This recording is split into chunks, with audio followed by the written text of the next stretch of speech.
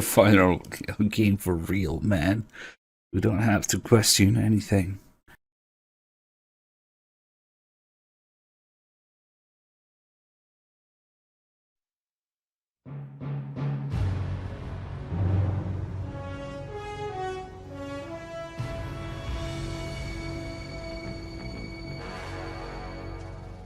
What a thrill, with darkness and silence through the night. What a thrill, I'm searching and I'll melt into you. What a fear in my heart, but you're so supreme. I give my life, not for honor, but for you. In my time,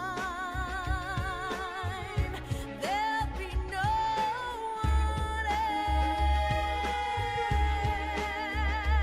else. Crime is the way I fly to you. I'm still in a dream, snake eater. Someday you go through the rain, and someday you'll feed on a tree frog.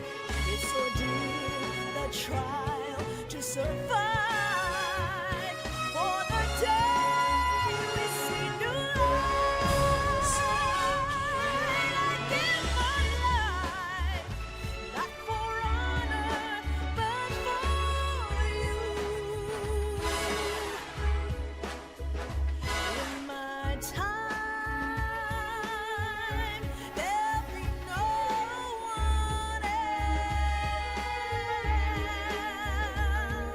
Crime, it's the way I fly to you.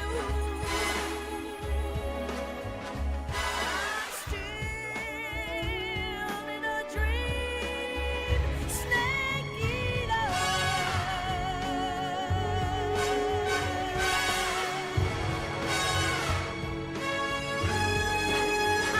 I'm still in a dream, snake eater.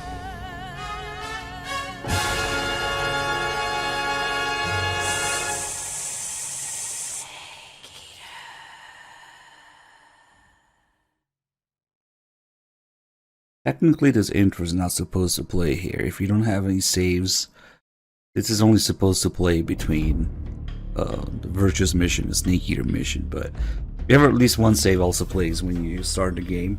We'll mess around because there's some things you can mess around with during that intro again once it plays during the game. Here, yeah, we got this camo. This start screen, we can mess around with the shoulder buttons, slow down the animations, speed it up. You can change the pattern. We can change the color.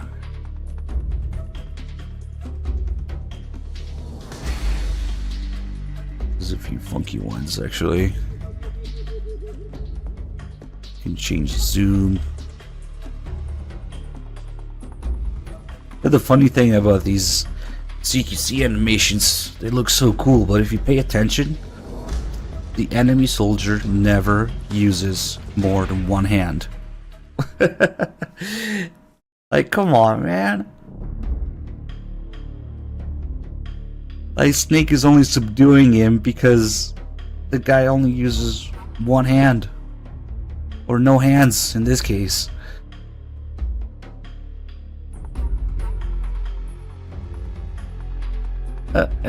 Where's the other arm? Where's the other hand? Just keep it in the back. Okay.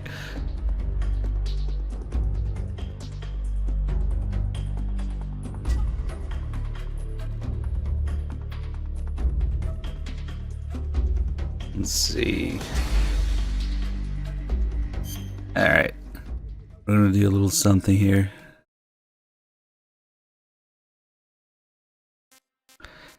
So when we start a new game, let me double check that I had the save. I want to switch to.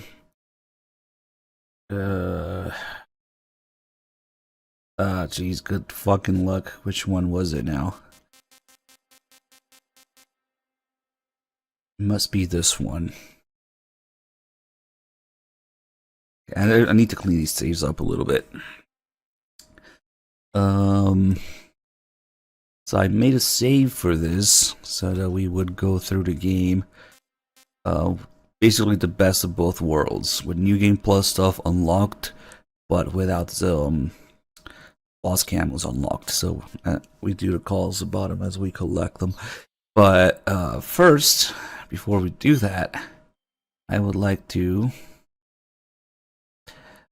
start a new game, and you get these choices here. Now these two don't really do anything noteworthy, but if you pick I like MGS 3, then you can start European Extreme. Even if you don't have a save, you get to play European Extreme. It unlocks some additional camos that you would get from Subsistence. In fact, in the original Snake Eater, I like MGS 3 wasn't even an option because you didn't know MGS 3. You just started playing.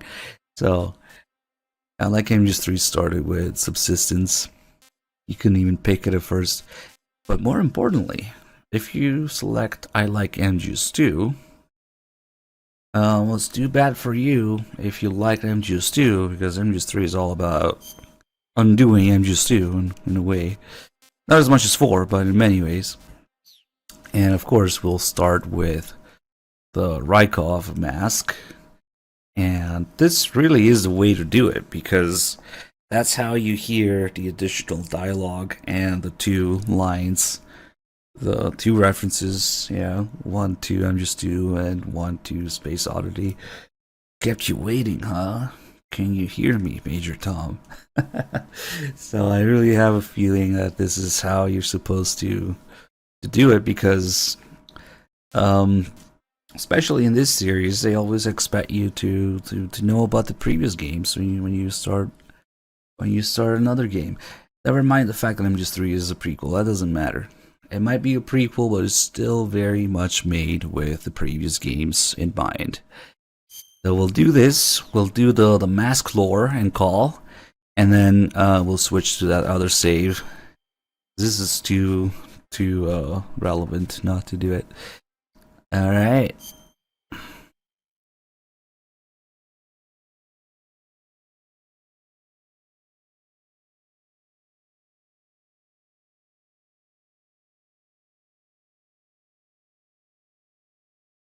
After the end of World War II, the world was split into two, East and West. This marked the beginning of the era called the Cold War.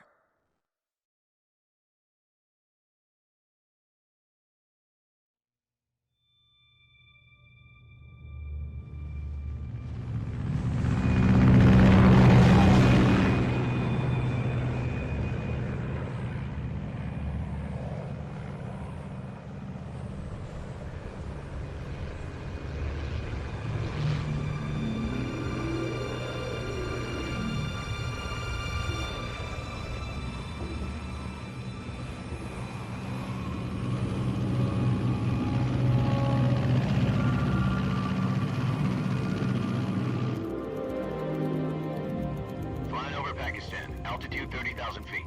Approaching Soviet airspace. 20 minutes to drop off. Commencing internal depressurization. Equipment check. Arm main parachute. All right. You ready to go? Drop zone still showing a high pressure mass. Cav okay. Good. We've got high visibility.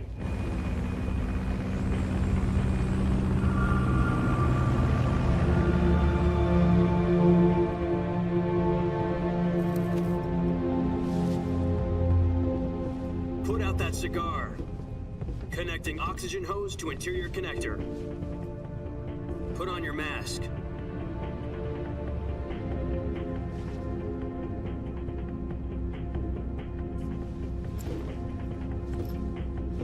Does this panty waste know what he's doing? Approaching release test flight. 10 minutes to drop off. Hey, are you deaf? He said put out the cigar and put on your mask.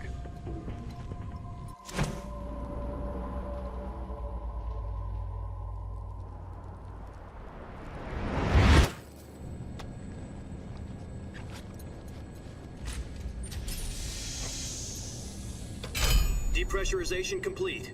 Checking oxygen supply. 6 minutes to drop off. Opening rear hatch.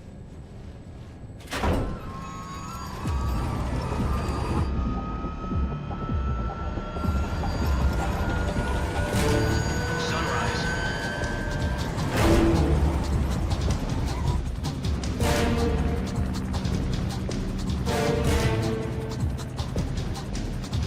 External temperature minus 46 degrees Celsius. 2 minutes to drop off. Stand up. You'll be falling at 130 miles per hour. Try not to get frostbite from the wind chill. 1 minute to drop off. Move to the rear. Activate bailout model. This is one for the history books. The world's first halo jump. 10 seconds to drop off. Stand by. Status okay. All green. Prepare for drop-off. Countdown. 5, 4, 3, 2, 1. Spread your wings And fly. God be with you.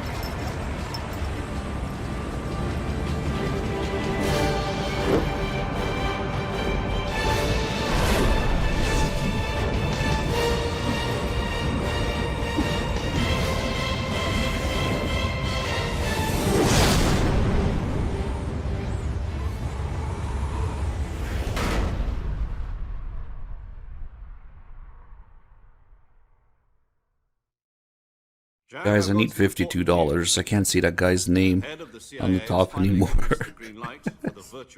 Wait, virtual? No, not this time. Virtuous mission. Don't worry. The future of our Fox unit depends on it. If it succeeds, we'll be officially organized into a unit. Already a tiny jab at MGS2. Sounds like some kind of initiation ritual. You know, don't get cocky. This isn't a training op. Right. So what exactly is this wonderful mission? Well, about 2 years ago, a certain Soviet scientist requested asylum in the West through one of our moles. His name is Nikolai Stepanovich Sokolov. He's head of the OKB-754 Design Bureau, one of the Soviets' top-secret weapon research facilities, and the East's foremost expert on weapons development. Sokolov. Isn't he that famous rocket scientist? The very same. On April the 12th, 1961, the Soviets achieved the first manned spaceflight in history. The Earth was blue, but there was no God. Well spoken. The rocket that carried Yuri Gagarin to orbit was the A-1, known as the Vostok rocket. Sokolov is said to be the man most responsible for the multi-engine cluster used in that rocket.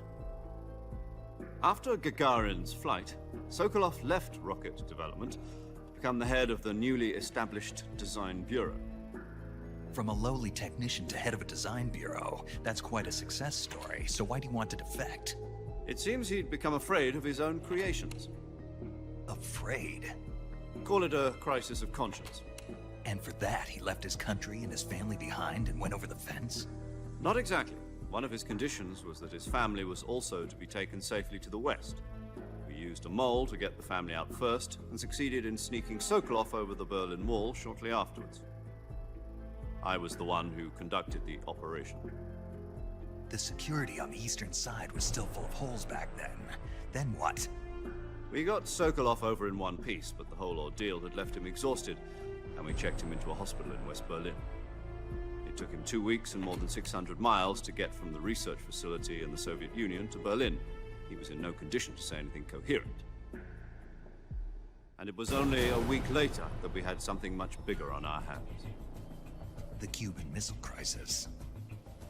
October the 16th, 1962, President Kennedy received word that the Soviets were in the process of deploying intermediate-range ballistic missiles in Cuba. The President demanded that the Soviets dismantle and remove the missiles. At the same time, he announced a naval blockade to prevent further missile shipments from reaching Cuba. But the Soviets didn't back down, instead placing their armed forces on secondary alert. Soviet transport ships carrying missiles continued on course towards Cuba. US and Soviet forces went on alert for an all-out nuclear war. Frantic negotiations were conducted through the UN's Emergency Security Council and unofficial channels to end the hair-trigger standoff. Finally, on October the 28th, the Soviet Union agreed to remove its missiles from Cuba. And so the world avoided a nuclear holocaust. But in order to get the Soviets to pull their missiles out, we had to make a deal. You mean the one where the US agreed to remove its IRBMs from Turkey? No. The Jupiter IRBMs deployed in Turkey were obsolete, and we were going to get rid of them anyway. They had no strategic value whatsoever to either the US or the Russians. The Turkey deal was a ruse, a cover story that was fed to the other intelligence agencies around the world. So what did the Russians really want? Sokolov. They wanted us to return Sokolov. You mean the Soviets pulled out of Cuba just to get their hands on Sokolov? That's right. What the hell was he working on? At the time, we had no idea. We were running out of time. It was either give up Sokolov or risk full-scale nuclear war.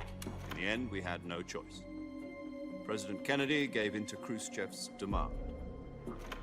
The next day, I got Sokolov out of the hospital, handing him over to agents on the eastern side.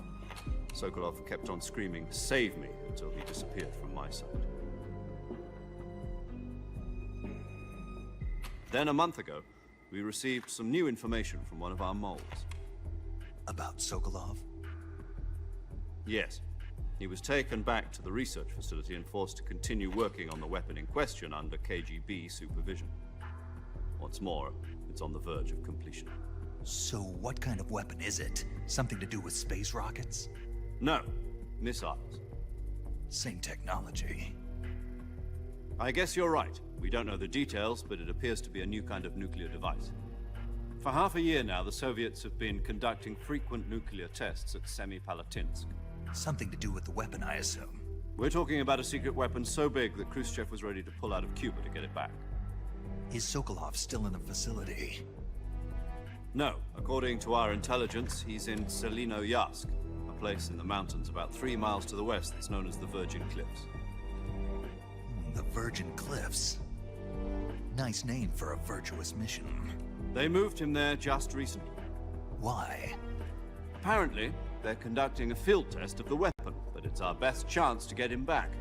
This mission would never have been possible if he was still in the research facility. This is our last chance. Sokolov must have known that too when he contacted us.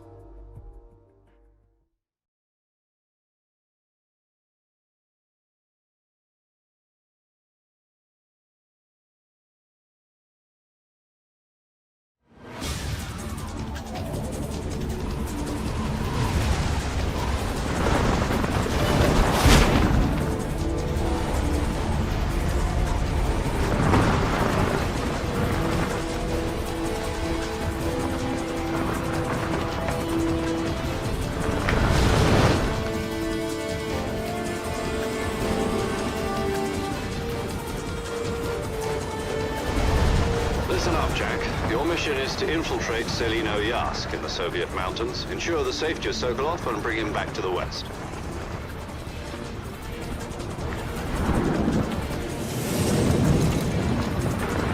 If we don't get Sokolov back before that weapon is complete, we'll be facing a major crisis. The clock is ticking.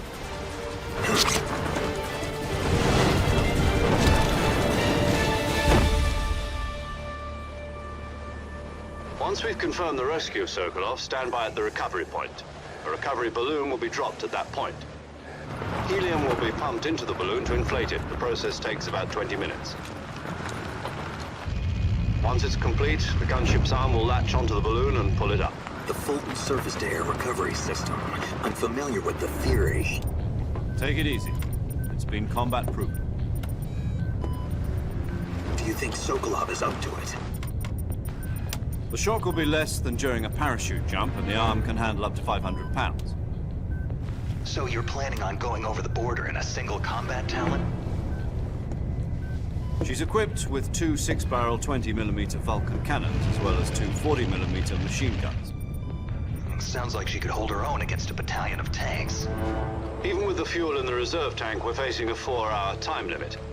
If all goes well, it shouldn't take more than a few hours. Home in time for dinner. But if anything goes wrong, You'll be eating dinner, breakfast, and all the rest of your meals in the jungle.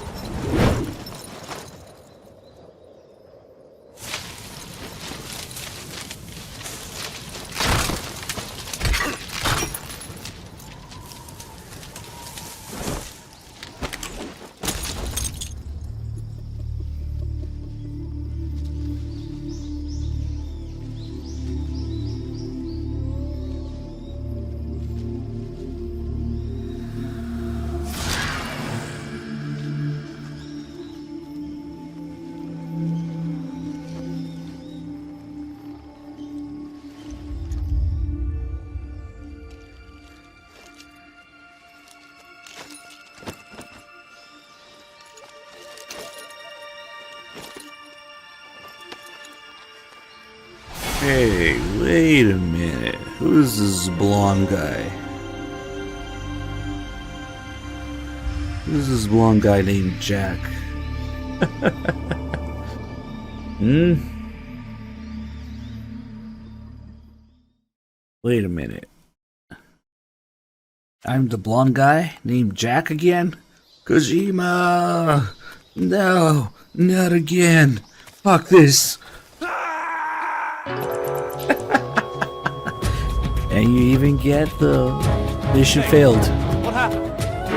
Snake! Snake! Of course, Zero has to fuck it up by calling him Snake in the game over screen, but instead of, Snake is dead, you get mission failed. Just like a certain other game. This thing is too cool. So, one of Kojima's clones donated $52. Holy shit. Thank you. Lurk is the message. Thank you so much, Kojima's clones. One of Kojima's clones. Where are the others? Finally, we don't have the guy's name at the top anymore. That's the main thing. But is it Hideo or Kojima? I don't know. So right now, we don't know what's going on. You get mission failed like an MGS2. Your health bar says Jack, and you're the blonde guy. Huh. Could it be that I've been fiddled again? I really don't want to be the blonde guy named Jack anymore, Kojima. How can this be? Wait a minute.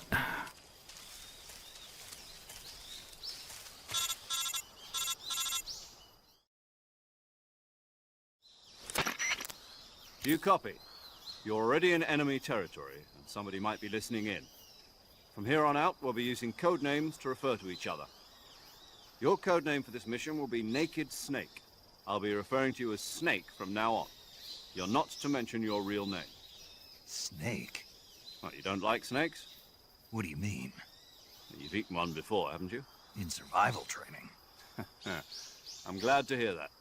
I don't know if I'd ever order one in a restaurant, but... Be careful, you might not have a choice. What about you, Major? What should I call you?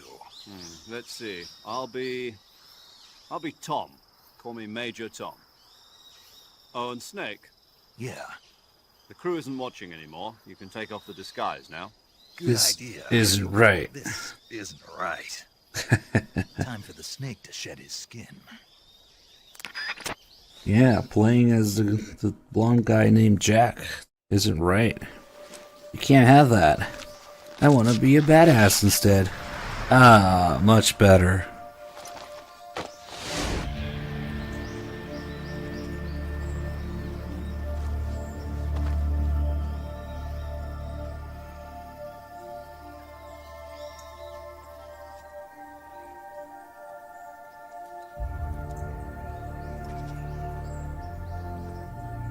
Now you're talking. Give me some just do Snake references. Quick. Kept you waiting, huh? And then Zero completely fucking ignores that.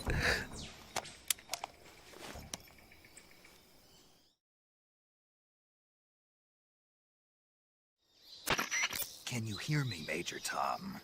This is Snake. Kept you waiting, huh? This will be a sneaking mission. You must not be seen by the enemy. You must leave no All trace the of your references. presence. Is that clear? This kind of infiltration is the Fox unit's speciality. In other words, weapons and equipment are procured on site. That goes for food as well.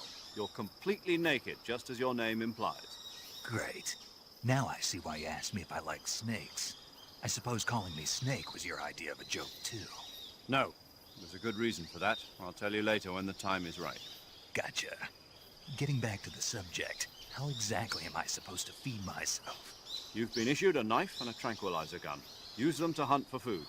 You'll also find some medical supplies in your backpack. Yeah, about the backpack. I lost it in a tree on the way down. I see. Well, you'd better go back and get it then. You know where it is? No problem.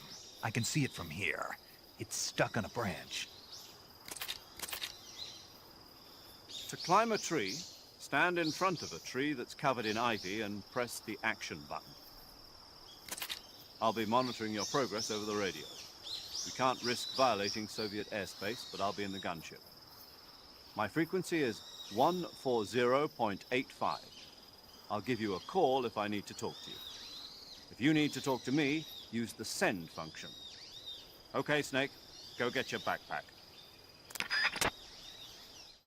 Everything is right in the world now. So, we're gonna take it easy during this playthrough. We're gonna be on the radio a lot, and there's a lot of calls, especially during the Virtuous mission, and not so many areas. So you can't really face them out like in a good way. You gotta stop and just keep calling and calling and calling and calling. One of the weird things about MGS3, especially the Virtuous mission, there's a lot of calls and they're really good, but not only they're buried in a million tutorial calls, sometimes repeated calls before you even get the next unique one, so that any normal person would think there's nothing left. But they're just not really spaced out evenly at all with how many areas or how few areas there are in the Virtuous mission. But anyway, actually before we do that, I leave.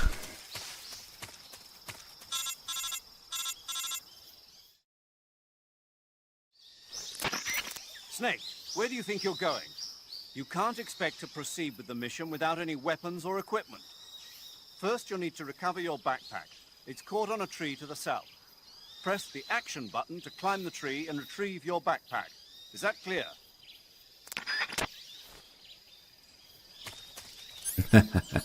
All I need is a knife. Nope, it just doesn't let you. Notice how even though we have the knife, and the knife would normally be a CQC weapon, we don't have the CQC knife. And also the boss hasn't introduced CQC as a concept. In fact, the boss herself hasn't even been introduced yet. So, not that there's any enemies around to experiment with, but most likely it wouldn't work. Because you don't have the CQC icon on the weapon, and you don't have the CQC knife. The Snake actually has two knives in this game. But that's weird. The CQC knife doesn't really go in the backpack. It goes in his harness, but it just doesn't have it right now. Let's see. How do I do this? I guess we'll do the call with the boss first. Oh, we'll do some other stuff here. Snake, first you need to find that backpack you lost on the way down.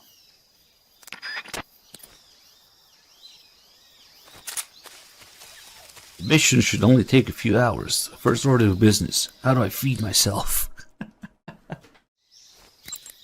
Snake, your backpack is stuck on a tree branch, right? Climb the tree and get it back. You can climb any ivy-covered tree by standing in front of the ivy and pressing the action button. Snake, you said your backpack got caught on a tree branch, right? Yeah, Was there ivy growing on the tree? there was, but Perfect. perfect. Indeed.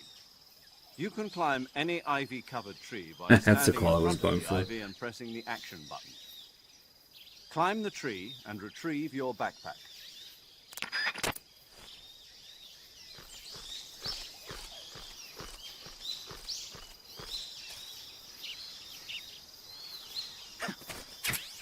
It was an hour-long call. Oh, I just noticed the CQC knife appeared instantly on his character model as soon as we got I it. see you've retrieved your backpack, Snake. To equip a weapon, it's necessary to take it out of your backpack. In the survival viewer, choose Weapon from the backpack. Your available weapons will be displayed in a window in the upper left. From that list, choose the weapon you want to equip and press the Enter button. For other equipped items, just do the same thing from Item. Got it. Use the survival viewer backpack. Yep, that's right. Survival is fundamental to this mission. After you've been out in the field for a while, your stamina will start to drop. If your stamina gets too low, it'll affect your performance. You won't be able to shoot accurately, for example, and your wounds won't heal as smoothly. Keep an eye on your stamina so you don't run out. To recover lost stamina, you can hunt for local flora and fauna. You can use either your tranquilizer gun or your knife to hunt. My only weapon is a Mark 22 Hush Puppy tranquilizer gun? That's right. It's been fitted with its own suppressor. However, the suppressor will deteriorate every time you fire. Once its durability reaches 0, the noise suppression effect will be gone. So don't get too trigger happy with it. The suppressor's durability is shown in the icon. Any weapons and equipment beyond what you're carrying now, you'll have to find as you go. I have to find my own weapons and equipment? Whose crazy idea was this anyway? Solo covert actions are standard Fox operating procedure. You can't leave any traces of your presence. No weapons, equipment, footprints, sweat, or bodily waste. The same goes for bullets and cartridges, too. Your presence in enemy territory is already a violation of international conventions of warfare. There aren't supposed to be any American soldiers in Russia. It could spark an international incident. You can't let anyone see you. You can't let the enemy know you're there. This is a stealth mission. You're a ghost, Snake, in every sense of the word. And there'll be no rescue if you're captured. The military and US government will deny any involvement in the affair. Then I'll just have to take care of myself, huh? I'm afraid so. You've been given a fake death pill for that purpose. SIS guidelines stipulate that soldiers on covert ops like this one be issued a potassium cyanide capsule. Tape it to your body so you can take it when you need to. How generous of you. Use it if you're taken prisoner by the enemy. It'll send you into a state of false death for a short time. Fooling them into thinking that I'm really dead. So how do I come back to life? Just take the revival pill. You mean that thing they put in my tooth before the mission? That's the one. But be careful. If you remain in a state of false death for too long, nothing will be able to bring you back. Remember that. I'll keep it in mind. You said this was a solo mission, right? Right. I guess that means I can't count on any reinforcements. Correct. The mission rests entirely in your hands. A real one-man army. Relax. There's a support team ready to back you up over the radio. Who? I'll introduce them to you. This time, survival is of utmost importance. The first member of the support team will be in charge of monitoring your physical condition, acting as a medic, so to speak, as well as recording your mission data. She's a member of Fox as well, and she's here on the gunship with me. She. Hello, Snake. I'm paramedic. Nice to meet you. Paramedic. As in a medic who comes in by parachute. Aren't you going to tell me your real name? Are you going to tell me yours, Mr. Snake? My name, huh? It's John Doe. And they call you Jack for short. You're a regular Captain Nemo. A name means nothing on the battlefield. After a week, no one has a name. What's your name? Jane Doe. Very funny. I wasn't joking, but I'll tell you my name only if you manage to make it back alive. My frequency is 145.73. She's also in charge of recording your mission data. Whenever you want to save, send a message over the reserved save frequency, 140.96. So saving lets me record my mission data. That's right. It also records the state of your health. Good to know. There's one more person I want to introduce you to, Snake. Huh? Speaking of snakes, you remember the boss, don't you? A legendary soldier and your mentor. Actually, it was the boss that got the DCI's authorization in the first place. She's going to be serving as Fox's mission advisor. Boss is? She also helped me plan this mission. She and I were at SAS together. Jack, is that you? How many years has it been? Boss? That's right. It's me. Oh. Talk to me. Let me hear your voice. It's been 5 years, 72 days, and 18 hours. You've lost weight. You can tell just by the sound of my voice. Of course I can. I know all about you. Really? Well, I don't know anything about you. What's that supposed to mean? Why'd you disappear on me all of a sudden? I was on a top-secret mission. Hmm. You didn't need me anymore. But there were still so many things I wanted you to teach me. No, I taught you everything you needed to know about fighting techniques. I taught you all I could. The rest you needed to learn on your own. Techniques, sure. But what about how to think like a soldier? How to think like a soldier? I can't teach you that. A soldier needs to be strong in spirit, body, and technique. And the only thing you can learn from someone else is technique. In fact, technique doesn't even matter. What's most important is spirit. Spirit and body are like two sides of a single coin. They're the same thing. I can't teach you how to think. You'll just have to figure it out for yourself. Listen to me, Jack. Just because soldiers are on the same side right now doesn't mean they always will be. Having personal feelings about your comrades is one of the worst sins you can commit. Politics determine who you face on the battlefield. And politics are a living thing. They change along with the times. Yesterday's good might be tomorrow's evil. Is that why you abandoned me? No, it had nothing to do with you. I already told you, Jack. I was on a top-secret mission. A soldier has to follow whatever orders he's given. It's not his place to question why. But you're looking for a reason to fight. You're a natural-born fighter, but you're not quite a soldier. A soldier is a political tool, nothing more. That's doubly true if he's a career soldier. Right and wrong have no place in his mission. He has no enemies and no friends. Only the mission. You follow the orders you're given. That's what being a soldier is. I do whatever I have to get the job done. I don't think about politics. That's not the same thing. Sooner or later, your conscience is going to bother you. In the end, you have to choose whether you're going to live as a soldier or just another man with a gun. There's a saying in the Orient, loyalty to the end. Do you know what it means? Being patriotic. It means devoting yourself to your country. I follow the president and the top brass. I'm ready to die for them if necessary. The president and the top brass won't be there forever. Once their terms are up, others will take their place. I follow the will of the leader, no matter who's in charge. People aren't the ones who dictate the missions. Then who does? The times. People's values change over time, and so do the leaders of a country. So there's no such thing as an enemy in absolute terms. The enemies we fight are only enemies in relative terms, constantly changing with the times. As long as we have loyalty to the end, there's no point in believing in anything, even in those we love. And that's the way a soldier's supposed to think? The only thing we can believe in with absolute certainty is the mission, Jack. All right, but do me a favor. What is it? Call me Snake. Snake. Oh, right. Your codename is Snake. It suits you well. That's right. The legendary unit that the boss put together during World War II was a snake. The Cobra unit, a group of heroes that brought the war to an end and saved the world. A As long as you've got a legendary hero backing you up, you'll be fine. Isn't that right, Snake? Yeah, I can't think of anyone else I'd rather have with me. Oh, and one more thing, boss. Yes? It's good to hear your voice again. Same here.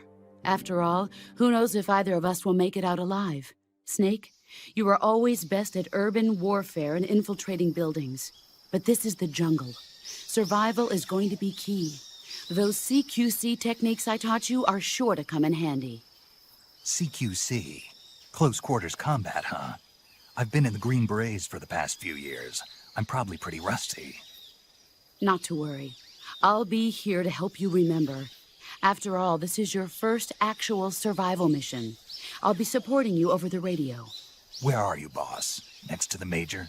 The boss is communicating with us by radio from aboard a Permit-class submarine in the Arctic Ocean. My frequency is 141.80. Call me if you need my advice on battle techniques. Gotcha. Your mission is to retrieve Dr. Sokolov. Dr. Sokolov is being held in an abandoned factory located to the north of your current position. Avoid heavy combat and don't let anyone see you. Don't forget that this is a stealth mission.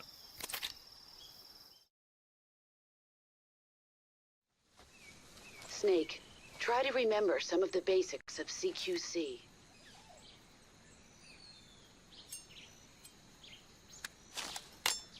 Yeah, when the boss shows up, the audio gets louder and then goes back. Commencing virtuous mission now. The boss invented everything, including audio balance levels. Alright. So, the first thing we're gonna do is put on the mask again. Then we're gonna skip a couple calls and just do the mask related call. Ah, why would you do that? Oh my god. So, Snake? Snake? Snake, are you wearing that mask again? Yeah. For some reason, it feels kind of nostalgic. Yeah, well, for some reason, I don't like it. Why not? Something about that face just rubs me the wrong way. It looks fine to me. But if you hate it that much, why'd you give it to me in the first place? Well, that mask was originally created for use in another mission. An agent was supposed to disguise himself as a Soviet officer and sneak into an enemy installation. We had it all set to go, but certain circumstances forced us to abort the mission. With the mission cancelled, the mask was going to be thrown away. But the guy at the CIA's tech division who created it pitched a fit. Why'd he do that? He said it was too good to throw away. Yeah. According to him, that mask is a revolutionary new design that lets the wearer blink, something that wasn't possible up till now. I'd think you'd want to make the lips move before bothering with the blinking. Yes, I thought so too, but for some reason he's obsessed with making it blink. Whoever he is, he sounds like a crackpot. Well, he does good work, but I spend 3 days a month just dealing with the complaints we get about him. Oh well, never mind. Anyway, I decided to put this mask we had in storage to good use by hiding your identity from the gunship crew. I get it. So this mask is based on a model somewhere. That's right. What do I do if I meet that guy? That's not going to be a problem. Why not? The man the mask is based on is a GRU officer. You're in the KGB's sphere of influence. Chances are you won't run into him. And if I do? Beat the crap out of him. As you can see, there's this underlying tone of, we don't like Raiden's face around here. Alright, that concludes I like MGS2 exclusive content. Now we can start with the other save. And there's more scattered throughout the game. Not just Raikon's entire existence, but other things as well. Earlier we saw in the intro, virtual mission? No, the virtuous mission. This time there's no questioning whether it's virtual or real or not, yeah? And then you have other things We're gonna go through the food and related call, the laser side call, Sokolov not liking the face, Zero telling Snake to beat the crap out of the guy. When you do get the whole disguise later, you know, Zero gets irritated. Snake is afraid of vampires. There's no such thing as vampires, even if they do seem real. There's all these little references to how people didn't like Raiden and MGS2, essentially. So even though MGS3 is a prequel, it is very much still made with MGS2 in mind. Now Kojima is joining those people who make fun of Raiden and talk shit about Raiden. Oh, Raiden's gay, blah, blah, blah. Raiden is literally After gay the in end this of World game, War Rykov. II, the world was Now, split into two, because of that. East and West. This marked the beginning of the era called the Cold War. And then the game is also made heavily with MGS1 in mind, Jack, I've got... because we now have to reinvent Big Boss as a playable character modeled after Solid Snake. So we're back here without the mask. Let's get the backpack quickly. But the way Kojima put it was, in the game universe, Solid Snake is a clone of Big Boss. But in real life, as characters, concepts, it's the other way around. Big Boss as a playable character is a clone of Solid Snake as a playable character. And then the way MGS4 puts it, the war criminal reinvented as a hero. That's exactly what's going on here. We have to reinvent Big Boss as a playable character, like Solid Snake, so that people can be satisfied to play as Snake again, while at the same time keeping it a prequel specifically so that it wouldn't interfere too much with MGS1 and 2 story. And then MGS4 comes out and does the exact opposite and merges MGS3 into MGS1 and 2 characters and story, but whatever. That's a complaint for later. Come on, get the fuck in there.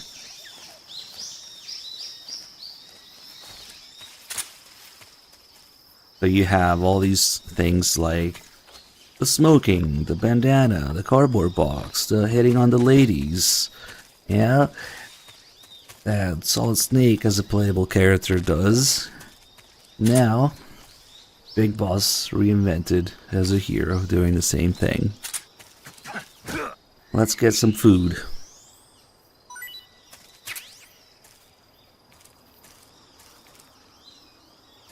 They specifically made it a prequel so that it wouldn't interfere with MGS2's story, because at this point Kojima was still hoping that maybe we could leave that alone, but of course not. Although MGS3 does make a feeble attempt at explaining who the Patriots are, and the footnotes at the end of the credits and timeline that nobody paid attention to.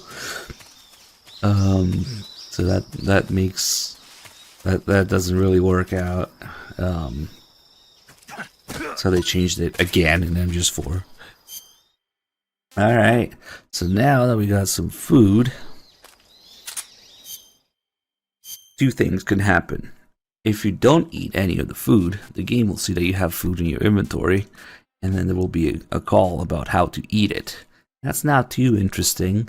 Instead, if you've already eaten some food,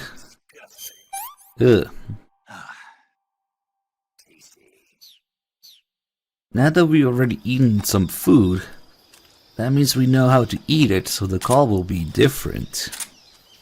The call will instead be about the idiot of the 21st century who thought that eating canned food restores your health.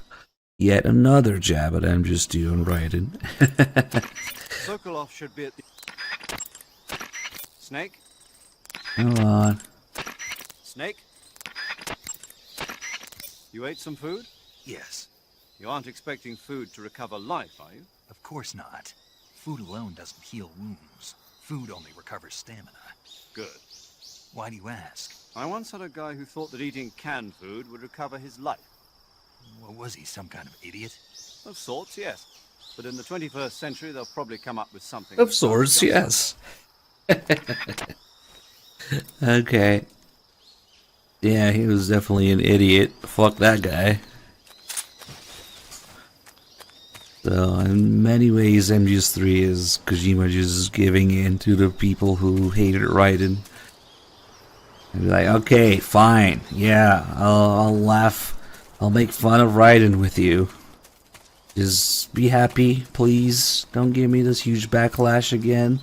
Let's make fun of Raiden together. Haha, he's so gay. Haha, he's an idiot. Haha, his face irritates me. Right? Right? Yeah, we already jumped off the cliff earlier. So that's one of the main reasons behind MGS3's existence in this form is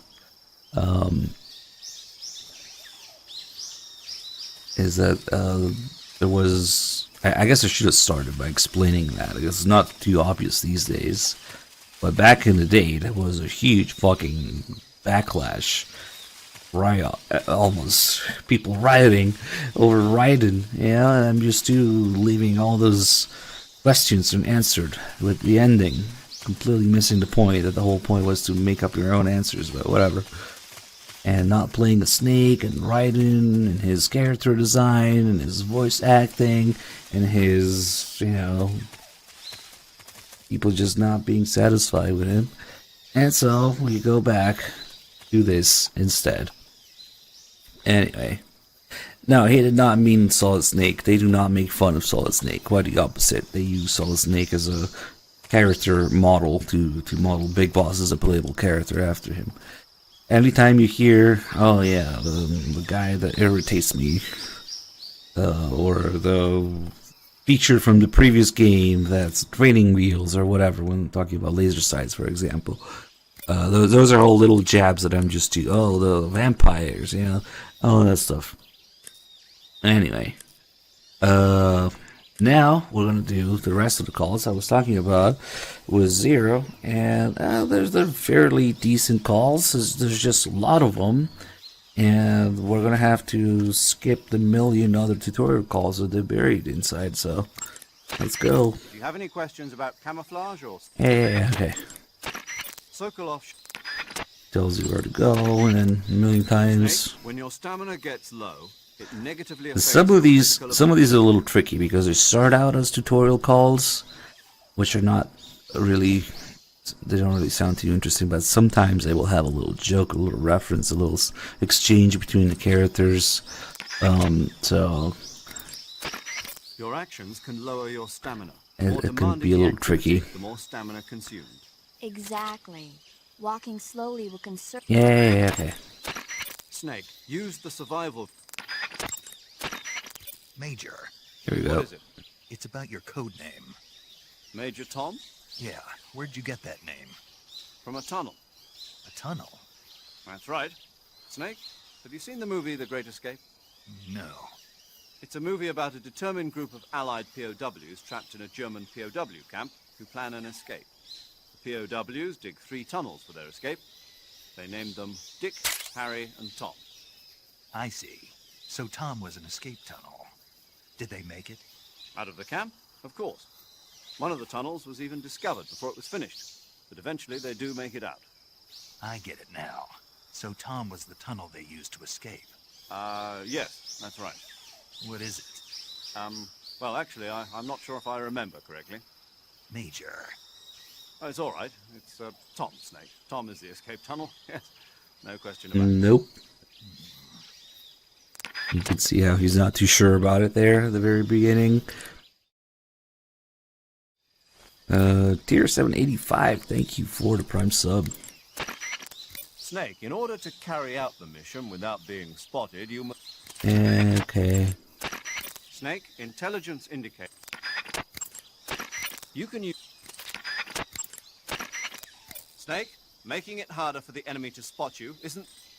Ugh. Why? Snake, be careful. The way to change between standing, crouching, and crawling has changed slightly from the methods learned in training. in training, being previous game. Snake, in order to maintain your stamina, you'll have to feed yourself. No, really? The idea behind this mission is procure on site. This goes for food as well. Procure on site. That's right. But don't you think I should have at least brought a few rations? Americans have a terrible habit of taking everything with them. Nowadays, nobody can get anything done without a lot of fancy equipment. It wasn't like that in SAS, I'll tell you that. And with Fox, we're running things my way. Roger that, sir. You're not convinced, are you? Well, think of it this way. The stuff you'll find out there tastes a lot better than army rations anyway. I hope you're right. You'll be procuring food by capturing local plants and animals. Paramedic has information on the flora and fauna available in the mission area. Ask her if you have any questions about the plants and animals you find. Paramedic's frequency... Okay. Listen up, Snake. Keep in mind that this operation is strictly covert. Engagements should be avoided. If you must dispose of an enemy, do it with the tranquilizer gun. Yup. Sweet dreams, Boy Scout. That's right. And by the time he wakes up, you and Sokolov will be safely out of the country. Sipping hot coffee on a plane back home. What did you say? Hmm? What did you say? Sipping hot coffee on a... You're gonna drink that foul mud? On the victory flight home? Okay, then. What would you drink? Tea, of course. Actually, let me check my inventory. Also, refresh the capture card. Let's check real quick here that we have. Yeah, we have the New Game Plus stuff, but we don't have the boss camos and stuff, so we can pick them up as we go. Okay, yeah, this is the correct save. This is the save that I've been bitching at 3Dog for 2 marathons now, like 3 months to use when he started MGS3, and he didn't use it a single time, even though we made it specifically for this. But yeah, finally I get to use it. So yeah, we'll be doing calls and stuff. Where'd you get it? Don't get worked up about the details. Unfortunately, the boss doesn't have a call for the patron, because that would have been funny.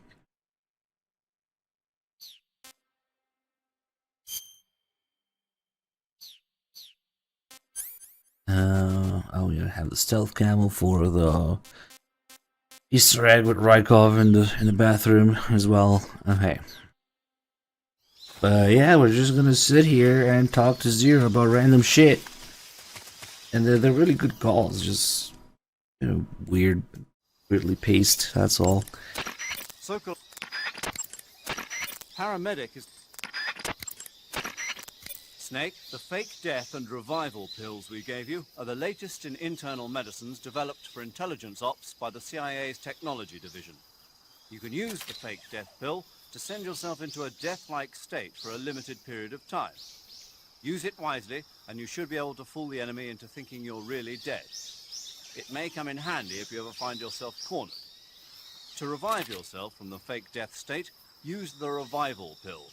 But remember, timing is critical. The effect will be ruined if you revive right in front of your enemy.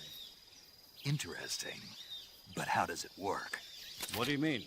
I don't feel right taking some pill I don't know anything about. How does it make me look dead? How's it gonna affect my body? Well, Snake, about that... I get it. I should ask Paramedic. Paramedic. Allow me to explain. You know how there are animals in nature that play dead, like weevils, ladybugs, chickadees, possums, and the like? Well, the fake death pill takes the natural art of playing dead and applies it to the spy world. When you take the fake death pill, it causes your body to rapidly secrete a number of chemicals. Adenosine and serotonin, as well as opioid peptides, such as methionine and kephalin. Those chemicals act to induce a state of hibernation, causing your heart rate, your breathing rate, and your body temperature to drop dramatically. It'll truly look like you've dropped dead upon initial inspection. The revival pill, to put it simply, is a counteracting agent to the fake death pill. When you take it, it causes your body to secrete stimulants like noradrenaline and other chemicals such as naloxone, which block the effects of the fake death pill. Basically, it wakes you up. Does that help? Yeah. Okay, I'll try and explain it in more detail. The secretion of methionine and kephalin triggered by the fake death pill causes the opioid receptors. Oh, okay. I think I get it now. You sure? Yeah. But you must want to know a little bit more. There are 3 types of receptors: delta, kappa, and mu. Methionine and kephalin acts on the... Paramedic, I think Snake understands now. Isn't that right, Snake? Yeah. Clear as crystal. But Major, I've got enough info about the pills, so I'm gonna get back to the mission now. Yes, you do that. hey, wait a... Another thing that might not be too apparent in these calls, maybe not particularly this one, but throughout the game, once you get an idea of all the optional calls, is that Snake is kind of a fucking idiot in this game. If you do the optional calls, you get all these people treating him kind of like patronizing him, and he doesn't understand things, he forget things, yeah. I wonder if that's also some sort of commentary on the player. The MG2, the average MG2 player up until this point, yeah. Yeah, the mushroom call is a famous one. There's a call after the sorrow. There's a call about him not understanding why Rykov gets special treatment, or how Eva gets things done by seducing people, or there's a whole bunch. The vampire-related stuff, some of the Ocelot-related calls, like, he doesn't quite get it. Or the one call where he forgets where to go, and Zero explains it to him again, and he still doesn't get it after that. Snake is a little slow in this game. And I have to wonder if it's commentary on players not understanding MGS2 at one point, but maybe that's a bit of a stretch, who knows. Sokolov should be at the abandoned factory to the north. If you have any questions about... The battery recharges automatically when not in use. No, I wouldn't really compare it to Peace Walker, though. Unequip all electronic quite different. devices and give it some time. The higher your stamina gauge, the faster your battery recharges. Oh, If you this want call it to gets silly. recharge faster, eat food and recover your stamina. Also, if you run, roll, or do other dramatic actions, the battery will recharge faster. Wait a second. What is it? The higher my stamina, the faster my battery recharges? That's what I said. But what does my stamina have to do with the battery? Oh, yes, I see what you're getting at. Let's have Paramedic explain that. Paramedic? Yes, sir. It's because Snake's battery uses bioelectricity. Bioelectricity. Bioelectricity is electricity emitted from cells. When the cells of living things are stimulated, sodium and potassium ions move rapidly through the cell membrane's ion channel, creating a difference in electric potential. The battery uses that energy to recharge. So unless your cells have plenty of nutrients, the recharge won't work well. Amazing the kind of machines that are available now. But this machine has not been made public. It was designed by a scientist at the CIA's Directorate of Science and Technology. What kind of person was he? The person who designed it? Yeah. I heard he was pretty strange. Stranger than the Major? There's nothing strange about the Major. My tea's gone. Who drank it? How am I supposed to have tea time without tea? Well, not too strange, at least. Hey, my scone's gone too. It's actually kind of masterful the way that Kojima laughs along people at Raiden, but also laughs at people not understanding Raiden and MGS2 in this game. And for how simple the story is in this game compared to MGS2, intentionally so. There's quite a bit of subtext that gets almost completely ignored. Most people don't really see. But Kojima is riding that fine line between laughing at the people who didn't understand MGS2 and with the people who didn't understand MGS2 at Raiden, yeah? It's really quite interesting, and unfortunately is completely lost to most people. But yeah, sometimes people would ask things like, oh, MGS3 is a prequel, can I just start with MGS3 because it's the first in the timeline? fuck, no, don't do that. I just explained for an hour how MGS3 was made with MGS 1 and 2 in mind, even though it's a prequel, yeah? These games go way beyond just the little canon storyline order of events. There's much more to it than that.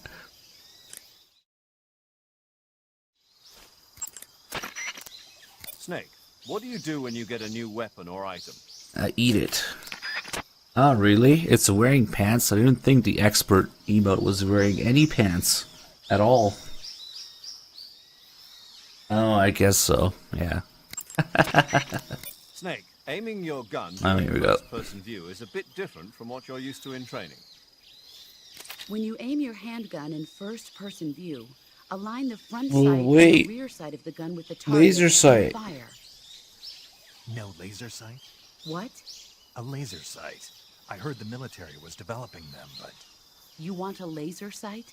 What are you, a baby? A well-trained soldier has no use for a laser sight. No training wheels on this mission, Snake. For the assault rifle and certain other weapons, pressing the weapon button. Yeah, right. So, another tiny jab. MGS2. Every gun in MGS2 that you aim and shoot bullets out of has a laser sight. So, a well-trained soldier doesn't need a laser sight. What are you, some 21st century baby? Yeah, same thing as the ration or the food call that we did earlier. Let's see.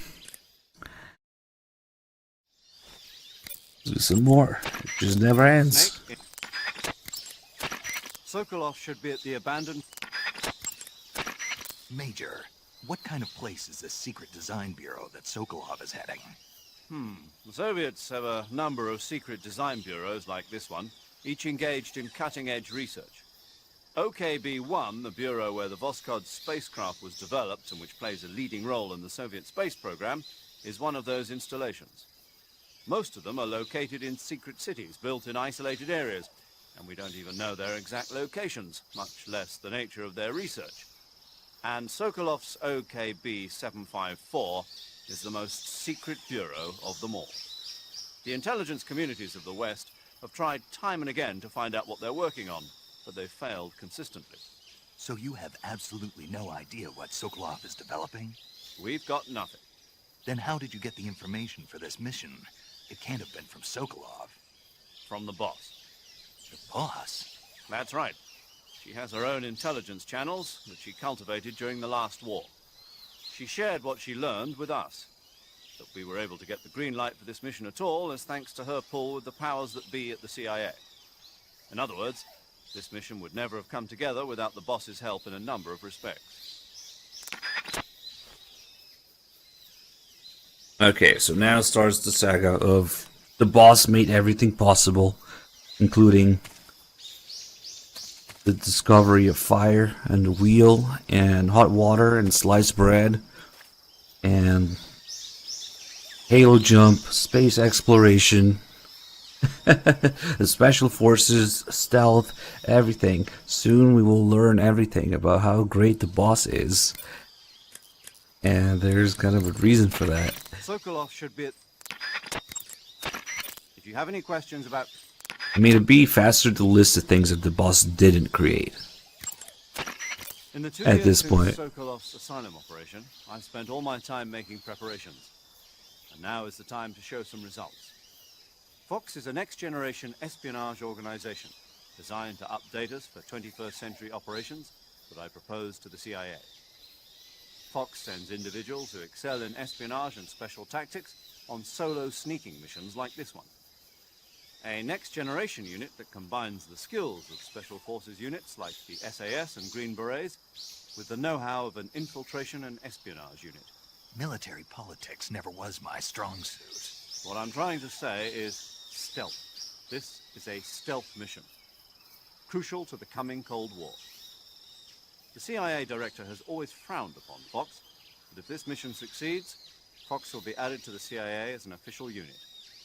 I intend to make Fox the leader in special operations, and to that end, This mission must succeed. Right. I'm counting on you, Snake. The Zero is struggling to get Fox recognized as an official unit as it is. But somehow he has another unit even. Yeah, totally. Okay. Sure hope so.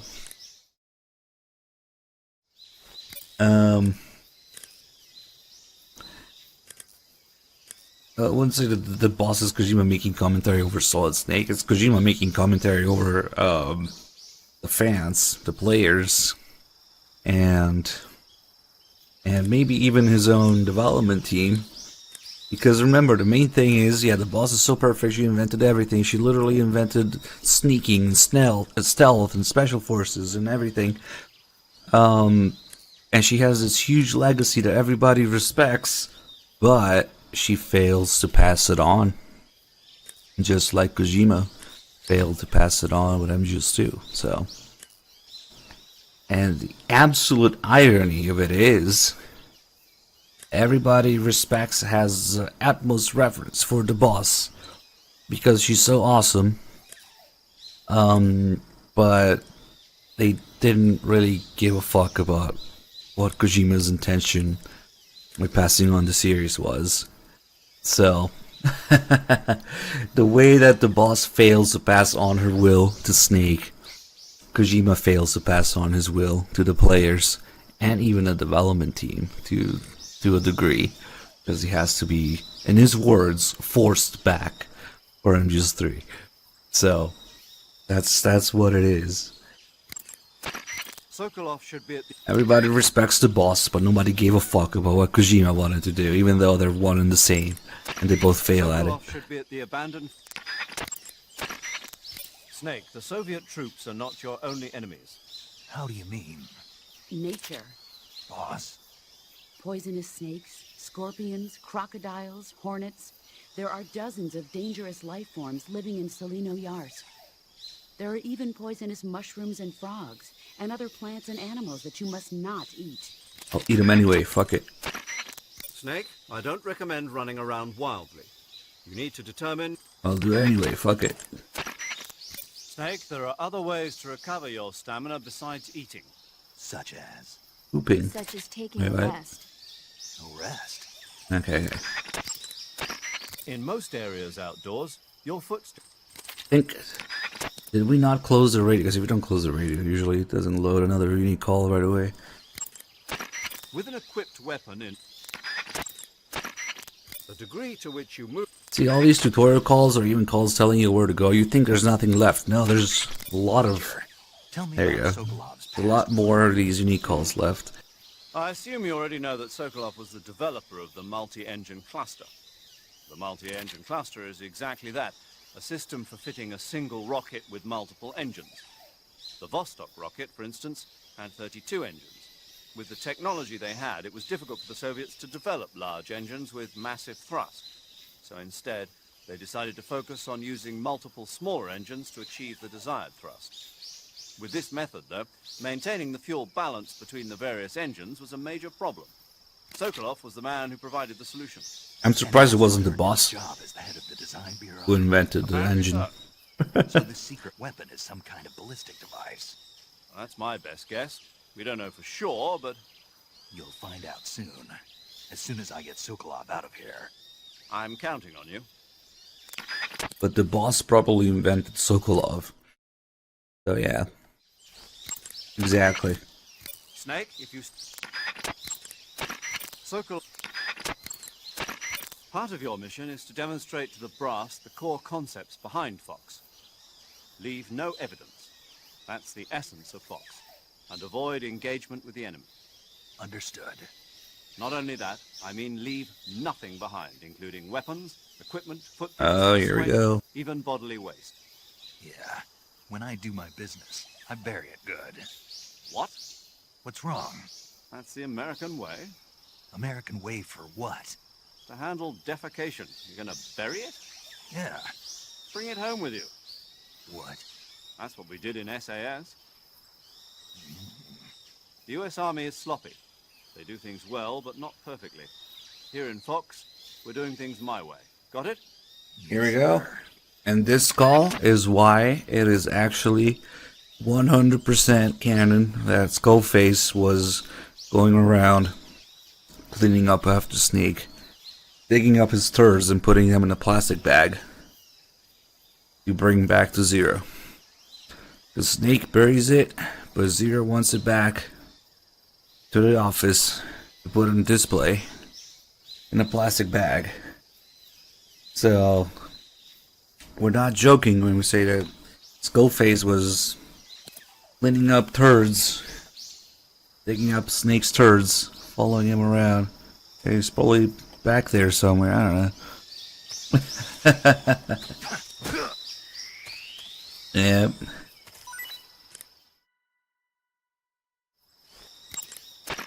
If you have any... So... Equip food as a weapon. Snake, the Mark 22 is a tranquilizer gun. Yep. Major, didn't you say that the boss was in the SAS with you? Yes, we formed the 22nd SAS Regiment together. When the SAS, the British Special Air Service, was first established, they invited the boss on board as a special advisor. In fact, you might say it was the boss who put together Rayforce and L Detachment, which laid the groundwork for today's SAS. You won't find her name in the history books, but her contributions were many and great. You know, the real heroes are never made public. Not in our line of work, anyway. The dummy run on Heliopolis and the nighttime raids on German air bases in North Africa were her idea as well. Yes, she was always one step ahead of the rest of us, both in thought and action. It's true what they say. Who dares wins. The motto of the SAS. Precisely. The motto itself is a tribute to her service. Needless to say, the SAS has become a model for special forces units all over the world. In that sense, the boss really is the mother of special forces. Oh, I don't know how the remake is gonna handle it. I honestly don't give a shit. Paramedic is the medical correspondent. Maybe they'll do a thing kind of like Rising did, where you can select whatever call you want from the menu. That'd be kind of neat, I guess. If you have any questions about camouflage or secret... But at the same time, I kind of want them to change as little as possible. Yeah, so it's probably not gonna happen. Snake, let me explain the enemy's very... Let's not. After you've grabbed an enemy, press the crawl button. Snake, remember that the... Major, what about my code name? You mean Naked Snake? Yeah, what does it mean? It's because snakes slither through the grass unnoticed to those around them. No, I mean the naked part. It means without embellishment, devoid of a specified Basic quality. bitch. In other words, basic. Why is that my code name?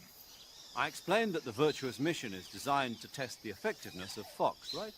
Right. And the procedure used for this mission will represent the modus operandi of Fox for future missions. In other words...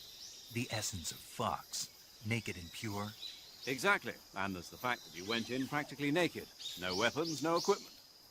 I see. Means more than I realized. Yes, clever, isn't it? But don't leave yourself naked to the enemy. Roger that. Snake.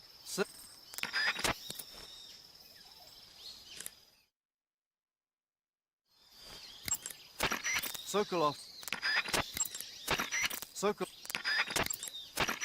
It's possible. Snake, this operation is a sneaking mission. You'll be doing your job right under the enemy's nose. In the event that you're spotted by an enemy... I'll bet the boss invented Snake, I space recommend against travel leaving the bodies of your victims lying around. and also the halo jump. Snake, the damage that an enemy... Come on. Snake, I've completed the double check on the Fulton recovery system. Any problems? None. Leave your recovery to us. Excellent. I suppose I should explain the procedure once more before the actual maneuver. No. This is one of those calls. Well, the Fulton recovery system allows for rapid recovery of personnel. from No, enemy explains territory. anyway. It's perfect for these kinds of special operations. Basically, How it works is the plane flies by and snags a nylon lift line that the soldier has grabbed onto, and that's been elevated by a balloon. The Fulton recovery system was first designed in the 1940s as a method of picking up mail for the American Postal Service. During the Korean War, that system was redesigned to recover personnel. JAC, an ancillary organization to the CIA... I think he's gonna fall asleep. Yes, good old JAC. It stands for Joint Advisory Commission Korea. Isn't that something? So, JAC first used the Fulton surface-to-air recovery system to extract agents from North Korea and mainland China. Let's go over can't the pay procedure once attention. more to be on the safe side. Okay. First, the plane drops a canister about the size of a coffin to you. Inside, you'll find a balloon, a 1,500-foot cable, and a harness that attaches to your suit. Take the items out, attach the line to your suit, fill the balloon with helium, and send the line up. The plane will approach at 125 miles per hour. Snag the cable just below the balloon with a hook on the nose of the aircraft, and whisk Yeah, it he's all- falling asleep. Assuming the pickup is successful, you'll be reeled in with a winch and pulled to safety into the rear of the aircraft. Got it? Snake, Yeah, I got it. I got it real good. were you listening? Yeah. All right, then.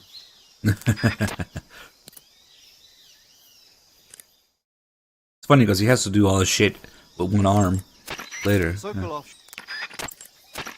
If you have... You can get... Snake. In the... Move the right stick. If you have a gun... By equipping grenades, Come on. you did an excellent Halo There job. we go. Not really. I didn't land in the right spot. A jumper who lost his pack on the first real Halo jump. That'll make a good story for you. Who cares? There are no records of your operations. I know, but What, you're embarrassed? no, I'm not embarrassed. It's the boss, isn't it? What about the boss? Nothing, paramedic. Doesn't sound like nothing. Nothing to do with the boss, I mean. It has something to do with the boss, but you don't want to say so. Yeah, kinda. I understand, Snake. The boss has done a lot of work on the military study of Halo jumps. And Snake here wanted to give a perfect performance on the first real jump, you know, to show respect to the mother of the technique. Major! Snake, I thought you were over and out. Wow, is that right? You got something to say. No, I bet you do. not really. I just think it's kind of sweet of you to think like that. I don't know whether to take that as a compliment or an insult. It's a compliment, Snake. So tell me, is it true? What? Not that. Is it true that the boss really worked on research for Halo jumps? Oh, that. Yes, it's true. Halo stands for High Altitude Low Opening. It's a jump technique developed for covert insertions into enemy territory, just like the area you're in. A plane flies at 10,000 feet or above to avoid detection by ground forces, and the jumper free falls until he's within 1,000-foot altitude above the target area, when he finally opens his chute. By using this technique, the chances of revealing the parachute landing to the enemy are marginal. The Halo technique was originally developed in France. This was partly due to popularity of parachuting as a sport since the end of World War II.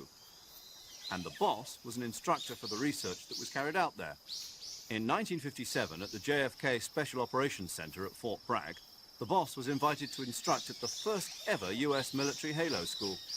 Of course, none of this is on the record, but she's the mother of modern-day special forces. Yeah. Oh shit.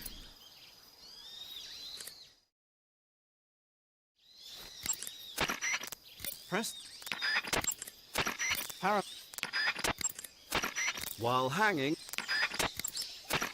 you can't keep hanging forever. Sure you can. If there's... Press the... Press... If you approach... Major, tell me a little bit more about the space race. In 1957, the Soviet Union succeeded in launching their first artificial satellite, Sputnik, into orbit. Having been beaten to the chase by the Soviets, the US government accelerated its own space program in an effort to catch up. The following year, the space development programs of the various service branches were united to form the National Aeronautics and Space Administration, or NASA. That same year, the Mercury program was launched with the goal of putting a man into space. 7 candidates were chosen from the military as the first astronauts. These were the men with the right stuff.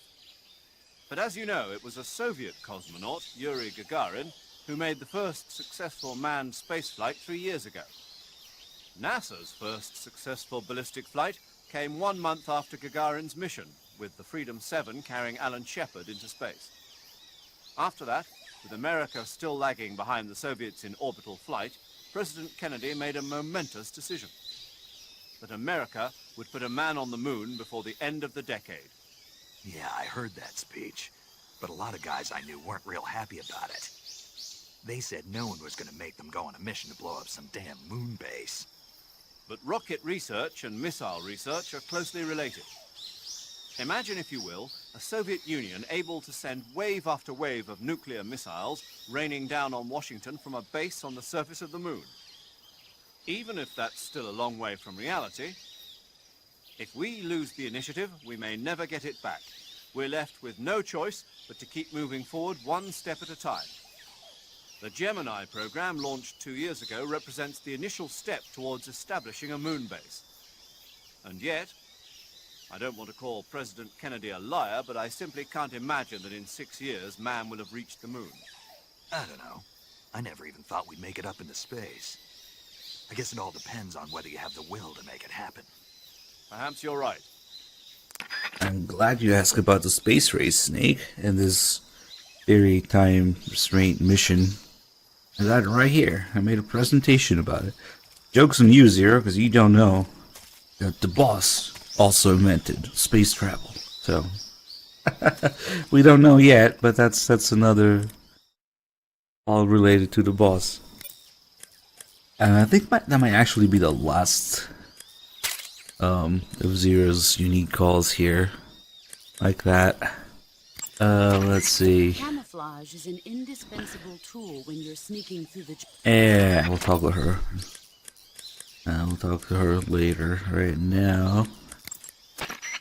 Saving the game, Snake? Boris 86, thank you for the 17 months.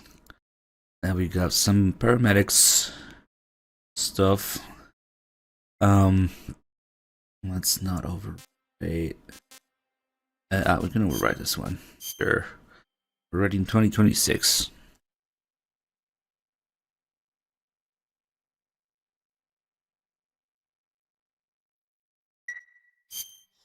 Hey, Snake, you ever heard of Godzilla King of Monsters? No, what is it? It's a movie. You haven't seen it? Nope. It's about this monster called Godzilla, who grows to an enormous size in a nuclear test and goes on a rampage in Tokyo. Nuclear test, huh? Then the Marshall Islands must be crawling with giant monsters right about now. It's just make-believe. Maybe that's why my pants have been so tight lately. Snake, it's a movie, not a report out of Los Alamos. I know. So then what happened? Godzilla is immune to all weapons, and humanity has no way to stop the monster. Dr. Shirazawa develops a new type of weapon, but meanwhile, Godzilla is getting closer and closer to Tokyo, obliterating everything in its path. It was originally a Japanese movie, but they made an American version, too. I recommend seeing the original Japanese one if you ever get the chance. It's mostly mindless fun, but it's also got a serious anti-nuke message as well. Where can I see the original? You'll just have to go to Japan. Really? That's too bad. Well, if you wait 40 years, you might be able to see it in America, too. Why's that? 2004 will be Godzilla's 50th birthday. You think they're still going to be making Godzilla movies then? Of course! Everybody loves Godzilla. Oh my god. I don't suppose you're the movie-watching type, are you? Not really. Okay, then I'll tell you everything I know. When the going gets tough, movies can save your life. It's always good to be able to look at things from a different perspective when you get in a jam. That's the magic of movies. No kidding. Well, I guess it might at least make a nice distraction. That's the spirit, Snake. Have a little fun. Holy shit, I'm about to strangle somebody. This is what they have done. See, people complaining about Oh, the controls and the sounds are so trash, and I'm just one, the fucking master collection. Oh my god, of course, of course. You know what? Send an unbanned request to 3Dog, because I can't fucking deal with this shit. It's making me physically ill to read this guy's messages. If you want him back, you can ask 3Dog. Jesus Christ. What was I doing? Oh yeah, so now, there was that line about, it's mostly mindless fun, but it's got an anti-nuke message as well. No, viewer, I don't want to deal with him later, fuck that. So clearly that's not the only thing that has mindless fun, but anti-nuke message as well. So now, once we've done the first save call, and we learned that Paramedic is a movie buff, there will be a couple more calls, especially Snake asking about Zero's code name from The Great Escape. But first, before we get to that call, we need to do the call about the Fly, which is about the helmet I see you caught yourself a that reticulated Snake was python. using. The reticulated python is said to be the longest snake in the world. The biggest ones can grow up to 10 meters in length. Although they're not poisonous, they're still very dangerous, so be careful around them. They have a highly ferocious temperament, and they can swallow whole, even large animals like deer and pigs. Their most distinguishing feature is the mesh pattern of their scales. This pattern acts as a highly effective natural camouflage. If you think there might be a reticulated python about, pay close attention to your surroundings. Otherwise, you could get bitten before you even know it's there. It's a huge snake, but you should be able to capture it alive by using a tranquilizer gun. I'll bet if you capture one and throw it at an enemy, it'll give him a good scare. You've eaten one, haven't you? Yeah, it wasn't half bad. Cannibal. What was that? Nothing. Talk to you later. Okay, so I'm gonna go out of my way to try something that is a little bit tedious to do, and the reward is minuscule. But technically it's there. It's one of these food-related calls that's kind of altered if you do it after meeting Granin. Well, you gotta be careful because let's move on to the next area. Yeah, the fucking mushroom. Those fucking mushrooms are everywhere. So if you don't watch out, basically every single area almost has those mushrooms. So if you're not careful with calls and you overshoot it, and then Paramedic talks about the fucking mushroom because most likely it's gonna be in that area that you're in, then you don't get the full call with Granin later, or the reference to Granin later. So we're gonna try and do it, but it's kind of a pain in the ass. It's nearly everywhere, especially in the Virtuous Mission. Every single area the Virtuous Mission has it, I'm sure. So I need to be careful to only do calls as I capture things and never about things that I don't have yet. Yeah, it's a simple one. The ink cap. Those fucking things are everywhere. There's one right here. So if you're in an area that has them and you do too many calls, then Paramedic will talk about it. And that ruins it. I forget where it is, but they're pretty much everywhere. We got a lot of shit to look at here.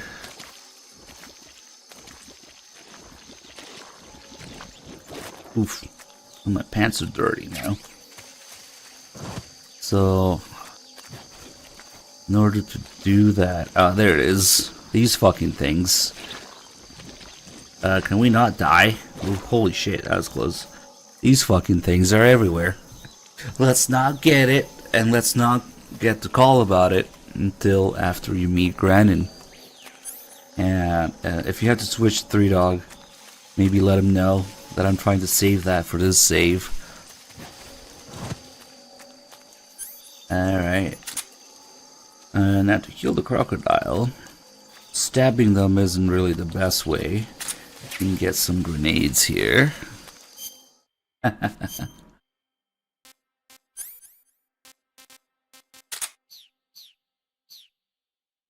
guess we do have the Patreon stuff, but we're not supposed to have these crocodiles. They like to open their mouth every once in a while. So anything that you can throw in there.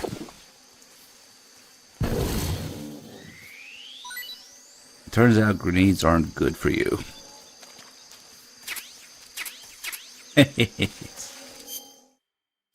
So that includes grenades, magazines, food items. Meaning that you can feed some crocodile meat to another crocodile. Which is kind of fucked up, but why not? They'll eat anything, right?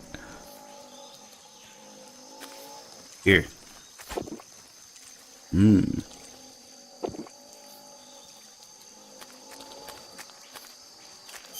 Do they eat each other? I don't know. I don't fucking know. We can feed them anything. It's just funny.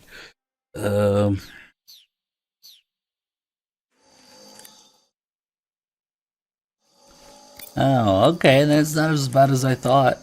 Okay, so let's do one thing at a time. Let's do the Indian gavial. Captured an Indian gavial. The Indian gavial is a crocodile that originally lived in freshwater regions in India and Nepal. Why are Indian crocodiles way out here?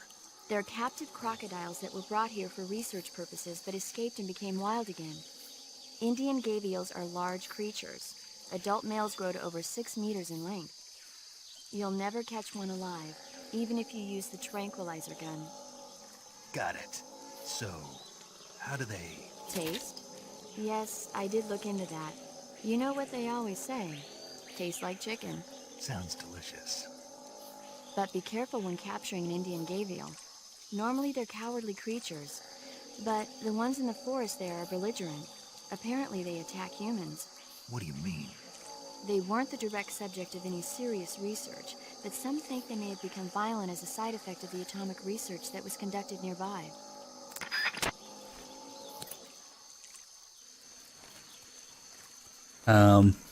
This call was supposed to connect with the Godzilla call. This is the first save call. And that's, I think, how it was in the demo, and then they can split them for main game. So it just ends abruptly like that. Okay. Let's do... Oh, but see, that's where, when the problem is... I'm trying to do the fly call right now with Paramedic, which is a call about Snake's helmet that you use when you do the halo jump. So it's not about food, which means it happens after you exhaust all the food calls, because I think those have priority. So in order to keep avoiding a fucking mushroom call, yeah, I gotta use checkpoints, I think. So how about we do every other food call in here, then we get a checkpoint, then we do the fly call while skipping the mushroom call, and then fucking die, I guess. Because we don't... I think that's the only way. See, that's the problem with the... If you want to do the other calls about non-food related stuff, you have to go through all the food calls first, I think. Meaning that we can't avoid the mushroom. Okay. It's a little complicated how it works, but... Bug juice.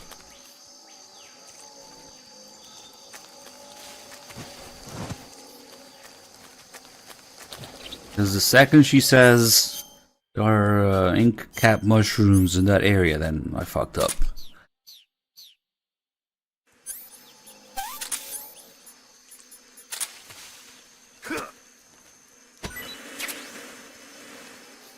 Not today, Hornets.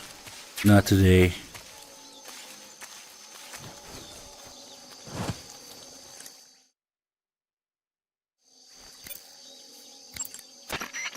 I see you've got yourself a Baltic hornet's nest. Baltic hornets are a variety of hornets that inhabit that area. The difference between them and other hornets is that they produce honey in their nests. Inside the nest are larvae, pupa, and adults. You can eat them all.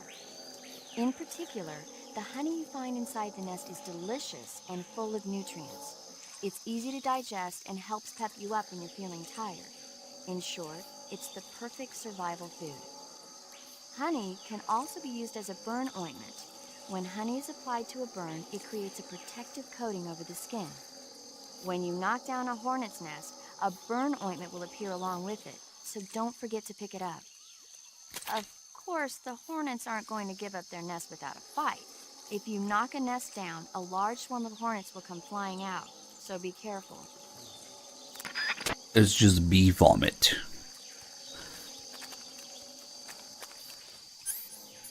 Alright, we've got... What are these magpies? Eat a little. Got him. Oh no. Oh no. Never mind. Let's wait for the other one.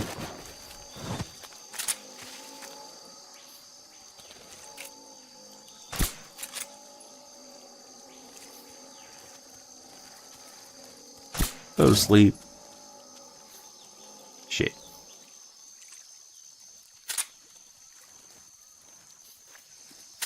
There he is.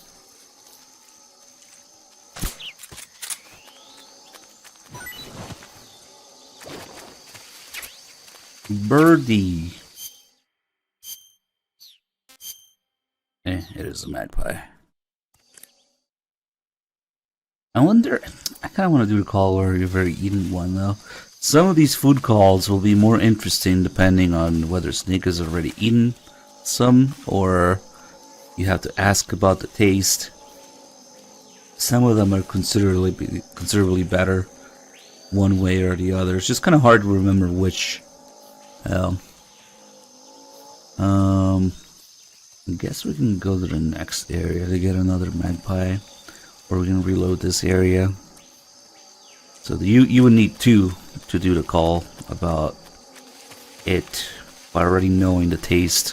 One to eat and one to keep in inventory. So paramedic can look at it.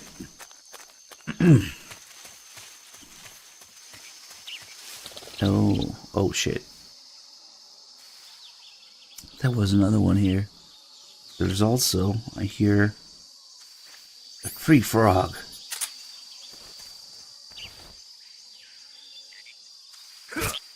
Rip.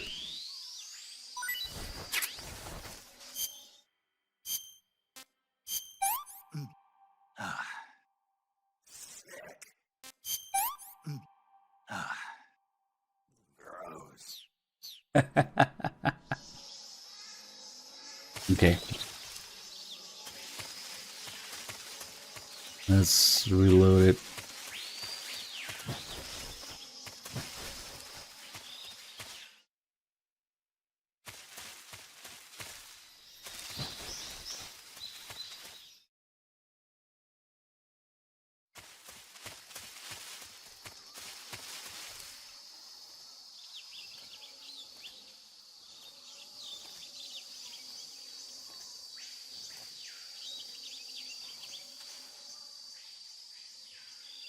Go very slowly. I hear things in the grass.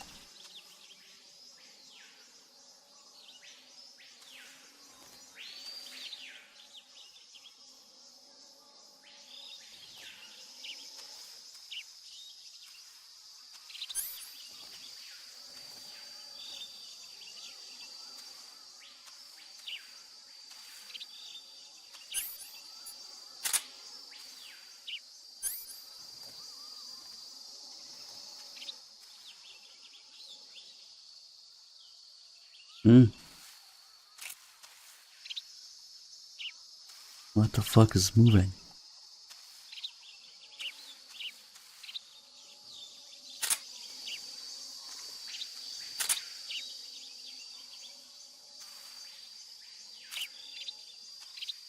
I hear them.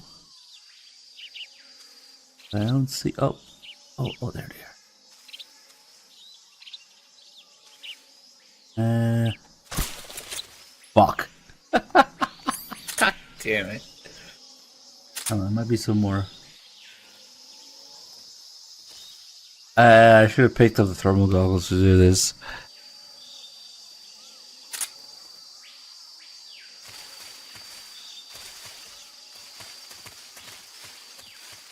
Much easier with the thermals.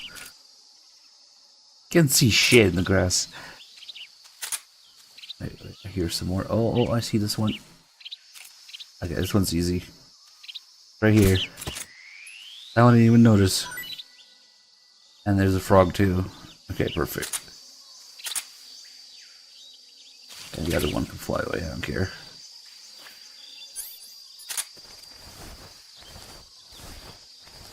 I like how the song says someday you'll feed a tree frog, but tree frogs actually really suck to feed on. In the game, they taste bad and they don't heal any stamina at all. Hardly any. Damn.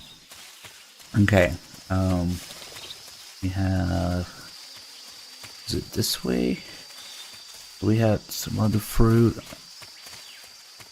I basically just want to get every food item in this area except the mushroom. So that we don't get any extra calls. Okay, so we should get the tree frog and the magpie call now. I see you've captured a magpie. Magpies are members of the crow family. They're distinguishable by their beautiful dark blue and white bodies and their long tails. Their favorite food is insects, but they'll also eat small fish, acorns, and fruit. They're omnivores, which means... They'll eat anything. Right, just like you, huh? They taste... well, you should know since you've already eaten one. Yeah, it didn't taste all that great. Oh, what a shame. Yeah, no kidding. Snake? What? I was being sarcastic. Oh, really? I didn't notice.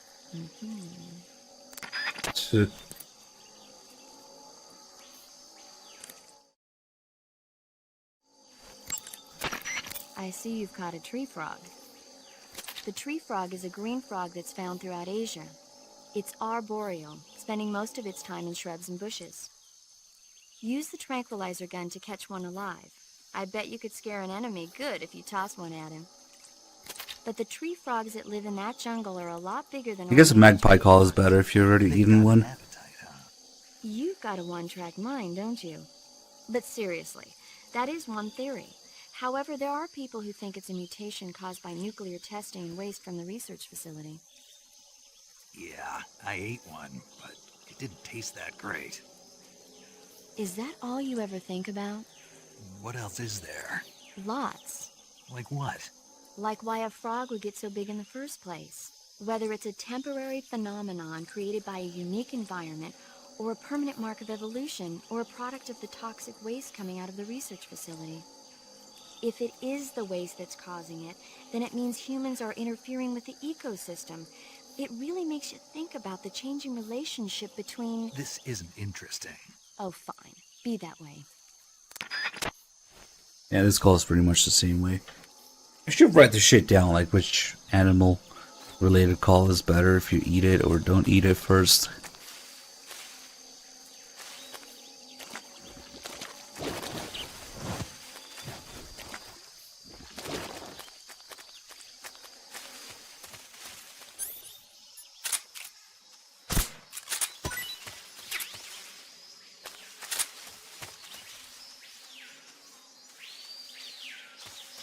There's no way there's only one of these.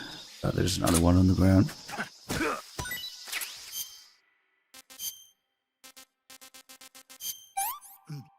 I want some more. Yeah, there's a bunch of animals that are not supposed to be there.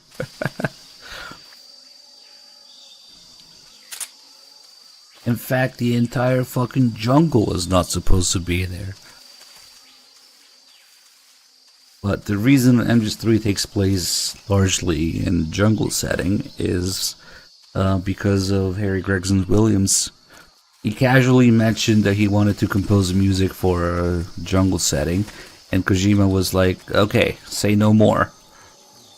We got this. We gotta bring this guy back. So that's why. That's the only reason there's jungles in Russia now. Thanks to Kojima.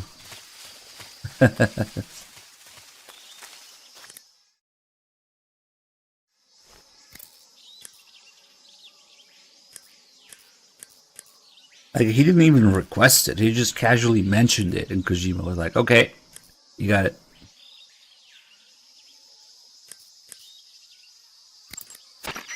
Looks like you found a Golova. Golova? Yeah, it's a fruit that's found only in that region. It's related to the jackfruit, which is commonly found in Southeast Asia. Jackfruit, huh? Yep, he's a cannibal. Huh? I didn't say anything. No, I'm sure you... I said, I'm sure you'd like it. Oh. Golova means head in Russian.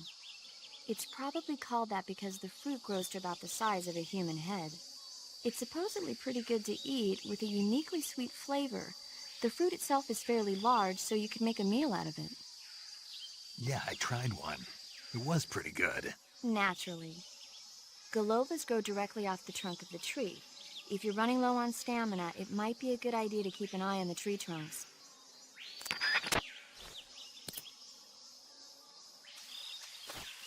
I don't think this one really matters. Okay, now I think the only thing left in here is the freaking mushroom. We already did the snakes here from the previous area. So if I call her now, she's most likely going to talk about how there's mushrooms in this area, and it's going to ruin the thing that I'm trying to do. These fucking things. So let's get a checkpoint. Let's see if that's really how it works.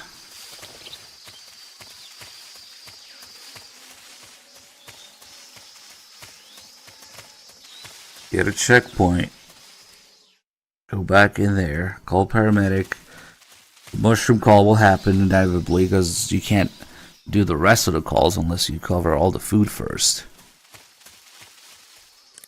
But then I can just reload a checkpoint without saving the fact that we did that call. You should be able to find Siberian exactly. cap mushrooms growing in that area. Nope, not yet. We're not doing that yet. See, that's what I wanted to avoid, but it's okay. That area is in... That's how it works then.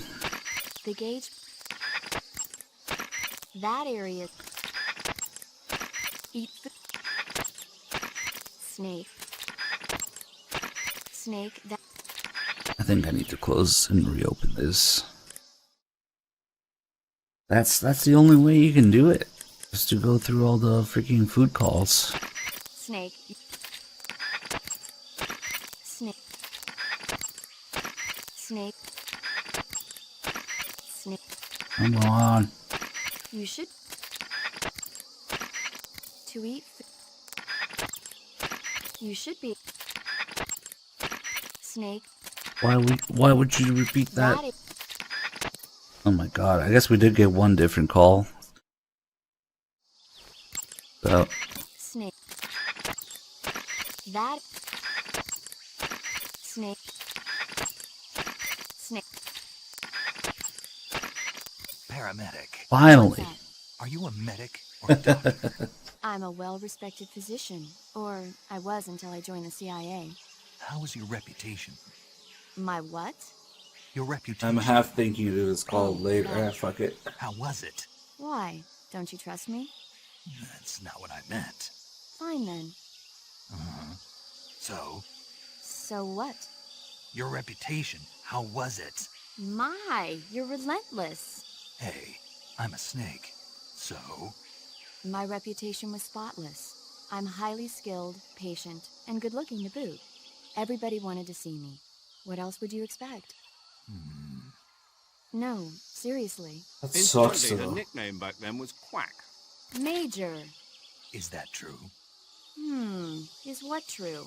About your nickname. No.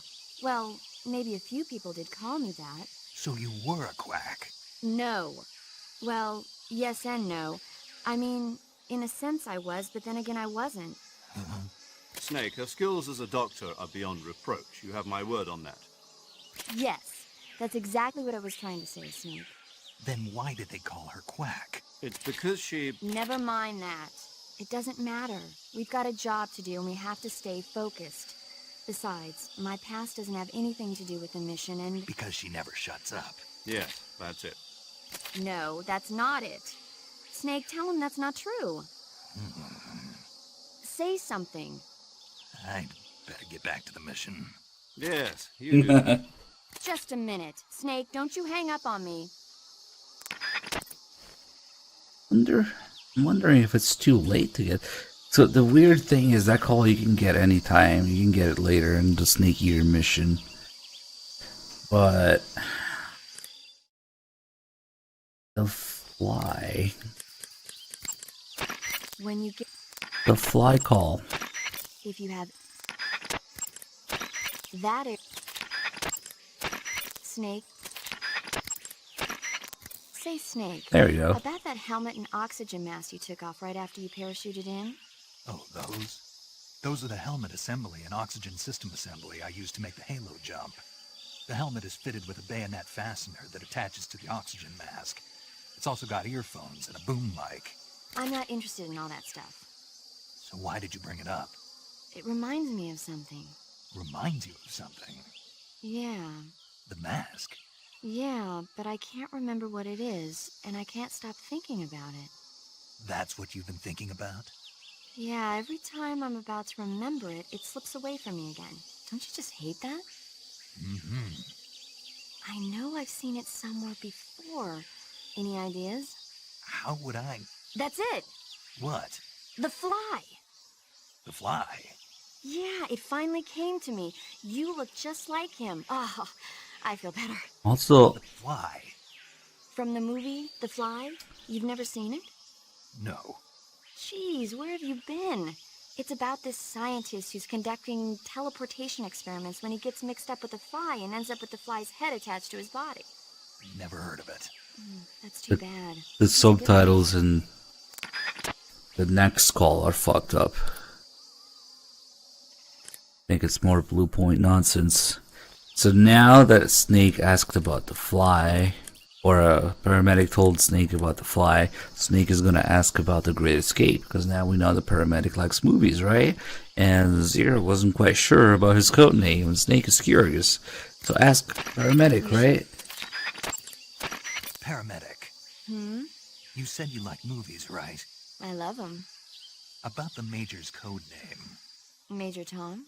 Yeah. He sounded like he wasn't sure whether or not Tom was the name of the tunnel that worked in the Great Escape. So I heard. So was it? Was it what? Was Tom really the name of the tunnel that worked? Right? So it was Tom. Maybe. Maybe. I don't know. Why don't you know? Why should I know? You watch a lot of movies, don't you? Yeah? But you've never seen The Great Escape. No. Why not? It didn't look interesting. You don't watch movies that don't look Here interesting. we go. That's right. And yet you've seen The Fly. The Fly looked interesting. And it was. Something wrong. Nothing. Here we go. Rip subtitles. What other kind of movies do you like? Let's see. There's the Quartermass Experiment, and It Conquered the World, and Earth versus the Spider. Oh, and Mondo Kane. Did I say something weird? Forget it. The subtitles briefly turn French and then disappear. Which is kind of a shame because that's also the call where she mentions the Conquer the World, the thing we were talking about with Emma's parrot and Emma saying, talking about the Venusian crab. Yeah. They fucked up the subtitles. I don't know how the fuck that even happens, but yep. There's a couple calls like that. Another one is the single action army call. It's fucked up. Like that. Subtitles disappear and then reappear out of sync. Ugh. Okay, so now... So basically, if you want to do any paramedic calls at all here, you have to do that mushroom call and it fucks things up later. Snake. So let's see. Eat the Let's get all of these out of the way, which I think might be it. that. That. Snake. The gate. When you get the gate. Okay, let's give it another try or so. It's just those 3 calls, one of which repeats later in the game. If you don't save this checkpoint here, it's not the end of the world, I guess. That. The gauge below your life gate. The gate. Eat That might be it. It's not too bad. that. You that. Snake. That. Man, if there was at least one area, if there just was one area without these fucking mushrooms, we could get these calls without triggering that call. But no, I gotta do this and reload the checkpoint so that the game doesn't save the fact that those calls played. But it's okay, only one of them will be repeated later, so. And during the Snake Eater operation, there is at least one area without those fucking mushrooms in it.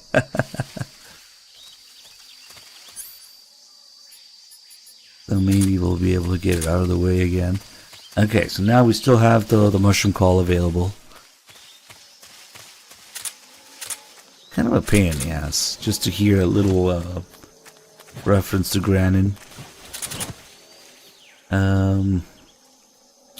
Alright.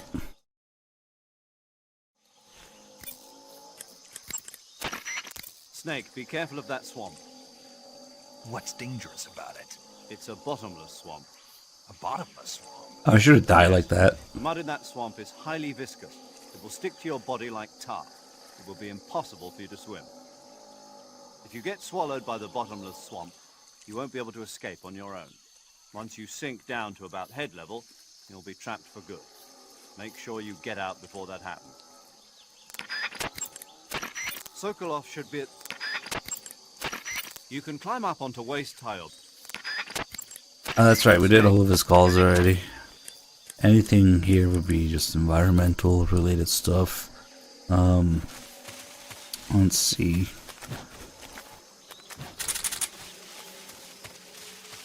And we haven't even encountered a single enemy yet.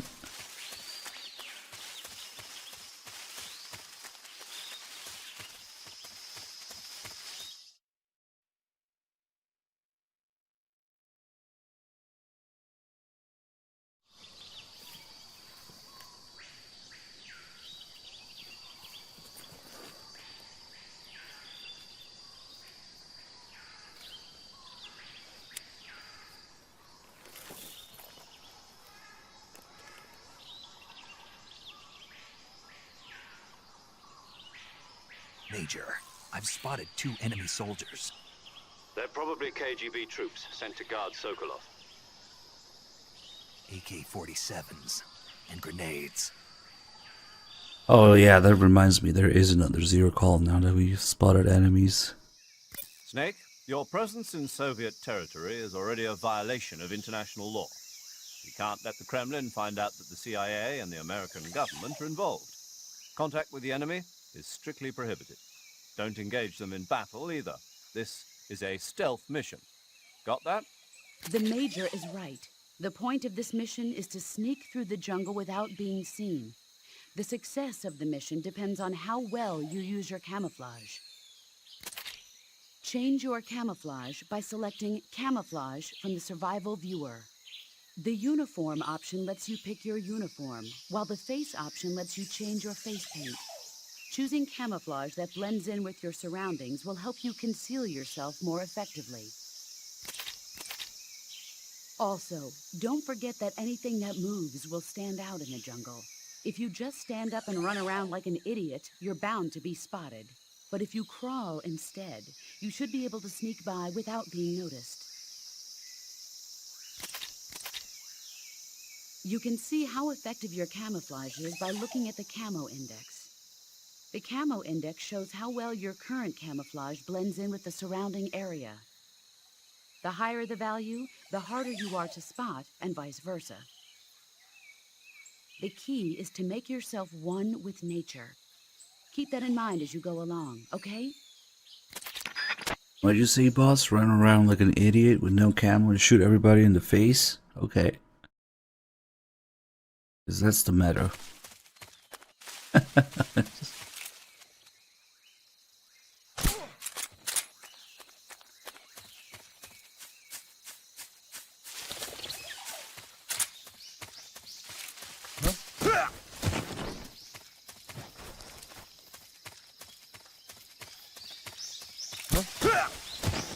And just quickly clear these guys.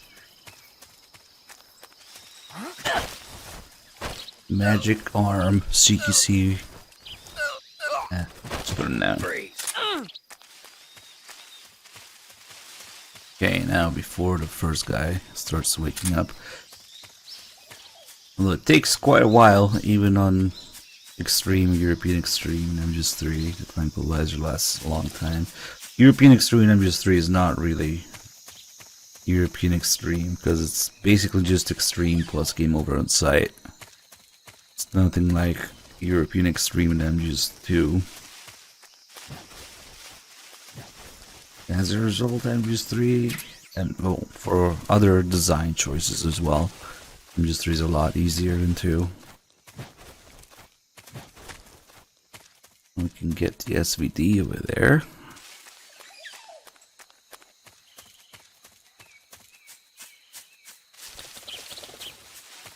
And now let's wake him up. Put him down for good.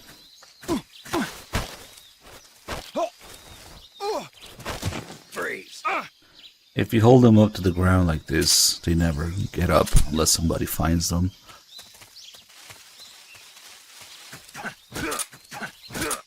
Which is a little weird, but this was the first game where you could actually hold them up on the ground like this. And you can even do it during alerts.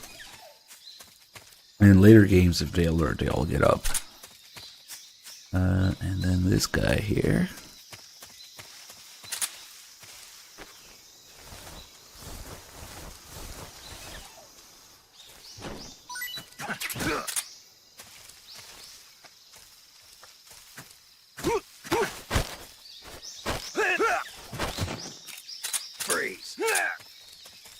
Okay, we're good.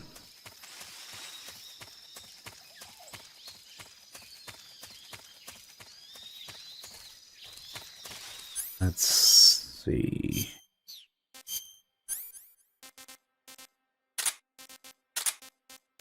There's actually quite a few weapons you can get during the Virtuous mission. Some are out of the way. You can get the SVD, the M16, all sorts of grenades. Let's see.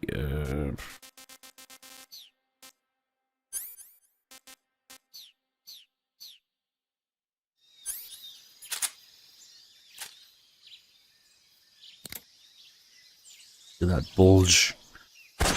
Please don't. Just scare him a little bit. Oh yeah, you can get porn from these guys, so we can ask the boss about it.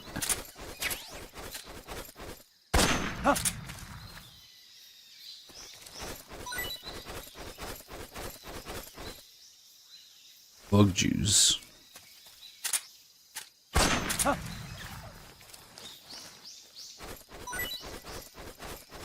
Man, shake it. There it is.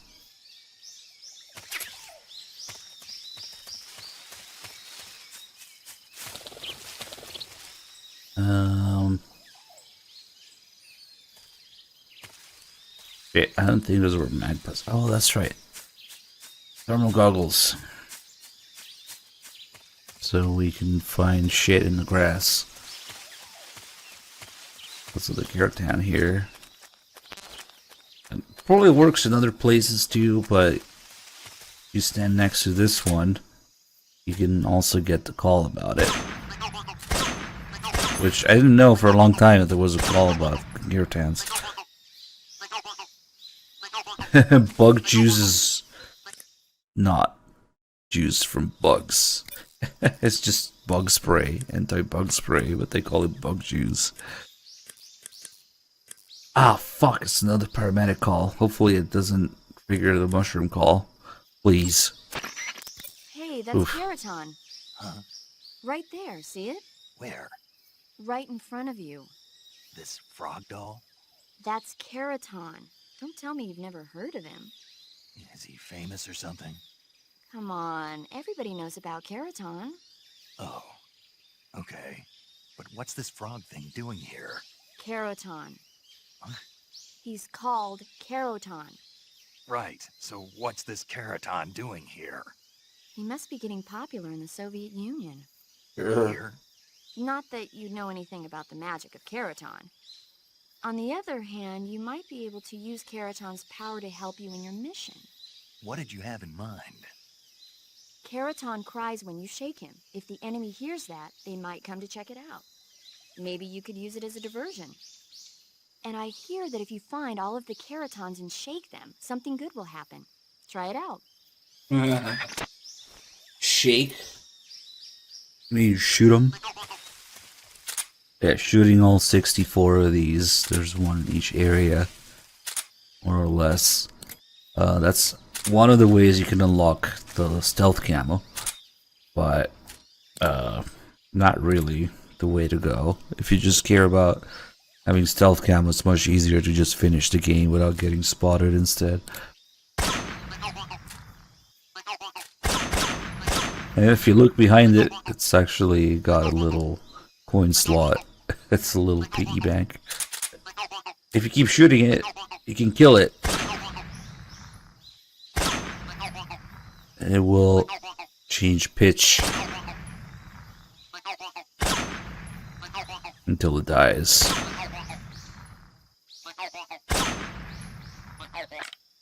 Rip. He dead.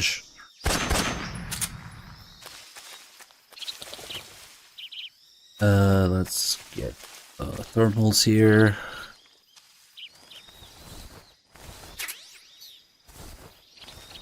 Now I can see the fucking birds.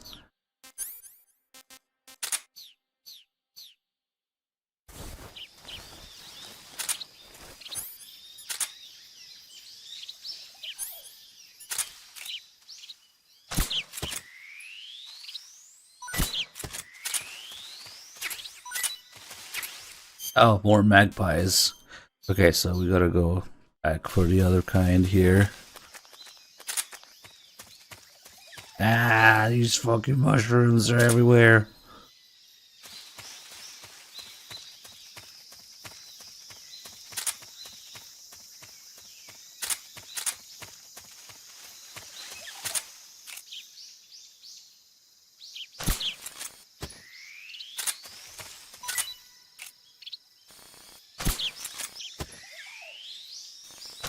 No, wait!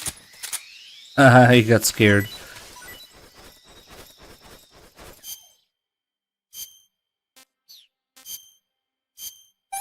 Fuck it, eat all the magpies. Look how little they recover. Actually, that was more unusual. I'm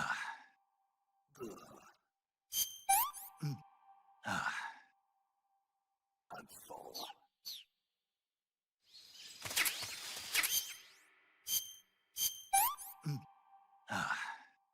Pretty tasty. Oh, those are actually decent.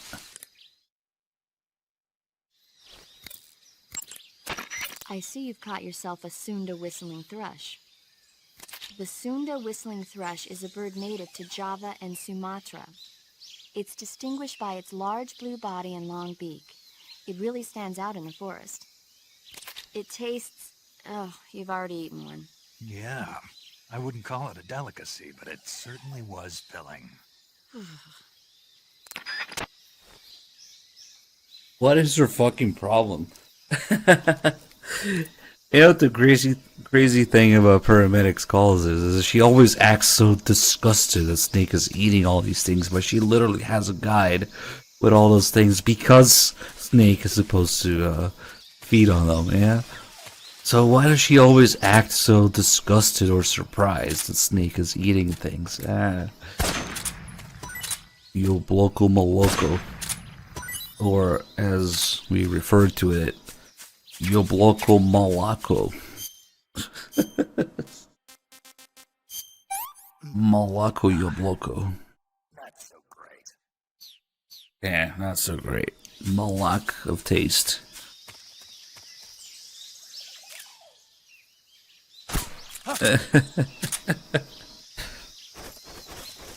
That's right, this guy's done. Let's see what he has to say. Because I know that it's a crazy concept, but imagine if you could interrogate people and they actually have voice acting on 4.7 gigabyte DVD. Yeah, it's not enough space otherwise. Speak. If you climb trees, there's fruit. Speak. Inside fallen trees. Speak. Bastard. Speak. If you climb trees. Nothing too interesting. Pretty basic stuff. Bye. Alright, let's see.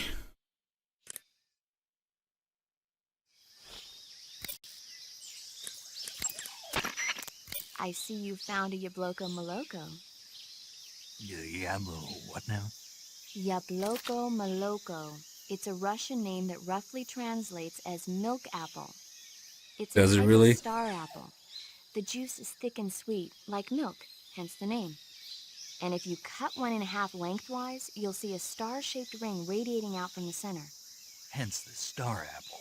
Right. The star-shaped part has a gelatinous texture and is said to be especially tasty. I ate one. It didn't taste that great. Are you sure? It's supposed to be delicious. Nope, it tasted terrible. That's strange. Yeah, looks like that guide of yours. No, it's your sense of taste. Okay, now this one's better if you eat one first. Nice.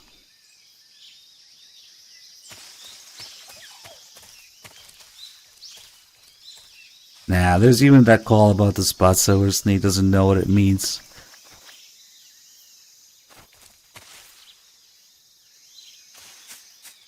Okay, let's not risk triggering a fucking mushroom call.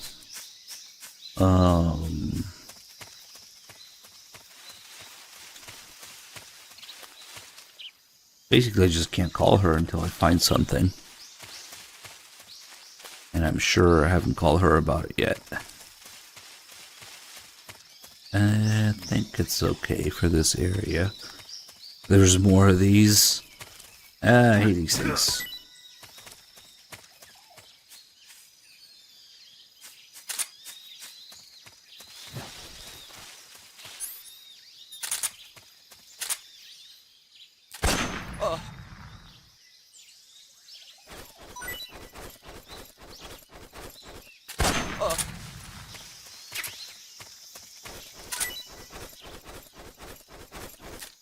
Hey, the game knows I have a single action army.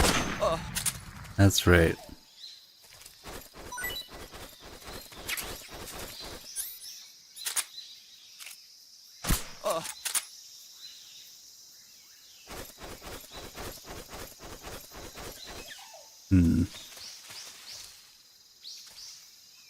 It's weird because I'm pretty sure that the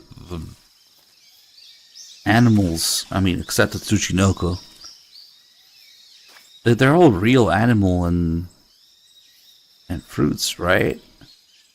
But maybe they use different names, or maybe they're in the wrong region, or I don't know.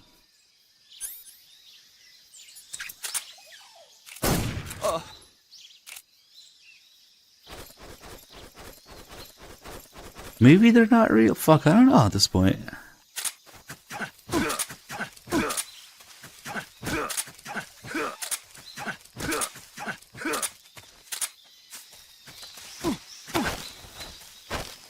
Speak. We won't hand over Sokolov. Oh yeah, we need to do the call about these guys with Zero. Let go of me. Speak. We won't hand over Sokolov. Speak. Let go of me.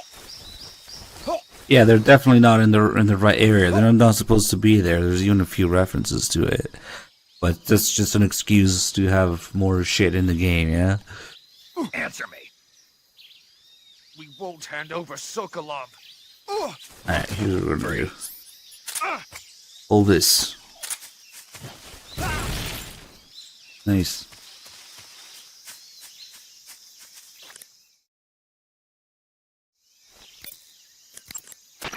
Sokolov should...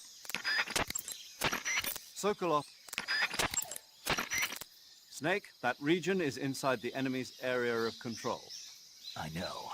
Time for the real deal. The enemy is running regular patrols. You don't know when or where you might run into them. Use camouflage prudently and proceed with caution. Sounds like you're just shit at using pressure sensitivity.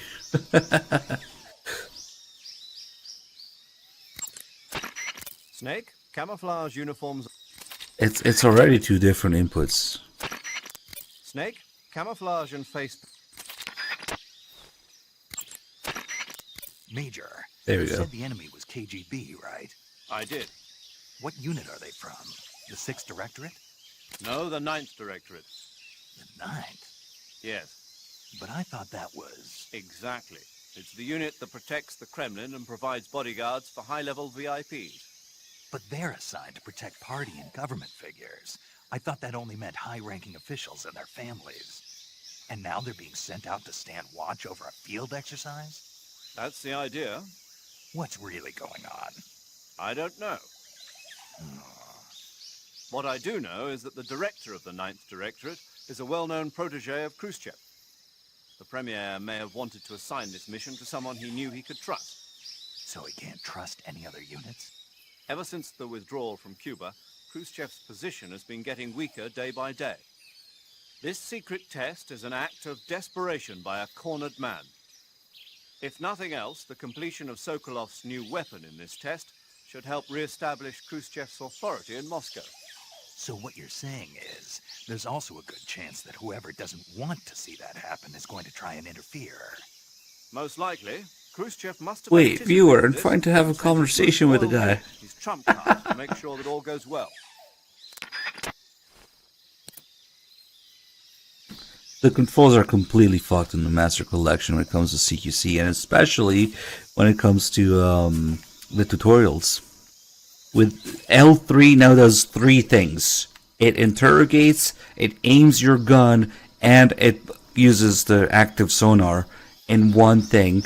And then when you call the boss about the controls, she tells you that it's some other button that literally doesn't work. Last time I tried it, they just completely fucked it. So if you're holding somebody, you want to use them as human shield to shoot someone else. Aim your gun, you also end up interrogating them, or if you want to interrogate them, you end up aiming your gun. It's turbo mega super fucked. It's almost as if these games were made with the PS2 controller in mind.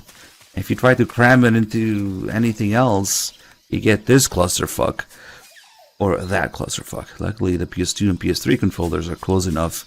God, you guys don't realize how fucking lucky we are that the PS2 and PS3 controllers are almost identical except for the business with the triggers, but that's something you can live with. But no, it's turbo mega super fucked. When the fucking tutorial calls are wrong, because the games keep getting re-released over and over and over and over, and they don't fix it, and they change shit, and they take shit away. I don't know, something is wrong, if you ask me. What do? I forgot. Oh, that's right, there's that guy complaining about the complaining.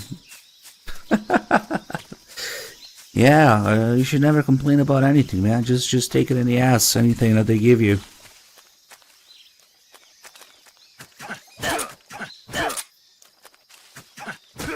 Did I interrogate that other guy?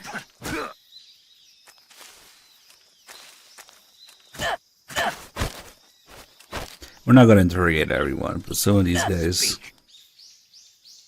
Hornets.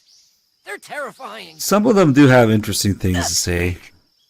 And give you some interesting frequencies. Speak. Throw a grenade into a crocodile's mouth.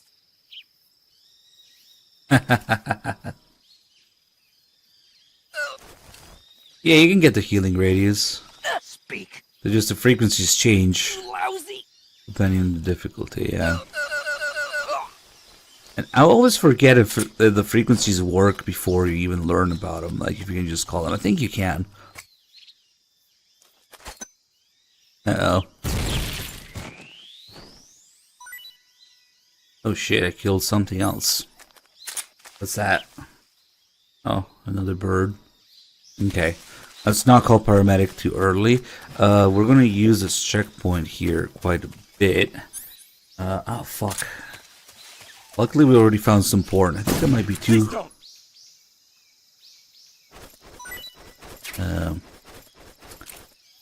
Is there two guys with porn here? I don't remember.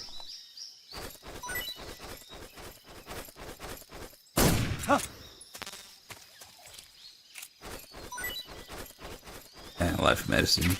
That reminds me of the call about the life medicine. The life medicine call with the bosses.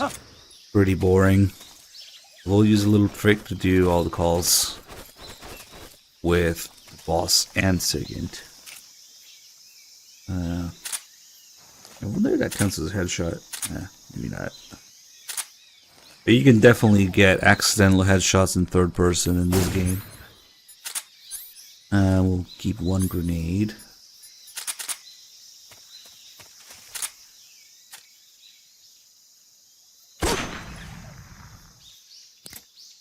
He can take it.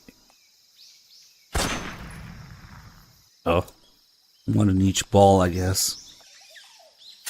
That's too much. Alright, let's deal with this checkpoint. And then we'll go back and forth a couple times. Because once we get past the next area, that's when the boss stops answering. So we're going to do all those calls now.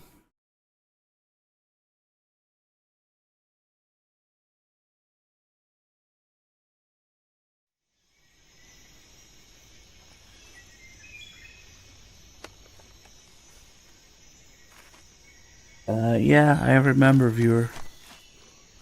Sort of. I don't know.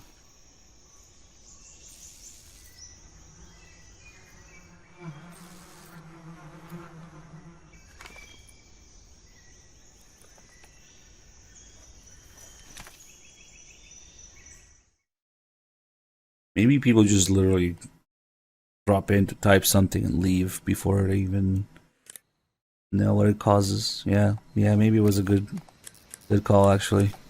Okay. Snake, when you knock down a hornet's nest, a large swarm of hornets will come flying out. If used wisely, this can sow panic among the enemy. But if you're not careful, the hornets may end up attacking you. If you're attacked by hornets, wiggle the left stick around and wave your survival knife to shoo them away. That re-recorded line. Smoke is another useful tool in keeping hornets away. Voice change. If you're attacked by hornets, I'd advise you to try using a smoke grenade. And if you use the insecticidal bug juice, the hornet should stay away as long as the effect lasts. Hornets are prone to becoming agitated and aggressive when they see the color black. Their attacks will be more vicious if you're wearing black clothes. If you're attacked by hornets, you should change into white clothes. Yep, since she mentioned the left stick, anything that is stick related, you gotta re-record. Sokolov should Sounds off. press the CQ. Snake, if you find... This is just kind of useless now. Paramedic, we gotta be careful with. At least we can save. Do you want to save?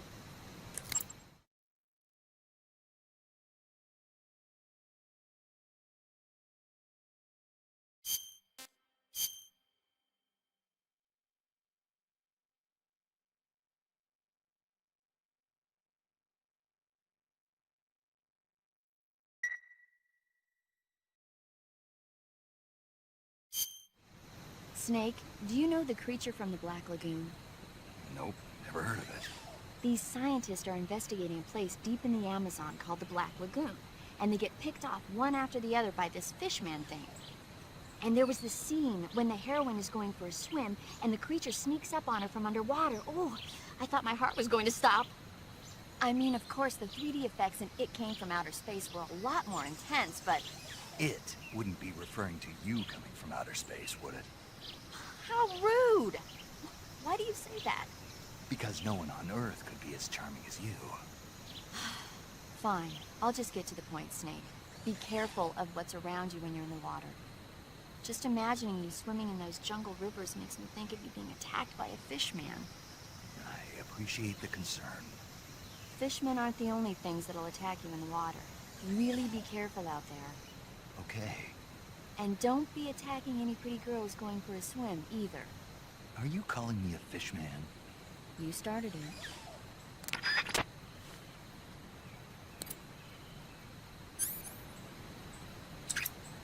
Alright, so we shoot this down. This guy will run away, and he will even bring all the hornets to the other guys, effectively clearing out the entire area. But before we cross the bridge, I always forget because I always chase this guy around. There's a couple calls about it, but if you get to the other side, you can never get them again. That's kind of silly. Besides, these guys are leaving now, and they won't be back for a while, but they will come back eventually. There's a caravan up there. I'm not really getting all of them, but it's okay. Let's just basic stuff. Zero here. Sokolov when you press the... He should say something about it. The distance... Maybe I need to get on it.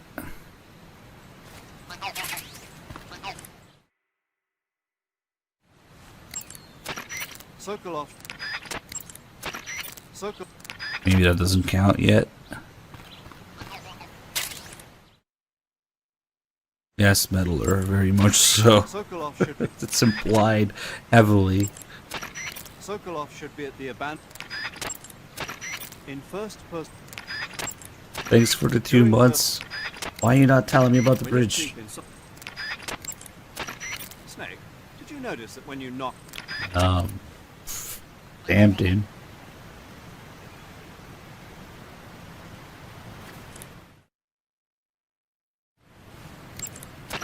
Each time you use up the... What the fuck? Okay. Never mind then. Let's wait for these guys to come back.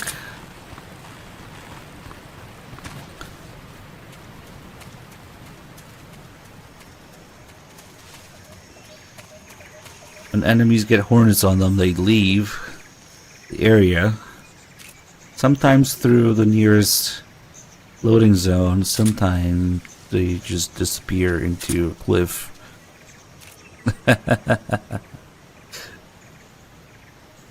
But eventually they come back. You'll hear like a sigh of relief, and then that's when you know they'll come back.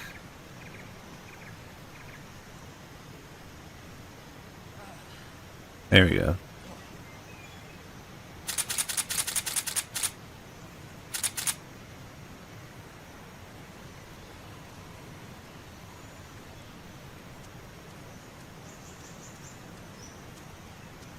Look at him go. Hey, start with the guy in the back so they don't notice. Except I missed. But they all noticed. I might as well just... Okay.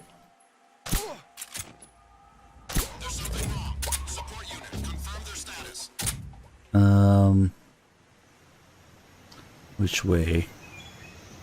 Probably this way. Yep. There's another... 2 guys.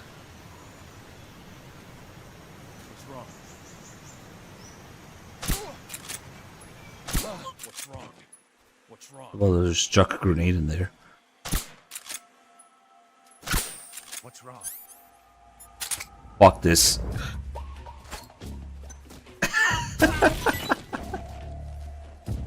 Oh! He survived! How did you survive that? Well, that's a good thing, because I did want to... Not the mushroom. I did want to volunteer.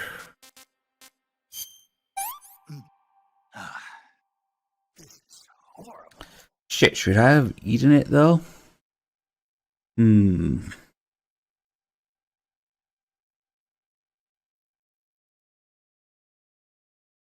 Fuck.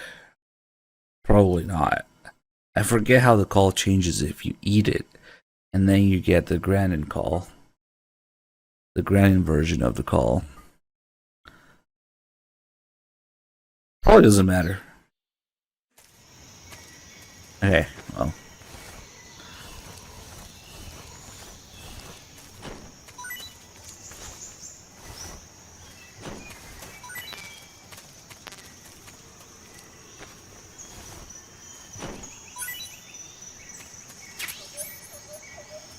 Any, like, regular grenades, maybe?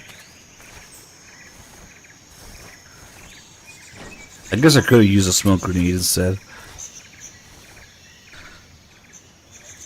That's too much work. Ah, there you go.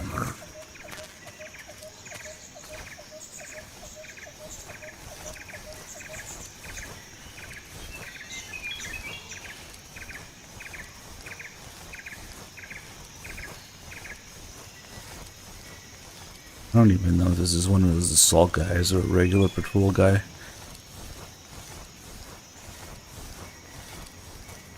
Most of the time they look pretty similar in MGS3, if not identical. This guy has a radio though. But the main purpose will be to leave him here.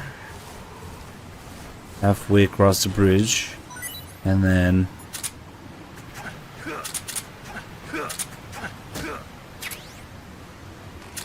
pick him up. Freeze. So we can see what happens when we shoot the ropes. Please don't.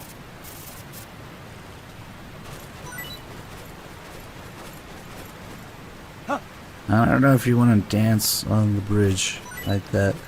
Oh, he's got some pretty good stuff. Life medicine. Suppressor. Oh shit. Does that still count? No, it doesn't. Shit. Well, good thing I destroyed his radio.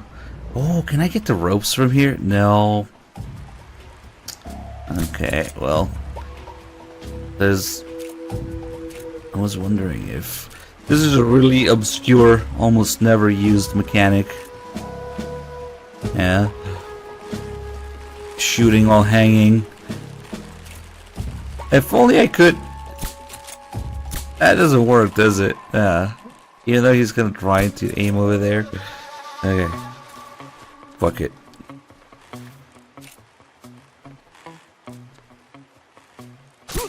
Whoops. Not a kill. You could be hanging from some other areas or tree branches and technically shoot someone. You can kind of use it during the Ocelot fight and the fear as well. But, yeah, it's not too useful. Sometimes just completely forget about it. That you can shoot while hanging in MGS3. Yeah. Oh man, he racks that slide with his teeth. That can't be good.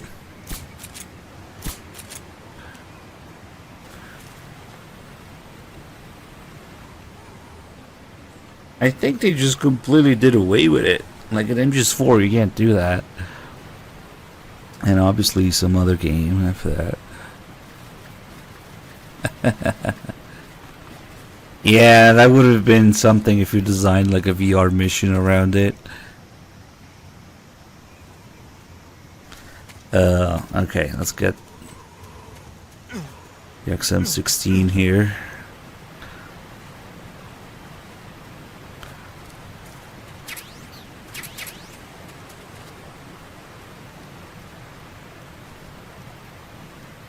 And then we're gonna go back. Get the checkpoint.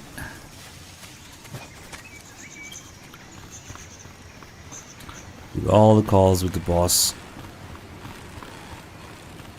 before she disappears.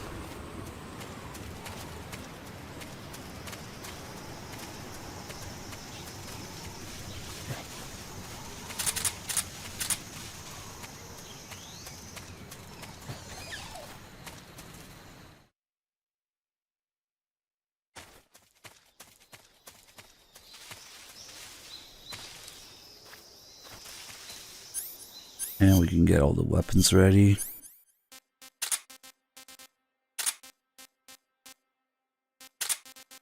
I don't remember if she has an easy gun call. Maybe?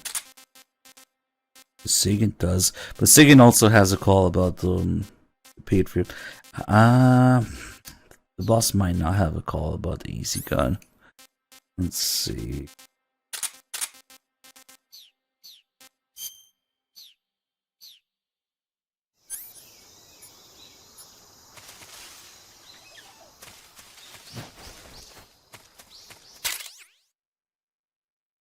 Eat Night, thank you for the 4 months.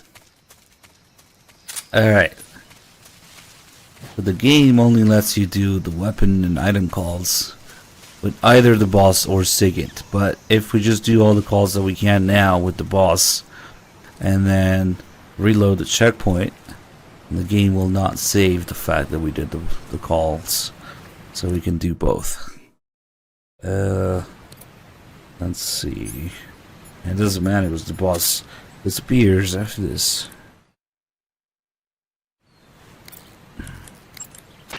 Snake. What's up, boss? Nice. Don't you what's up me? Okay then, what is it? I'm talking about your camouflage.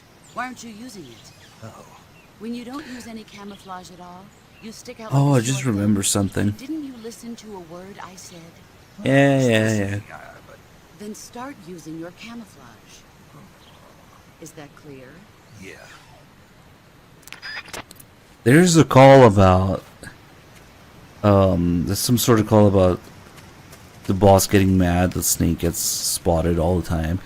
You have to get a bunch of alerts obviously for that to trigger. But it's not that easy. I remember it being kind of troublesome to get it. That call right there just reminded me of it. This is the boss reprimanding Snake for getting caught. Shit, I don't really remember how that works. Okay. Also,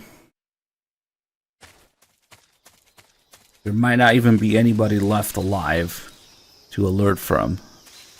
I think I killed everybody in every area except the last one, but that's too late. Shit, did I really kill all of them? Fuck, completely forgot about that call.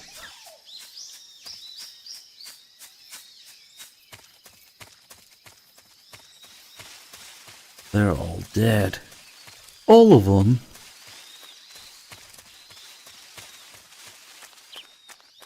Shit, they really are dead.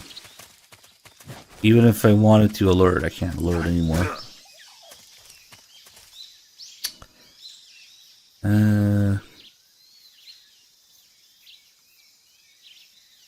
Fuck. Oh well. Next time.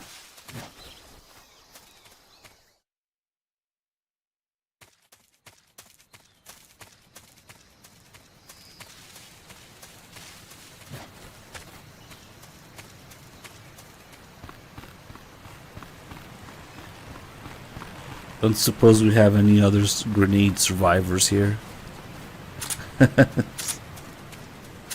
Nope. Nope. I actually... Yeah, we run out of enemies. Alright, fuck it. Let's start with this. It's actually a really interesting choice that they picked this gun for MGS3. Because in a way, the Mark 22 is kind of a combination of the two guns in MGS2. You got the previous designation of the Mark 23 being the Mark 22. So in a way, it's related to the Mark 23. But it's also got the suppressor and slide lock mechanism of the M9. Or the older version of it, the previous version of it. That's an MGS2 as well, so it's kind of like a combination of the two. What might seem like a random choice to add actually kind of makes sense. Visibility is so you'll be finding yourself in a That's right, she has to talk about all this bullshit first. Naturally, this means that close quarters combat will be more important than ever. So I'll have plenty of chances to use CQC then. That's right. In proximity encounters, firing a gun isn't necessarily the best response to every situation. It's only one option among many. Rather than taking the time to draw, aim, and fire a gun, engaging your opponent in hand-to-hand combat can sometimes be a faster and more reliable way of subduing him. Besides, in a sneaking mission like this one, it's too dangerous to go around firing your gun. You'll end up revealing yourself to the enemy. Yeah, I know. You created CQC to deal with exactly this type of situation. With your help, of course. In a battle situation, you'll only have a split second to decide how to attack. Use the weapon button to attack using a weapon, and the CQC button to attack using CQC. Press the CQC button once to throw a punch. Pressing it multiple times in succession will allow I you bet to all these deliver a calls with the combo. controls are completely fucked in the Striking Master your opponent Collection. is just one aspect of CQC. It doesn't really start to shine until you've got your enemy in a hold. Press and hold down the CQC button to grab your opponent with your right hand. From there, you can use the left stick to knock your opponent off balance and throw him to the ground. This can be used to knock an opponent out in a single blow. If you don't press the left stick, grapple with your enemy until you're behind them and can get your knife to their throat. Grabbing an enemy from behind and holding your knife against his throat. What the hell was will that leave him pause? virtually powerless. From this point, there are several things you can do. Press the CQC button hard to slit the enemy's throat with your knife. Move the left stick and press the CQC button to throw the enemy to the ground. Lightly tap the CQC button rapidly to choke the enemy. You can use this to knock him out or even kill There's him. no such thing as lightly tapping anymore, though. To hold down the I gotta see what this call is like. You can move around while keeping But your I already confirmed that they have calls where they just straight up tell you the By wrong pressing the controls. weapon button, you can aim your currently equipped weapon at another enemy. So, who With knows? their comrade acting as a human shield, the enemy will be reluctant to attack you. Press the left stick to press your knife against the enemy and demand information. You'll be surprised at how much you can learn this way. But don't get too complacent. While your enemy may be powerless in your grip, he'll use any opportunity he can to counterattack.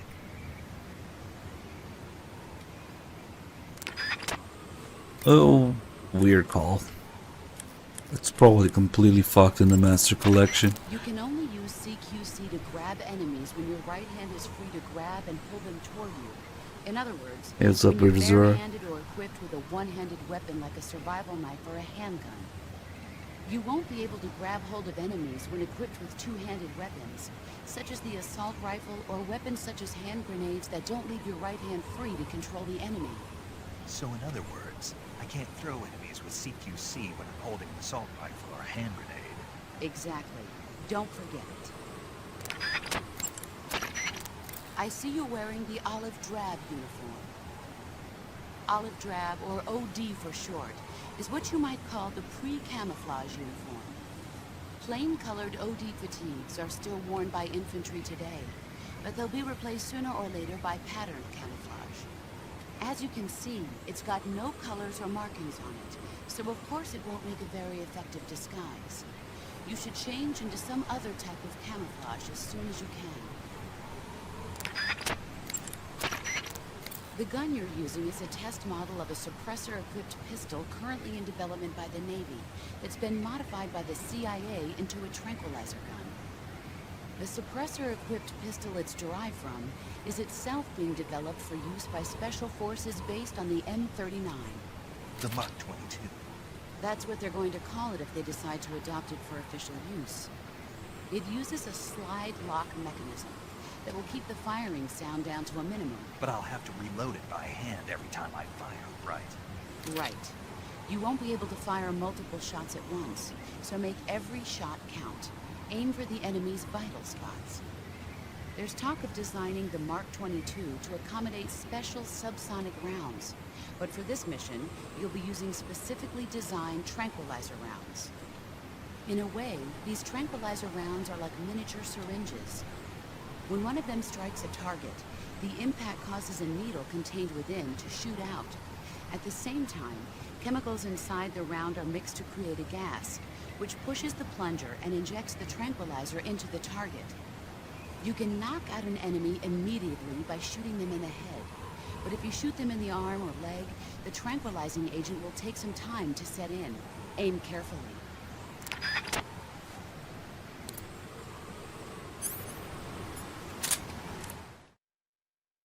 Alright, we're just gonna do all these weapons. I see you found yourself an RGD-5. RGD stands for Rachная Granata Degtyaryeva in Russian. It basically means hand grenade of the Degtyaryov design. It's the standard issue blast fragmentation grenade of the Soviet Army. It's lighter than the M26. And it carries fewer explosives as well. But I'd say it's more or less equal to an M26 in terms of performance. Be careful though, the safety pin ring is on the opposite side. You'll be fine as long as you keep the safety lever pressed down with your finger. I'll keep that in mind. Blast fragmentation grenades use a combination of blast and shrapnel to kill their targets. This makes them effective against standing targets, but significantly less effective against targets lying on the ground. Remember that.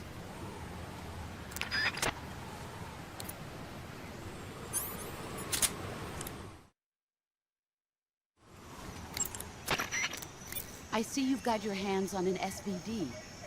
The SVD is the Soviet Union's most advanced automatic sniper rifle. It's said to be better designed and more durable than anything the West has. It looks kind of like an AK-47. The shape is similar, but the internal mechanism is one of a kind.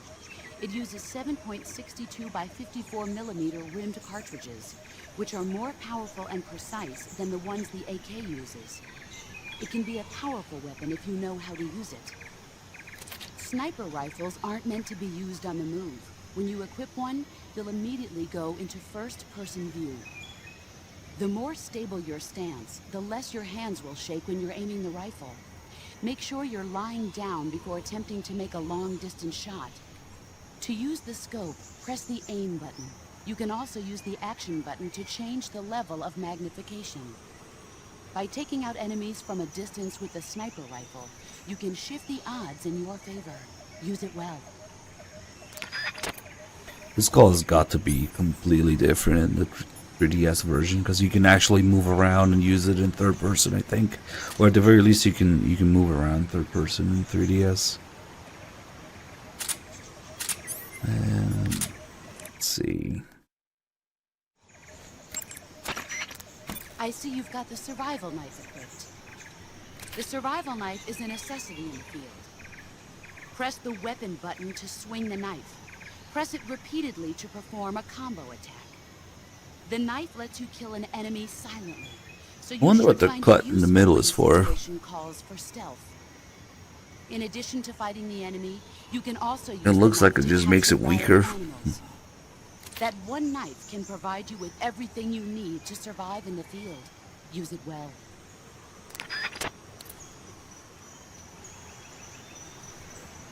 More effective stabby.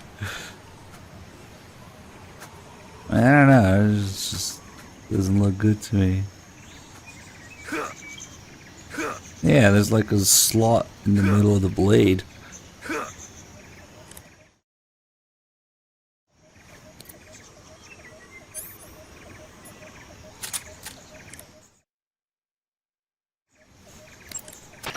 The weapon you're equipped with now is called the XM16E1.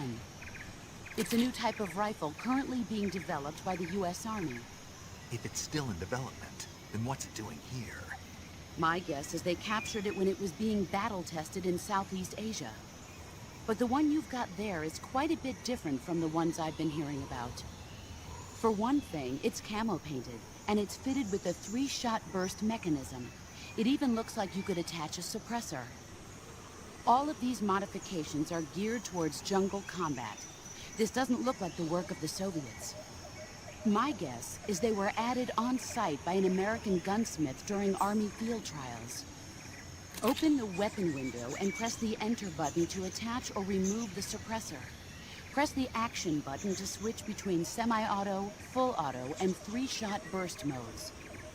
Make use of each of these functions as the situation warrants.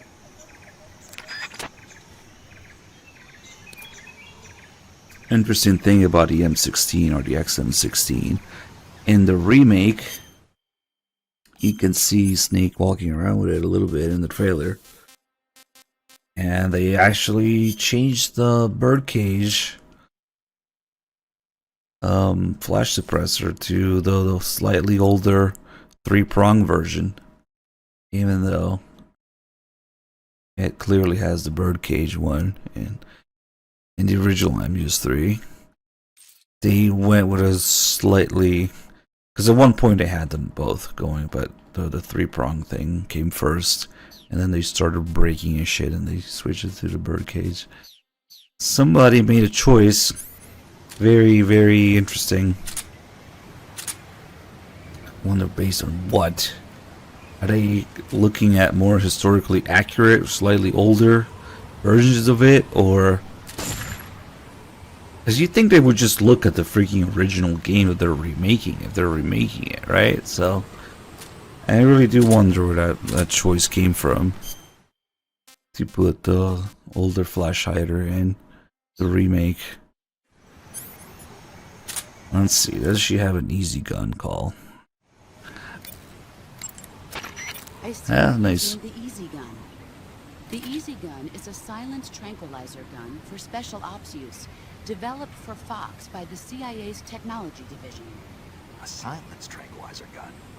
I don't see a suppressor on here. Apparently, the tranquilizer rounds themselves are designed to suppress the sound. Interesting. In other words, I won't have to worry about the suppressor wearing out on me, right? That's right. It's also equipped with a laser sight, so that you can make accurate shots even at a distance. In addition, merely equipping the Easy Gun should have a positive effect on your camo index. I've even heard it helps you recover your stamina. Put it to good use. So the reason that we have the Easy Gun, normally this would only be available on Very Easy, but if you do a Markor run, which is capturing every plant and animal, you can unlock this on other difficulties as well. Yeah, the Easy Gun. The boss didn't even say anything about the Liberator. Come on. But this is just straight up cheating. It's insane. It just completely takes any game mechanic away. Camo index, the stamina, the tranquilizer, aiming, suppressor, like anything. So camo index is fixed 80%. And you have the easiest thing ever, aim. It's infinite suppressor, infinite ammo, tranquilizer with a laser sight. And then it makes your stamina go up slowly. Not even that slowly. But you don't even have to worry about that. Hey Biz, thanks for the raid, man. Welcome on in, everybody. So yeah, it just completely destroys the point of the game mechanics. Completely. But it's cool because it's based on the Liberator. That's actually how I learned about the Liberator, which is a very interesting thing in history. But yeah, Sagan talks about it.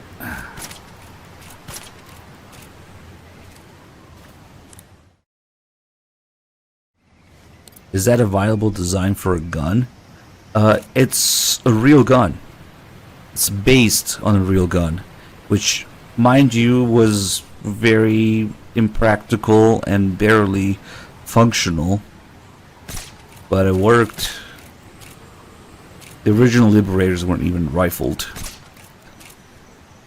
but the purpose of a Liberator is literally to fire one round point blank at the Nazi and steal his gun. That's why.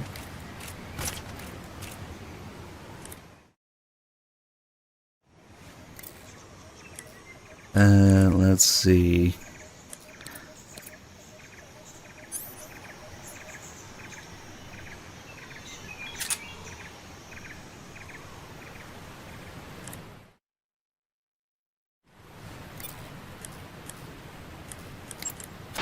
You should be able to find Siberia. No! Oh wait, we're killing ourselves anyway. Doesn't matter. Fucking mushroom and cap mushrooms. That's certainly a strange-looking grenade you've got there. Yeah, I've never seen one like this. What is it? It must be a new type of grenade developed by the Russians. From what I can tell, it's a non-lethal weapon that uses a flash of light and intense sound to overpower the senses of human targets. You can probably use that grenade to knock out the enemy without killing them. It might prove useful. Wow, what a boring call. Some of the boss's calls really suck about weapons and I see you've got a items. smoke grenade. The smoke grenade does exactly what the name implies. It creates a thick dispersion-resistant cloud of white smoke. Only because we that know blocks that the enemy's Sagan's calls field is so of much vision. better. It should be useful when you need to make a quick getaway. Keep it in mind.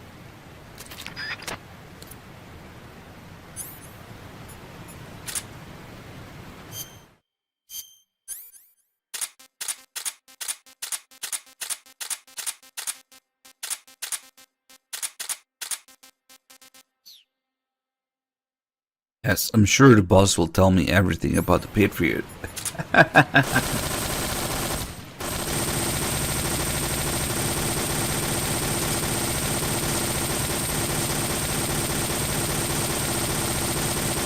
That rate of fire.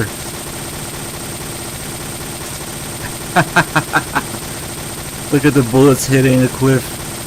Nice. Double the frame rate equals double the rate of fire.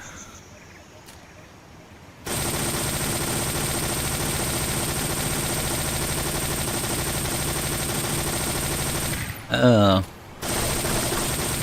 It actually has no spread whatsoever. I mean, look, all the bullets are hitting one spot. That's insane. No front sight.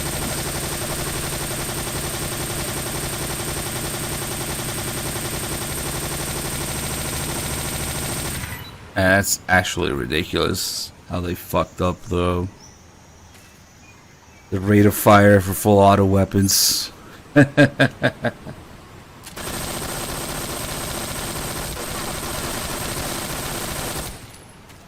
That's insane. Imagine the concussion coming out of a 7-inch barrel at that rate of fire. Anyway, only the boss is cool enough to use this one-handed. And I'm pretty sure she doesn't have a call about it. Normally, you would ask a fellow soldier how well your camouflage is working. But this is a solo sneaking mission, so nobody out there is on your side. You have to determine how well your camouflage is working by yourself. Yeah, I know. Don't worry, that's what the camo index is for. The camo index tells you how well you've imitated the surroundings. The higher the index, the more well disguised you are. With a high enough camo index, you can even fool enemies inches away. If you are in an area where encounters are a high concern, keep your camo index high. Got it? In my day, I did my share of sneaking into enemy territory. You mean since World War II? Yeah, mostly snatch missions. Snatch mission? That's where you abduct an enemy officer without killing him, right? Right. That's where I got the original idea for CQC. In a snatch mission, taking out the target's escorts by shooting them is not an option. If the enemy hears the gunshot, they'll know there's an intruder and tighten security. And the target will sense danger and try to get away. You needed a way to take out the guards and secure the target without making a sound. That was the idea. The CQC style that you and I developed is based on the techniques I cultivated during those missions. So... First time I've heard this. Huh? You've never told me any of this before. I didn't? No. Why? Hmm. Why didn't you tell me this before? Why now? I have my reasons. I am totally not about to betray you, Snake, or anything.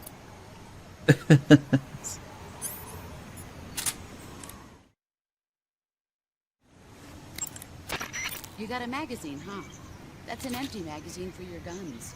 It can be an effective weapon itself, if you know how to use it. You mean throwing them at people? No. You can't take out an enemy just by throwing a magazine at him. But if you use the sound it makes when it lands to attract the enemy's attention... I get it. It creates a diversion. Weapons will be in short supply during this mission. If you want to succeed, you'll need to use your head. Speaking of magazines, somebody needs to do a Ground Zeroes cosplay and carry around a huge bag of AR-15 magazines and throw them at people. You have fucking infinite magazines, like the GI style magazines in Ground Zeroes. Imagine if you just fucking go throwing magazines everywhere. Oh god, those things are like at least $10 a piece though. Oh fuck. I don't know why that's just funny.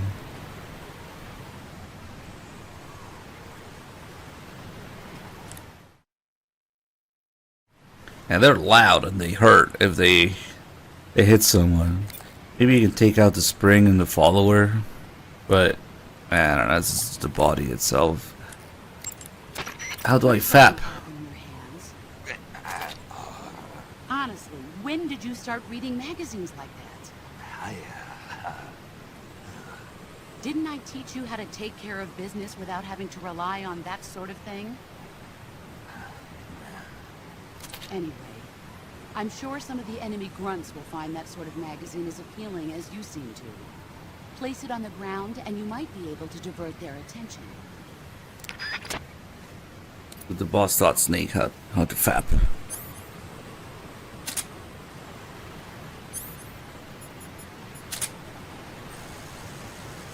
The magazines are increasingly detailed, more and more detailed throughout the series.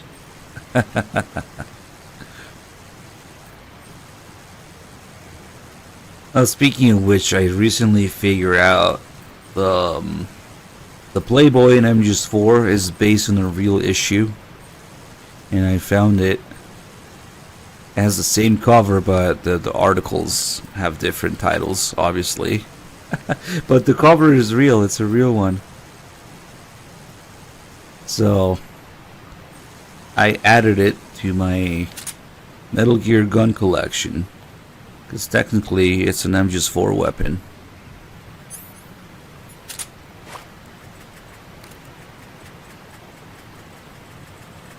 No, seriously.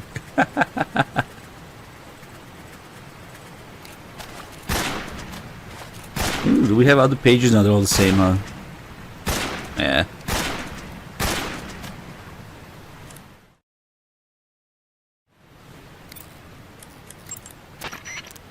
This is a solo sneaking mission. Nothing like Action Army Call either.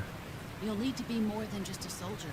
You'll have to be a medic, a pilot, and even No, I don't want to be a medic, please. You don't need to remind me. I'm glad to hear that. Glad to hear what? That you haven't changed a bit. The truth is, you're nervous, aren't you? I'm not nervous. There's no need to be embarrassed. No one's ever attempted a mission like this before. In fact, you might say that getting nervous is the natural way to react. Relax. That's why you have the survival viewer.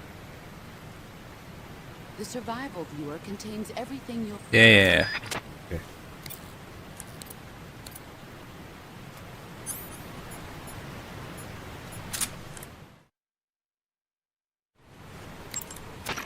Ah, you've got a directional microphone. The directional microphone is a high-performance listening device. When you equip it, you'll go into first-person view, where the microphone will pick up sounds in whichever direction it's facing. By pointing the microphone into the forest, you can sometimes hear the footsteps of enemy soldiers lurking You know what I behind just realized? In jungle combat, There are no success depends mirrors. on how well you can sense the enemy's presence. Use it wisely. In MGS3, there are no mirrors at all. Because I was thinking, looking at it, but also this directional microphone has a robot face on the back that you can never unsee once you see it. And it's probably only in the game because it was in MGS2. MGS4 has that one mirror in the scene with Naomi, but that's only in the cutscene. In gameplay, it conveniently shatters. How is it MGS1 and 2 had functional mirrors, but come on, that sucks. Because I wanted to see if Naked Snake also has headphones to go with it.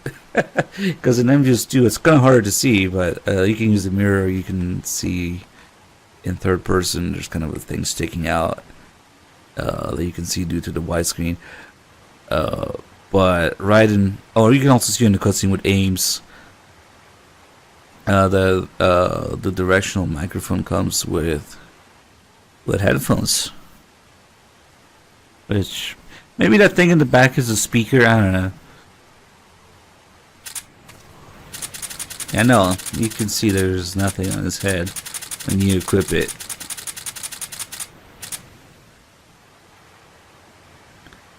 But yeah, it's not very widely used, but it is kind of useful. You can use it to find the end. You can use it to listen for footsteps or animals, or if there's a Keratin that you have to shoot but it's kind of far away, you're not sure if you heard it or if you hit it, and you can see if it's making noise with this, if it's too far.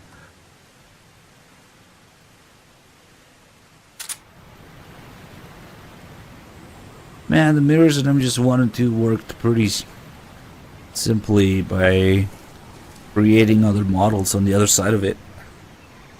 Maybe because MGS3 barely fucking ran in the first place and at 30 FPS with slowdowns on PS2. Maybe that's why.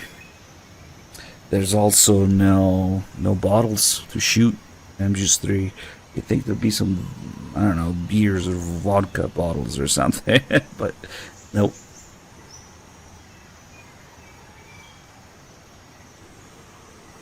Let's see. Actually, the boss doesn't have calls about almost any of these. We still have items and we still have camos, especially the tuxedo. One of the big reasons to do New Game Plus is just to get that call. Battle fatigues that match the surrounding environment. No, she does not have a call for the Patriot. It takes more than just clothes to make a good disguise. To camouflage yourself effectively, you'll need to... Or I have equipped a Pentazemin. Maybe Paramedic has a Pentazemin call? I mean, that's kind of her department, right? No? The gauge below your life gauge. A Paramedic doesn't usually look at what you have equipped, though. Eat food. Maybe there is no call. Oh, I think what's going on is there's no call at all for it because they don't want people to go look for it.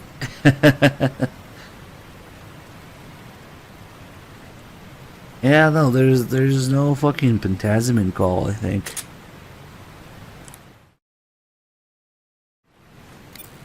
And and the boss's call for her life medicine is pathetic compared to Sigyn's. But at least Paramedic does not dare interrupt the boss like she does with Sigyn when you call him about the life medicine. You have some life medicine. Because that'd be funny.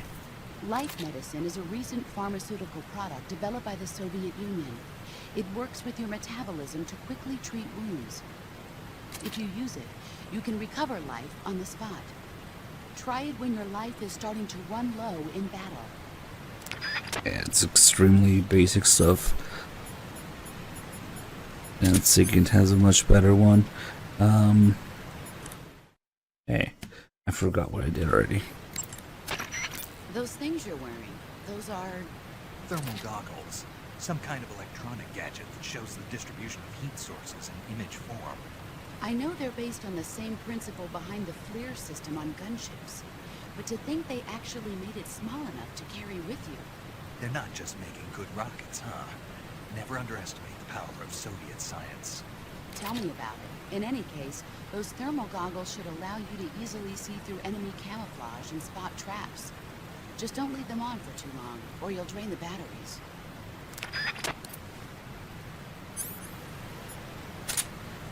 Choose call? To place a weapon on Nope. your person, go to the survival viewer, then...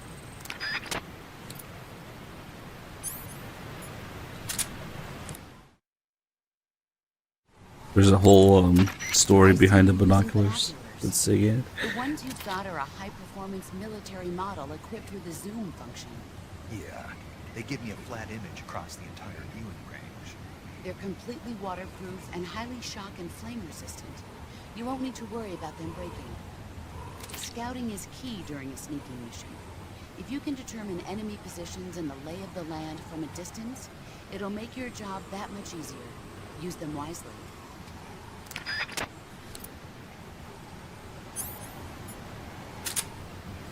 Here's a little something.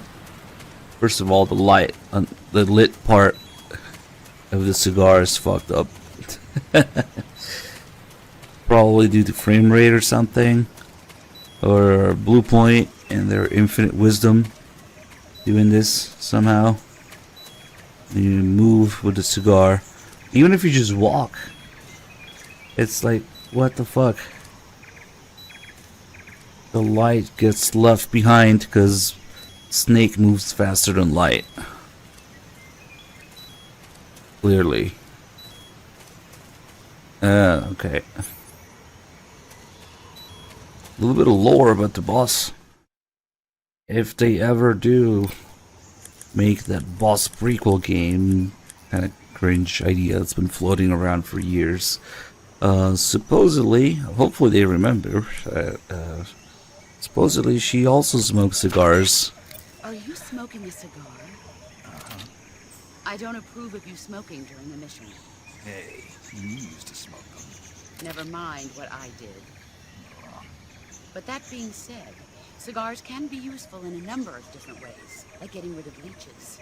Did you say leeches? Yes. If a leech clamps onto you, try pressing the lit end of a cigar into it. The leech should cringe and detach itself from you. If you try to yank it off by yourself, you run the risk of it leaving its teeth inside you. With the cigar method, you won't have that problem. Fascinating. And unlike a cigarette, a cigar burns slowly, so you can use it in place of a torch in dark places. I never knew a cigar had so many different uses. Now you know, but quit smoking them during the mission. Hear me? Yes, ma'am. Yeah, that way if you burn the leech, it will simply throw up inside your body instead, regurgitating the blood that it absorbed, but also whatever other nasty shit is in its mouth. Mmm. Do leeches even have mouths? I don't know. Whatever.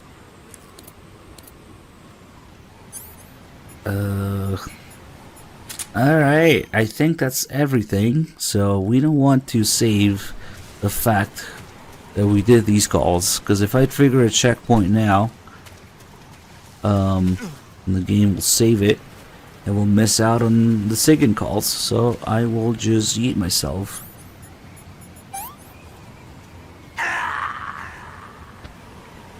Whoa. Nice. Fuck. Snake, what's your status? Snake! Is he still sinking? Is the camera going up or is he going down? What? That is weird. No, okay, it stopped. Nice. That was kind of glitchy. All right, no, you cannot revive. I tried.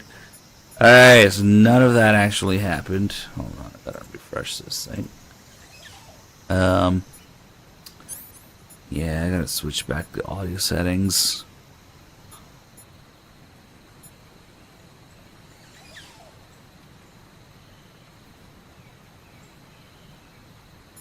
I think we can move on. In the next area, we're gonna fuck with Sokolov a little bit. Maybe we'll just use the easy gun. Fuck it. The power of the easy gun. Or the Patriot. Oh, wait. I forgot. Shit. Okay, I'm gonna have to eat myself once more. I forgot one thing. No, not that. There we go.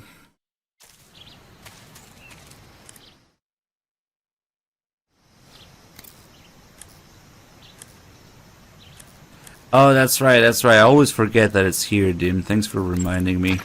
Visibility. You can only... You need to unlock. You need to get to the last area first. Snake, What's up, boss? don't you what's up me. Just what do you think you're doing? What do you mean? What do I mean? What is that camouflage you're wearing? Oh, this. What do you think? Oh, bother. Looks pretty good on me, doesn't it? Are you out of your mind? You can't wear that in battle. It's like saying to the enemy, hey, here I am, shoot me. Well, I'll admit it is a little on the flashy side. Then why don't you... But it does look good on me, doesn't it? You don't think so? Listen, wise ass. Camouflage isn't gonna do jack if it doesn't help you blend in with your surroundings. Well, I think it looks good on me. Fine. Wear whatever you want. Thought you'd like it. He's really trying really hard to get her to recognize it. He wants to be noticed. Come on, it's cool, right? Right? No. The boss doesn't approve.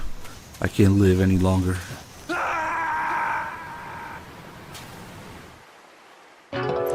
Alright, I did that so we can also get the second one.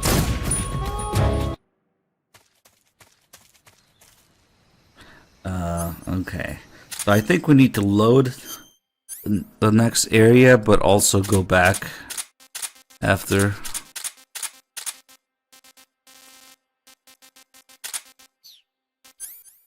To get the call about trying to leave the mission.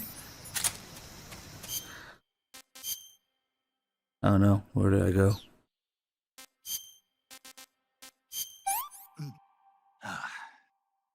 Not too bad.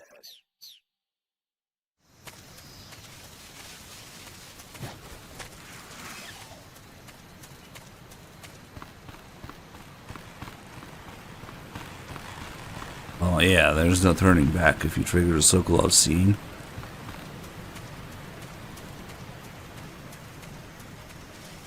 Besides, I was gonna clear the area and leave to save it, to save the fact that it's cleared.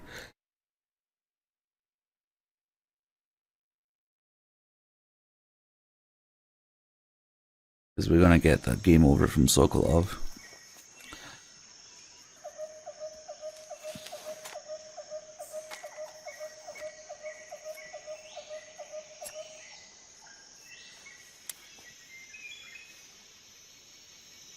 Major, I've reached the abandoned factory where Sokolov is supposedly being held. This place is a dump.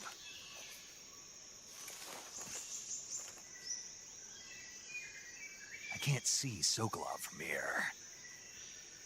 The security is pretty tight. There are sentries posted around the perimeter. I wonder how many are inside.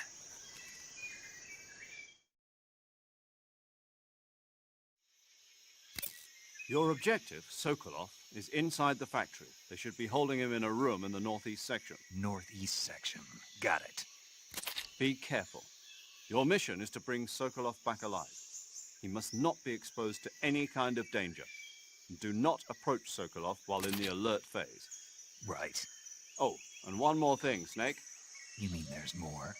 No, it's just that when you get to Sokolov, I want you to tell him something from me. And that is? Sorry for being so late. Is that all? Sokolov these nuts. Understood. Beginning my approach to the target.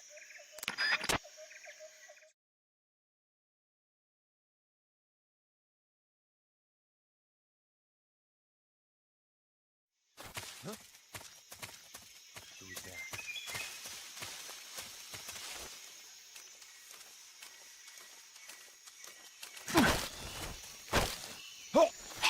Yeah, fuck it.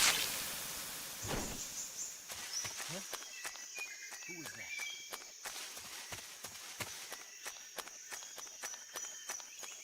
Huh? What's wrong? Okay, that was too much, even for the magic arms CQC range. I really wanted to stretch it there. Shit. Forgot that guy noticed the body.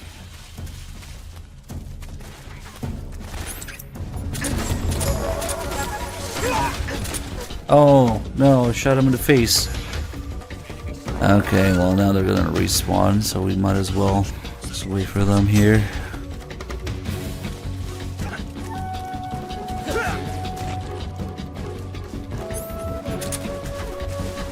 Damn it. Didn't grab him. Get back here. The wall is eating me alive. That was really dumb.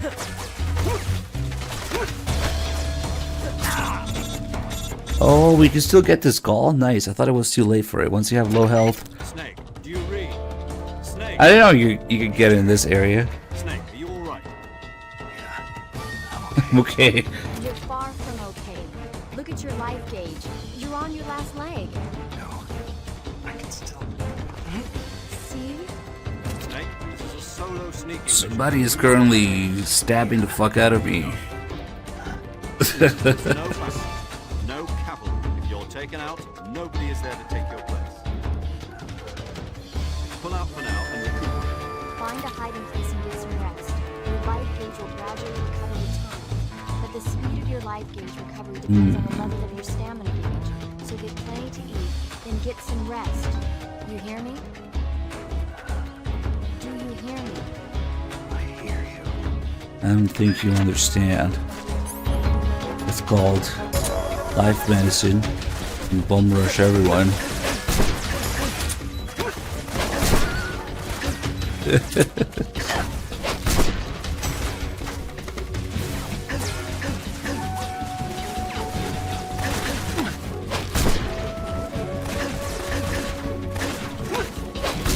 And funny the amount of damage you take in this game sometimes.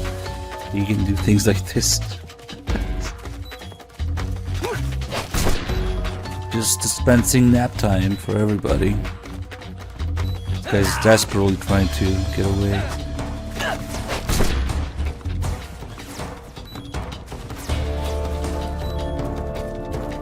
Who else is there?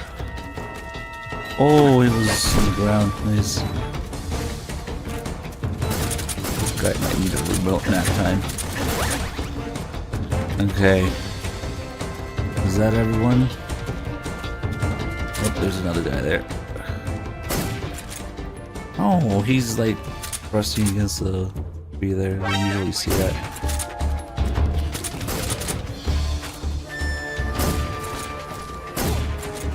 shit. Hold on. I think that might be it.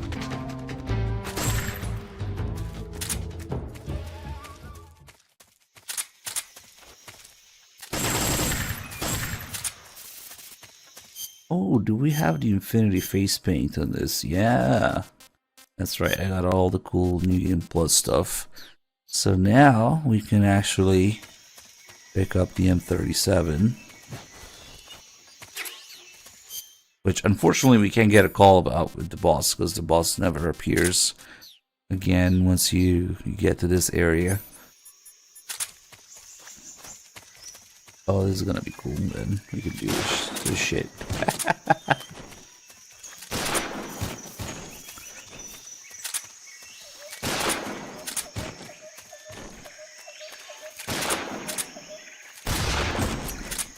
Shotgun in this game is kinda satisfying to use.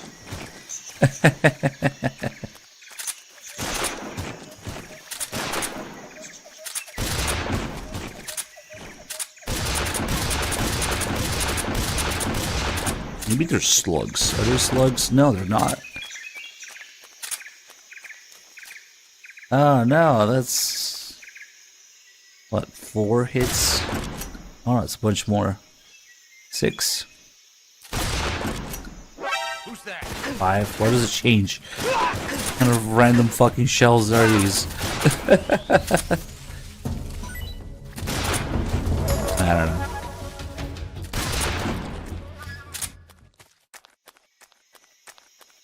Oh shit, did those guys disappear? Or are they all the way here? I think they might have disappeared. Oh, they're starting to wake up. But where? It's not that guy.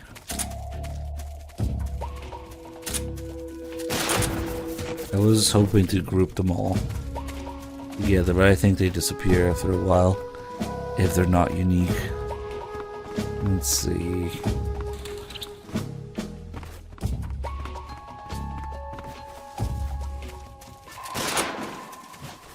Yes, I'm being very stealthy right now, trying to find where this guy is. Go in the back here, maybe.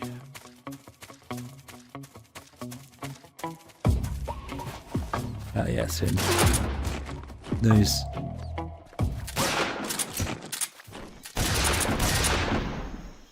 Okay, what is up with these pellet counts? 1, 2, 3, 4, 5, 6. 1, 2, 3, 4, 5. What?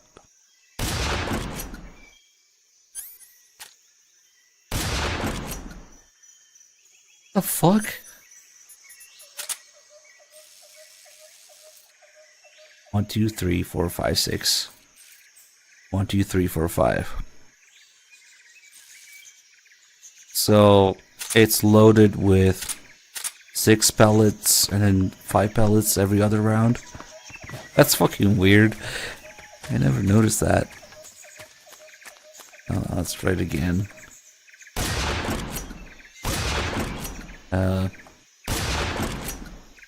6, 6, 6. Maybe 6. No, it's 6. I mean, usually buckshot is 8 or 9, but whatever. Okay. I don't know why we're getting 5 sometimes. Maybe, oh, maybe they just land exactly on the same hole. I don't know. That's 5. That's 6. Okay. Anyway. Let's bring the sneak. Get the checkpoint. Yeah, they probably overlap. That's what I meant by the same hole.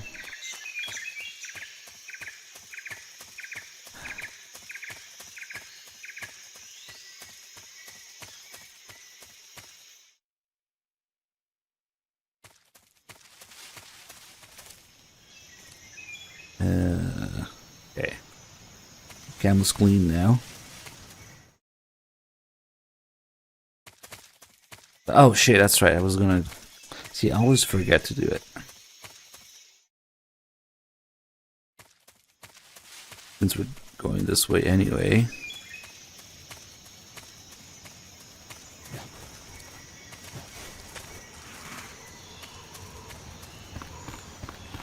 If we try to leave now, you don't even have to go all the way back. Just this next area here.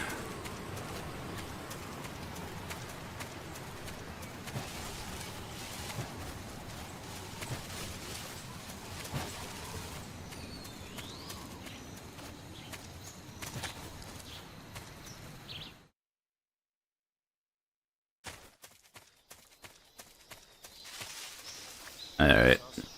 And now they respawn, of course.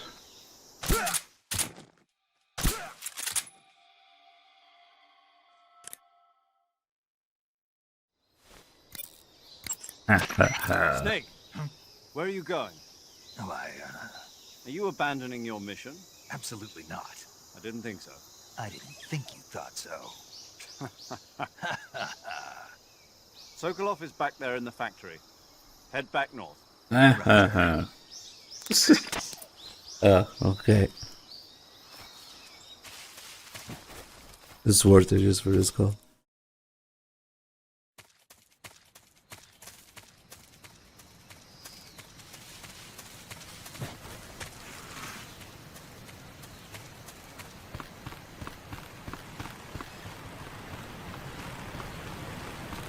Probably kind of behind with the movie calls.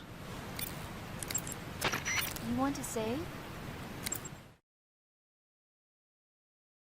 I rarely get to the end of these. There's so fucking many, and it's easy to forget about doing them.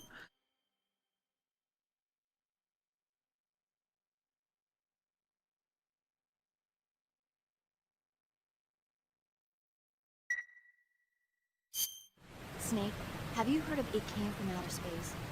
Yeah, you told me already. So this astronomer sees a meteor, but it's really an alien spaceship, right?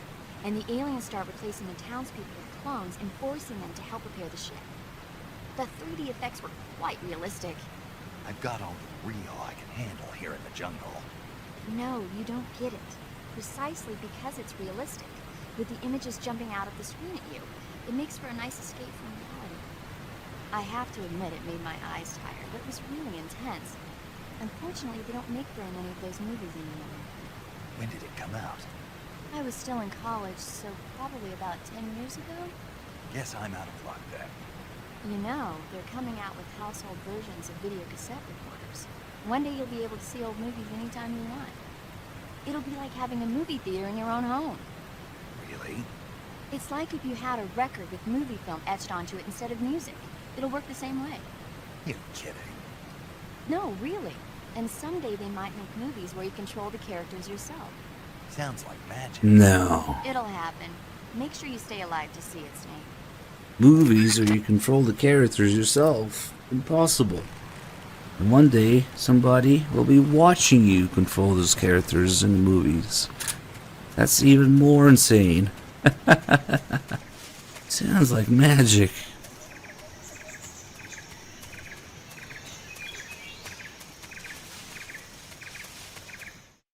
I don't think Frankenstein is one of the movies now. Is it? No. Definitely talks about Dracula, yeah, because... Oh fuck, these guys respawned? What the fuck? Okay. Fuck it. I thought... fuck it.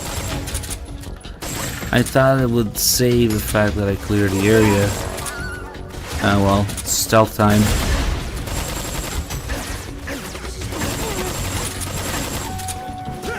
Damn, all that shit for nothing then.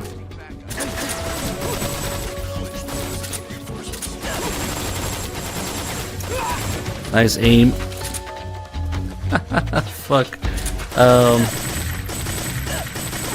Yeah, it's actually not a great idea to kill during alerts because they're just gonna keep respawning.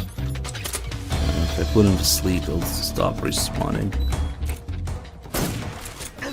Also not a great idea to take cover behind explosive barrels, but I don't think enemies can set them off. You can actually take cover behind them.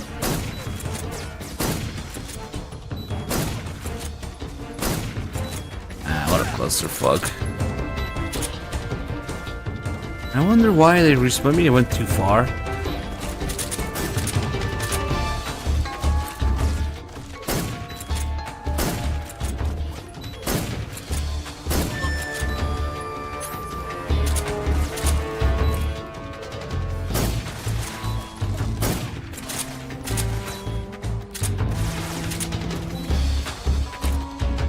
Sucks. But I like to clear this area because I have life medicine left. We're good. Because you have to do a bunch of shit with Sokolov. It's annoying having these guys around. Ah. That knife attack they have is pretty nasty, actually.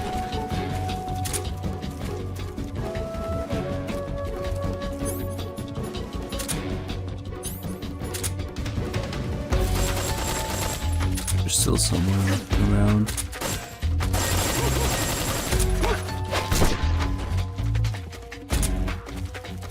Okay, that should be it.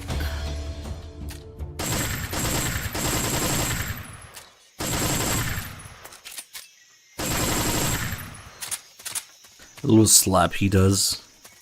The bolt release. It's kind of nice. Raiden does something similar and I'm just too during the cutscene. Where he picks up Pliskin's M4.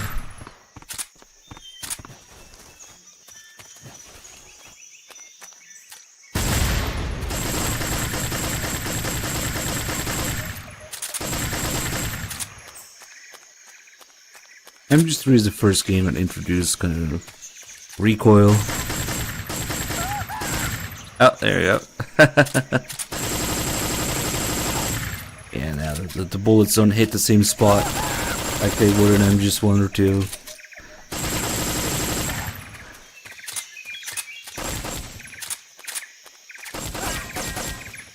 That guy woke up just to get instant headshot.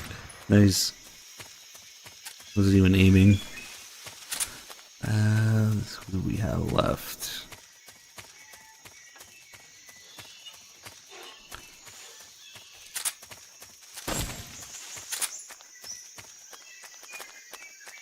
Yeah, I'm not entirely sure why they respawned. Could be because I went too far.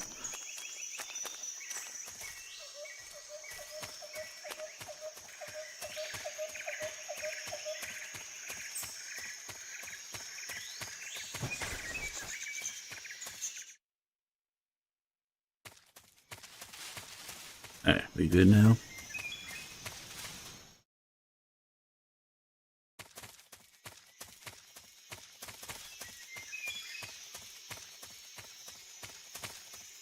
Do not respawn again, please. They shouldn't. They really shouldn't.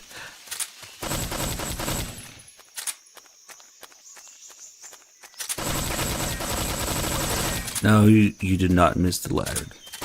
It's not for a while. Okay.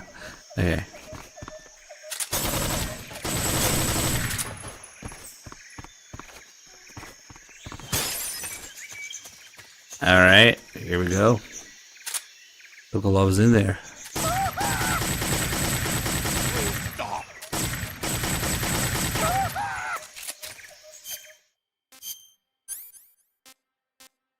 Let's see what we have. Bird and sneak.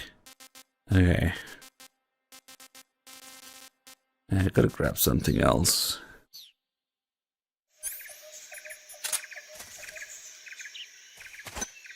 Fuck. Alright, you're going back in the cage.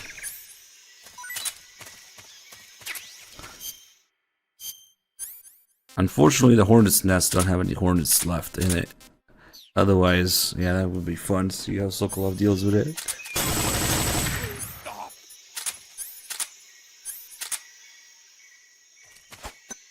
Are you ready to have your immersion ruined? Get off me! Get off me! So supposedly the snake landed on Sokolov and says, "Get it off me." But originally we're only supposed to have this camera for the game, so you can't really see what's going on inside there. Let's charge this controller. Well, with the new and improved subsistence camera, you can now see inside. There is nothing and nobody in there. The snake is just chilling on the floor. Sokolov's model is not actually there, because I guess they didn't make it with this camera in mind. So it's just programmed to play his lines, but he's not actually there. It kind of sucks.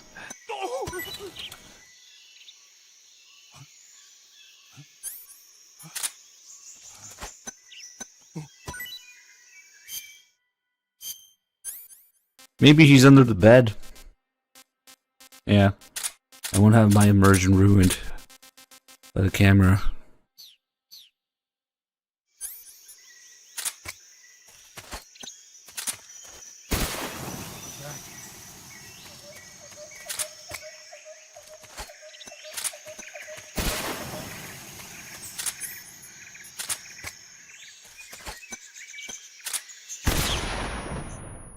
I think I just killed those two things in there. Yep.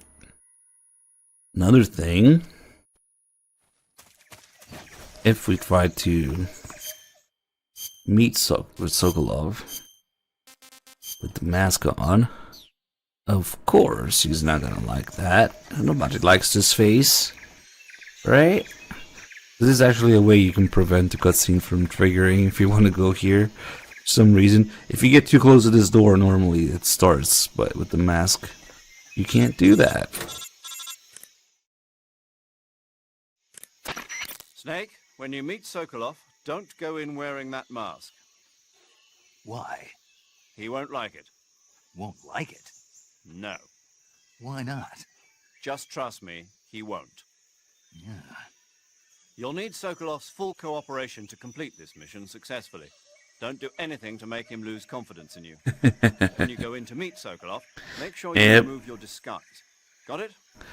We don't like that face around here in this game.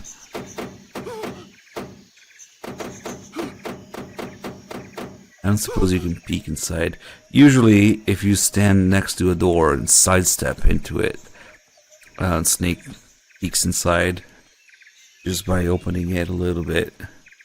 But this is a special door with a cutscene on the other side, so that doesn't work.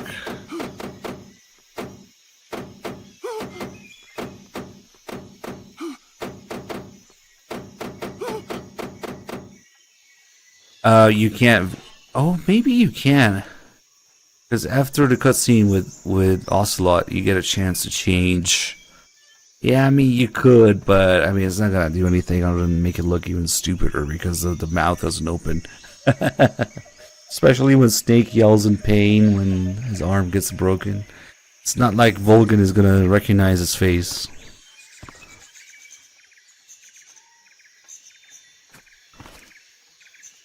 And I guess by then, Sokolov doesn't care anymore. Yeah, that would have been funny as fuck. Like, wait, that's your apprentice? But... Besides, the disguise doesn't work on Volgin. He knows. He knows him too well. Come on. Alright, let's do a little something. Let me see if I have it in my... Not... Oh, I do. Your Russian is superb. Yeah, he's angry.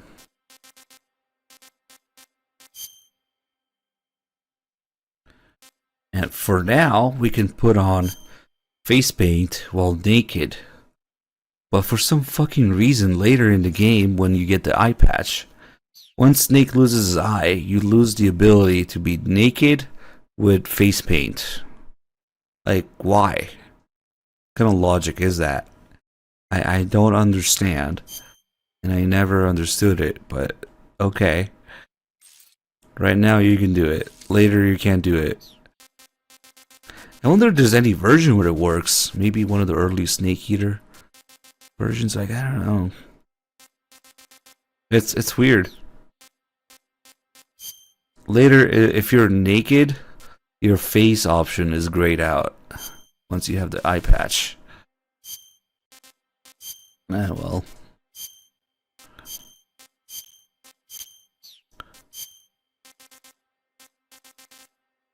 Fuck it, just leave it like that.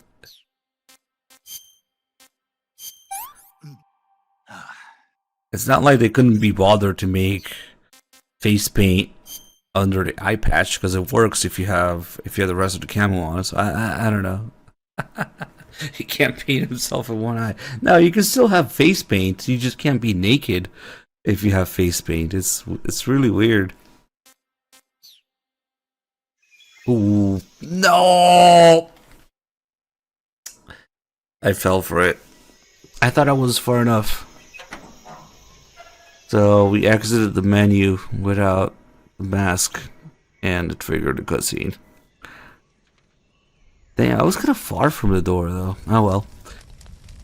So we didn't get to fucking kill Sokolov in there and get the time paradox. But I guess we can still get it with Ocelot, that's okay. Are you one of Volgin's men? You'll never get it from me. No. I'm a CIA agent. I've come to escort you back to the other side of the Iron Curtain. Yeah, clearly not Russian. Yeah. I was sent by Major Zero, the man who got you out 2 years ago. It's funny because he's like speaking perfect Russian right now too. Zero? I have a message from him. What is it? He said to tell you sorry for being so late. Did he now?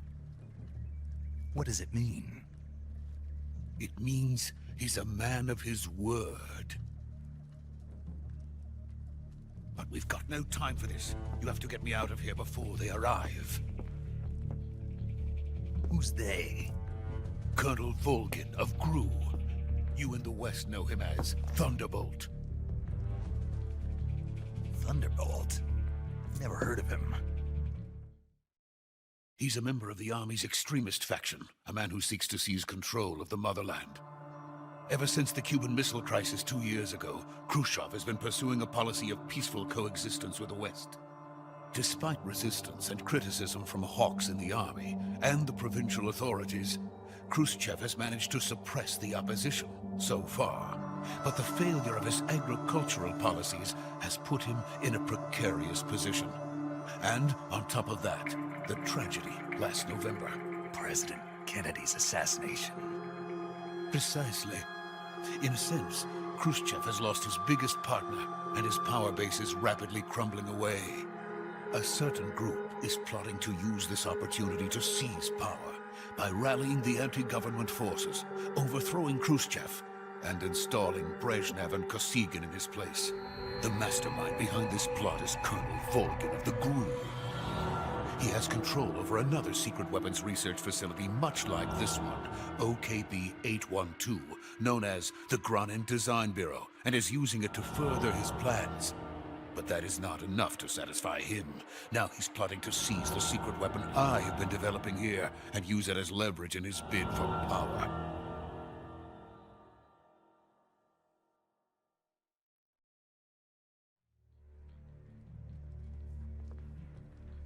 The intelligence says that they are going to make their move during the test. Then, the soldiers outside. Exactly. They wouldn't need that many men just to keep me inside. Their orders were to prevent Colonel Volgin from capturing me. Even if it meant killing me in the process, or so it would seem.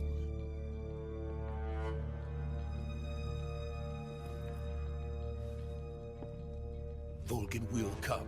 I'm sure of it. You must get me out of here before then. Leave it to me. By the way, your Russian is superb. Where did you learn to speak it? From my mentor. Is that so? America's truly a frightening country. Having second thoughts. No. I have no love for this place. Let's go.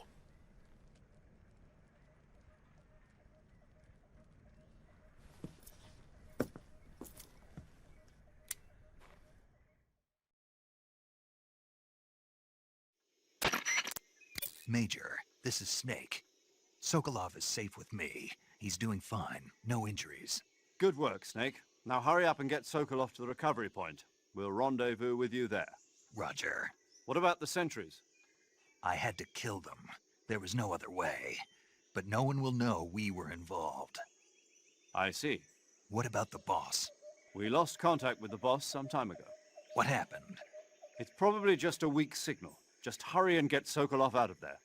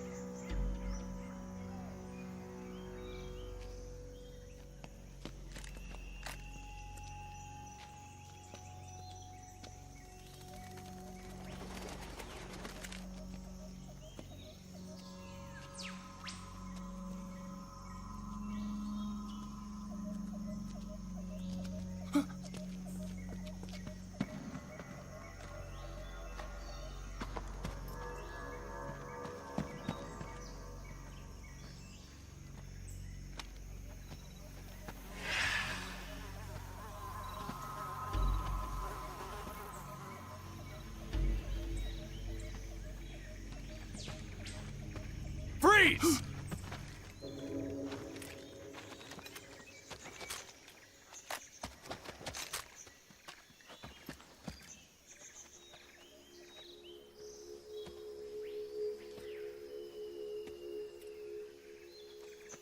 So this is the legendary boss. Huh?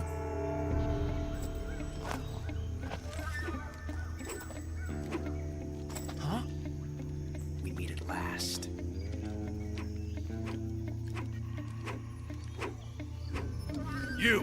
You're from the Ocelot unit of Spetsnaz. Huh. What's a GRU soldier doing here? Soldier?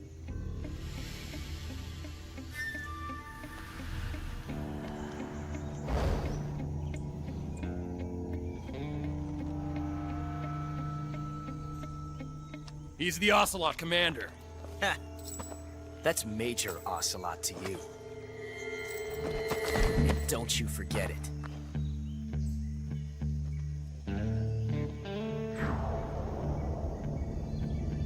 Sokolov is ours. Now get out of here.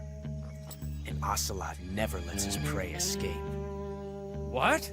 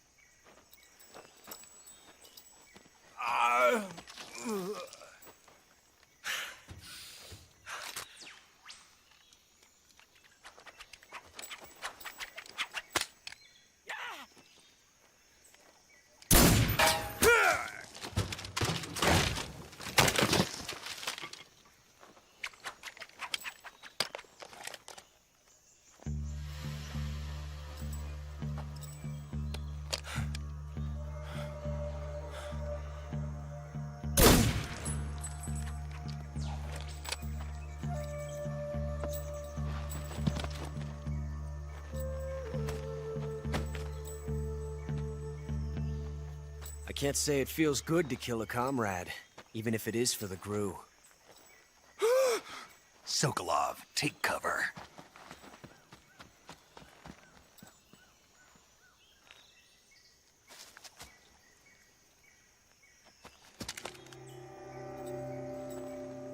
Huh.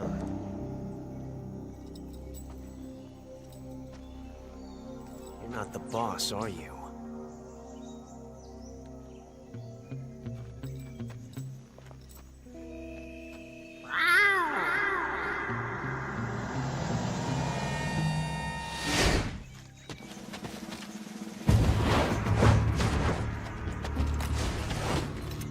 Crew operatives! What is that stance? Huh. That gun.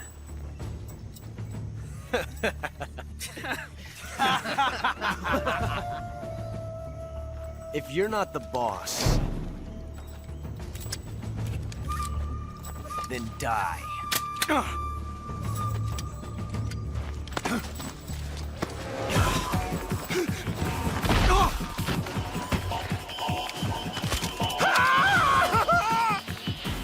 Major! Leave it! Shoot the other one! Whoa!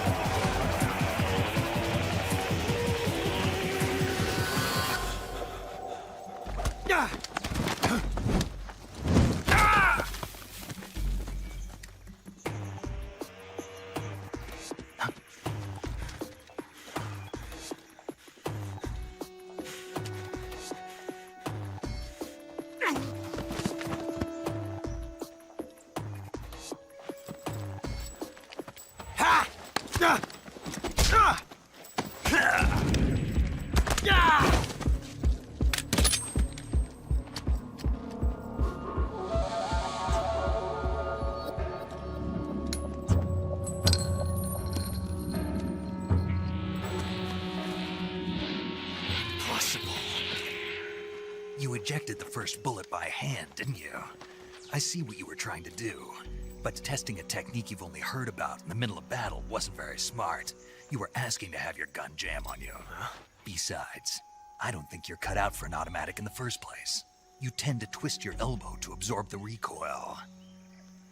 That's more of a revolver technique. You filthy American dog!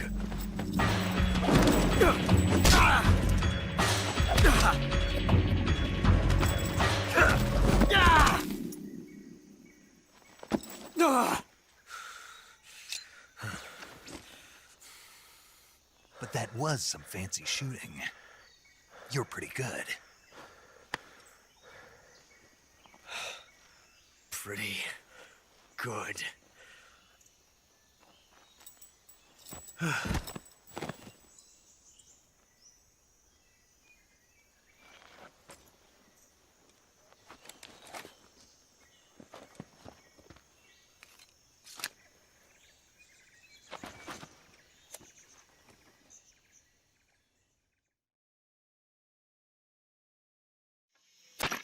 Major, do you read me? I read you. Snake, you all right? I've run into a few snags. These guys were after Sokolov too. Apparently they were taking orders from a GRU colonel named Volgan. A GRU colonel? Part of an internal Soviet power struggle, according to Sokolov. Something between the KGB and GRU. Between Khrushchev's supporters and Volgan's. Sokolov was being guarded by the KGB and hunted by GRU? Snake, it sounds like this could be even hotter than Cuba. I don't like it. Something about the whole thing stinks. I agree. You'd better hurry. Sokolov ran off by himself, but I'll catch up to him. We're counting on you.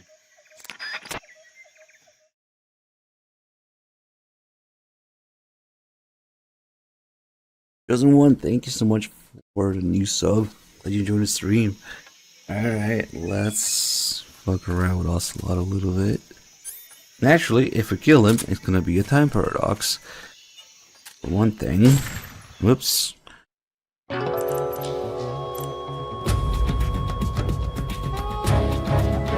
created a time paradox.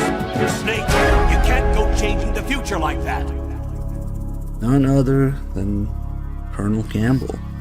Comes out of nowhere. From the future. To tell you that you can't do that. Let's do a couple more of these.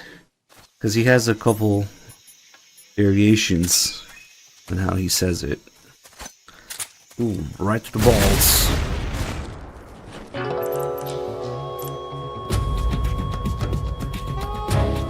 Snake, what have you done? You changed the future. You've created a time paradox. That grenade was so well placed though, it's kind of satisfying. Get in.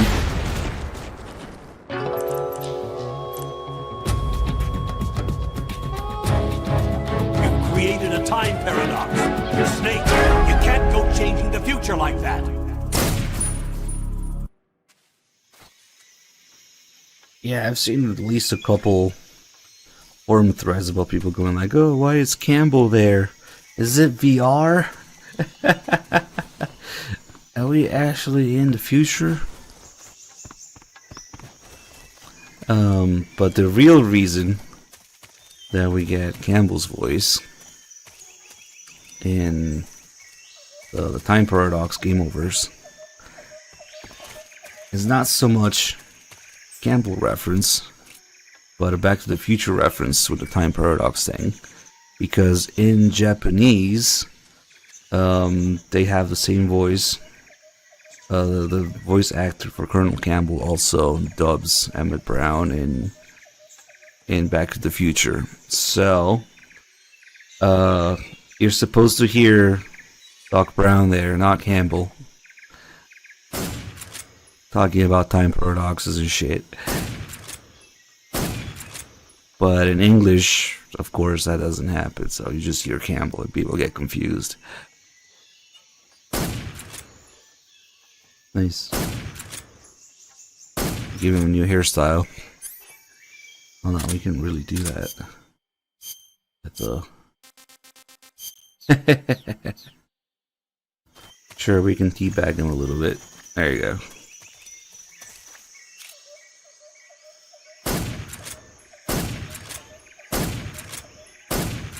I guess it's something you could do to both Ocelot and Olga, huh? I usually don't do it with Ocelot because I don't have much ammo here, but I mean, it doesn't matter. You don't even really need this ammo for anything. Whatever you have left. Oh, I know why we don't do it, because I can't take a picture of him, that's why. Send to someone. So it's not as satisfying. Shit, did we cap? No, there's more. I think they're starting to disappear, maybe. Oh, maybe it's just programmed differently. It doesn't show up in certain spots of his face. No, it doesn't. Ah, that's a pretty interesting difference, actually. Because Olga, no matter where you hit, the dart shows up. Or like for Ocelot here, is it just Ocelot or is it just all enemies? I'm curious now. Oh shit, it's just for Ocelot. Because I can hit this guy in the cheek and it shows up. But not Ocelot? Oh, I never realized that that's the case. Did they give him like a special hitbox or something? To protect his beautiful face, yeah. That's kind of weird. Yeah, it shows up for this guy. How interesting. Or maybe it's because we maxed out the amount of darts on him, I don't know. But they should start disappearing or something, I don't know.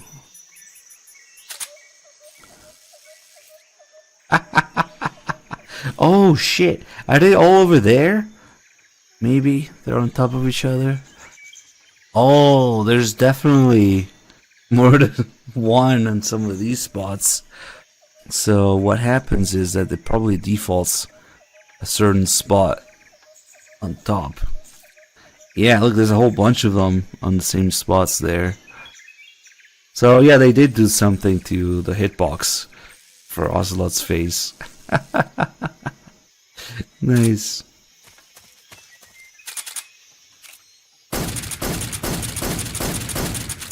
I'm just gonna see what happens if I do this.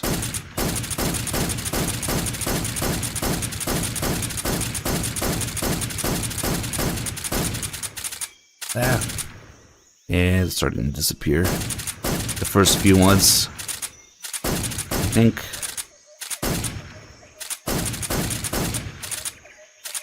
I think Ocelot is more tranquilizer than human at this point.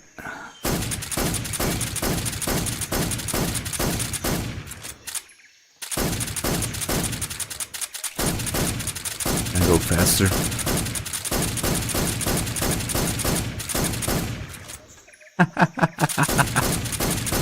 His shoulders.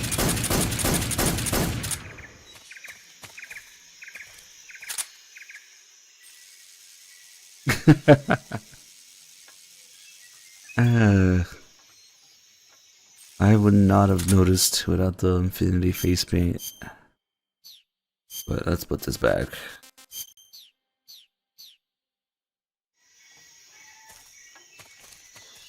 Just like we gotta make Sonny stupid, we gotta make Ocelot stupid. That's why he has brain damage and phantom pain. Yeah, exactly. Anyway, if we search him, he has a mousetrap. Because Ocelots are cats. Or maybe it's something to do with his sneaky nature. I don't know. That's right, no more ammo. This drug resistance is raining. And I should have given Kiefer some alcohol resistance training. Before he got all those DUIs.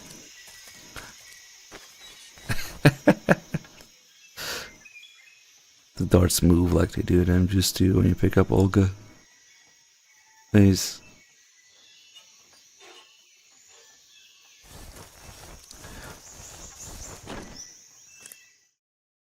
Okay, let's do the calls here. Snake, stay alert. The KGB and GRU both have their sights set on Sokolov. GRU is a military espionage outfit, the intelligence wing of the Soviet Defense Ministry's General Staff Office. It competes with the KGB, which is under the Ministry of Internal Affairs, and the two are always watching each other. Never let the left hand know what the right hand is doing. Exactly. Now, added to that rivalry, there's a vicious power struggle going on between the Khrushchev faction and the anti-Khrushchev faction. So Khrushchev is using the KGB, and Volgin and the anti-Khrushchev forces are using the GRU? That's the idea. The two factions are fighting over Sokolov. We're in an extremely dangerous situation here. Yeah, I'm aware of that. Get Sokolov out of there safely. He must not be turned over to the KGB or to the GRU. Sokolov took off in the direction of the rope bridge. Get after him. Hurry! But first, talked about gunship The paramedic. gates below your life gate. By the way, Snake, What? what was that little lecture back there? Lecture? You were instructing the GRU commander, weren't you? Something about the first round or his hand? Yeah. What was that supposed to mean? Whenever he put a new clip in his gun, he'd always load the first round by hand, whether there was a round left in the chamber or not. It's a technique they teach in the Middle East. By making sure there's always a round in the chamber, you eliminate the risk of pulling the trigger with nothing to fire. He must have heard about it from someone or read it somewhere. In any case, he probably wanted to try it out for himself. And he was obviously motivated by vanity to show off his new technique. That's when you make mistakes. The battlefield is an unforgiving place. The only techniques you can rely on are the ones you've mastered through experience and practice. Uh-huh. And what were you saying about him being more suited to revolvers? When he fired, he was bending his elbow sharply to avoid the recoil. It looked like he wasn't aware he was doing it, but that habit can be either a fatal flaw or a gift. What do you mean? Automatic weapons use recoil to operate, so if you don't let the recoil hit you, it interferes with the operating cycle of the gun. Basically, he shouldn't be trying to avoid the impact like that. But with a revolver, there's no need to let the recoil hit you. Just the opposite. Avoiding the recoil lets you reduce the strain on your hand and arm. That kid might just be handy with a high-caliber revolver. Handy?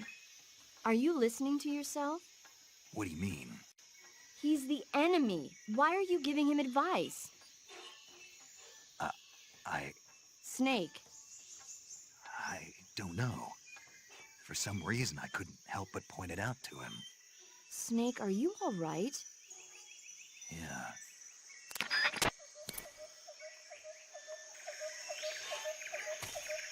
See, that's the thing that's weird, and MGS3 also retcons Ocelot being a fan of Western movies and why he uses a revolver. And MGS1, the original explanation is that he likes spaghetti westerns. He's a gun fanatic and totally obsessed with spaghetti westerns. That explains why he uses, the single action army. And he also dresses like a cowboy with like spurs and shit, right? But in this game it's kind of weird because he doesn't know to use a revolver yet, but he has spurs in his boots already. So he's already a cowboy wannabe, even before Snake tells him about the using revolvers. So I don't know. Now he has to use revolvers because Big Boss told him to. But if that was the case, why was he spinning the Makarov? And why does he have spurs? It's not just the spurs, it was spinning the Makarov too, which is weird. Like, if he was already a fan of Western movies by this point, then you don't need to have Big Boss give him a lesson about revolvers. No, he does not ride a horse. And like I say, he was spinning the Makarov too. That's the part that really makes no fucking sense. But just because they have to retcon everything, yeah. Oh, it was Big Boss that taught him to use a revolver. No, it was. That's bullshit. But it's okay. This game retcons much more than that. How about Big Boss's entire background, age, nationality, experience? How is that dart even there? Like, it's not attached to anything. Maybe the hitboxes are just a little off.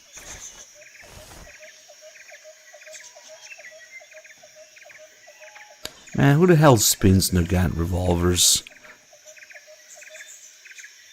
Yeah, sure, it's Russian, it's a revolver, but it doesn't matter, I mean.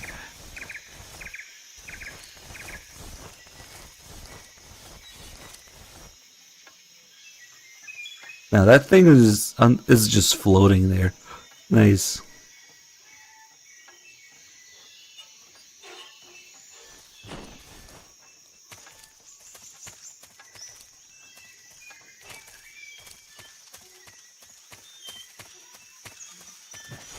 What was that?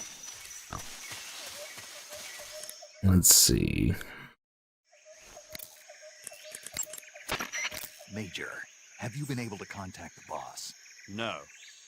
You really think it's bad reception? We're looking into it. I gotta do the call with the Snake, Sorrow we've got here. more important things to worry about than contacting the boss. Right now, Sokolov is out there wandering around the jungle alone. What are you going to do if he gets caught by the enemy? We're still looking into why we lost contact with the boss. I'll let you know as soon as we find anything out. In the meantime, it's your job to find Sokolov and get him to safety. Got it? I mean, apart from the whole gas seal cylinder moving forward thing, the gun revolver is pretty fucking terrible as a gun. It just has that one quirk to it. There should be a call about Vulcan, and usually I do the call, well, you supposedly hear the Sorrow before we meet Sokolov. But you can also do it, I think you can even do it when you're at the bottom of the river. When you're actually right next to the Sorrow's body where he died. Usually I do it here. It probably doesn't matter now though. Oh, let's see if we can do that door peeking thing now. Yep, there you go. This blew my mind when I found out about it. You don't have to open the door to look inside.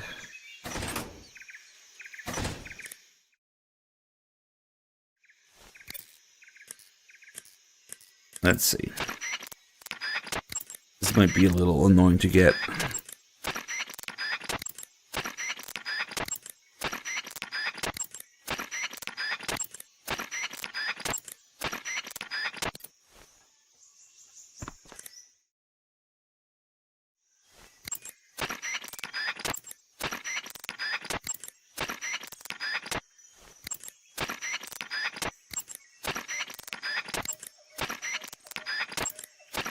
Normally you'd be insane to try this kind of stuff, because when somebody doesn't answer, they just never answer. This is the exception.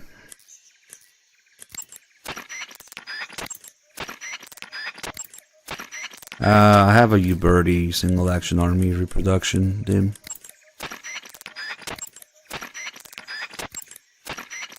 It's pretty close. The only real difference between the original Colt and the Ubertis is that the hammer doesn't click 4 times, but only 3. It's a little annoying, but whatever. Yeah, it's stupid. Because if you try calling, for example, I don't know, Deep Throat 1,000,000 times and then just one, I never does anything. I don't even know if it's possible. It should be possible to get it now, but it's just kind of finicky to get it sometimes. And it could be the amount of times you call, it could be random, it could also be, because this game definitely has a thing where you have to quit the radio and reopen it to load a unique call for some calls and some characters. So maybe... Boss?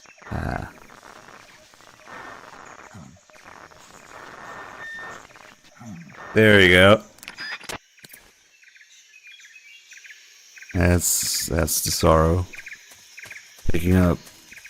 I think you can also do it after the cutscene, before the cure menu. And we gotta do the Volgin call as well. Maybe we'll do a save call as well. Wait, no, not you. Thermal goggles create a thermal image based on the heat emitted by objects in view. What the fuck are you going on about? Get Sokolov out of there safely. He must not be turned over to the KGB or to the GRU. Sokolov took off in the direction of the rope bridge. Major, do you know anything about this GRU Colonel Sokolov was talking about? Yes, Who is he? a most dangerous man indeed. His name is Yevgeny Borisovich Volgin. His code name in the West is Thunderbolt. He's gained a reputation as the most brutal and cold-blooded of the Soviet spy masters. During the war, Volgin was assigned to the domestic branch of the NKVD. He was stationed in the rear of the Soviet line to catch and punish any troops who tried to retreat or desert. He's also notorious for his accomplishments in anti-guerrilla operations in the Ukraine and the Baltic states. Apparently, he likes to boast that he disposed of over 100,000 anti-communists. We also know that he was instrumental in putting down the 1953 insurrection in East Germany and the 1956 uprising in Hungary. He is truly a fearsome man. There's no telling what he might be plotting. Be careful. I will.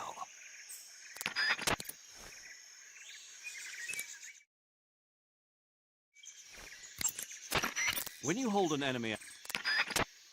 I think Get... that's it, right? Major, No, oh, that's right. this There's one great more. Design bureau Sokolov was talking about. OKB-812. It's the same type of top-secret facility as Sokolov's own OKB-754. The director is a man by the name of Alexander Leonovich Granin. He's Sokolov's arch-rival, and the two have competed fiercely against each other since the days of the war. To hear Sokolov tell it, though, the rivalry was really all in Granin's head. In any case, Granin seems to harbor an unusually intense hatred for Sokolov. Knowing that Sokolov was protected under the aegis of Khrushchev, Granin threw in his lot with Volgin, the vanguard of the anti-Khrushchev movement. Apparently, Granin meant to use the funds provided by these opposition forces in order to defeat his old foe. Volgin, for his part, was intrigued by the possibility of using the high-tech weapons Granin created in the fight against Khrushchev. Thus, the two formed an alliance, and Volgin took the Granin Design Bureau under his control. But now Volgin's got his sights set on Sokolov. Yes, it would seem that he and Granin aren't getting along so well after all.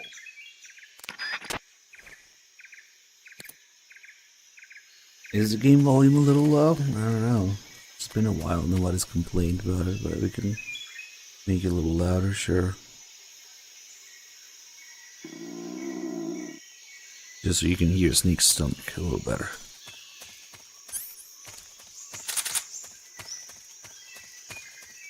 Let's do a save call as well. You want to save? Hold on a sec. And I'm gonna do a little something. Because we gotta learn about Zero's new... What the hell was it?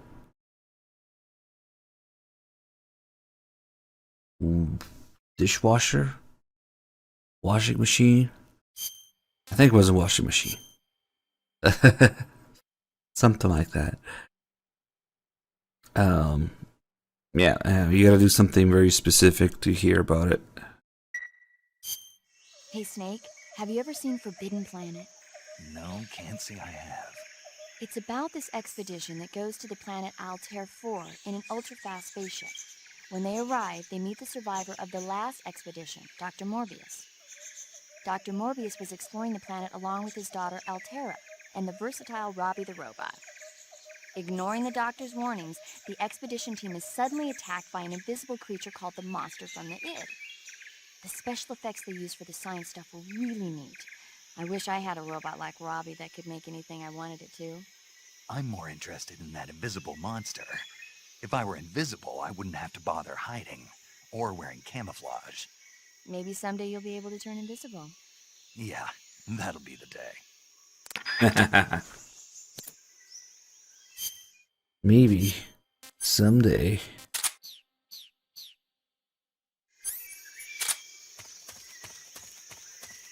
We'll use this for the Rykov Easter egg. There's actually an Easter egg that I think you can only do with a stealth camo.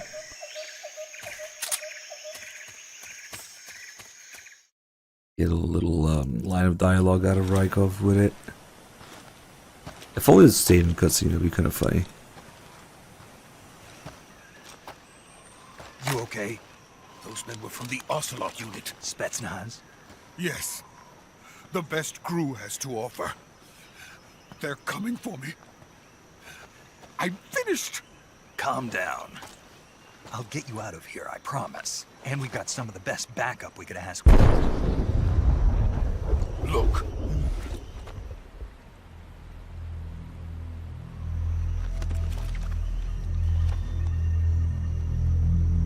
That's what they were making you build.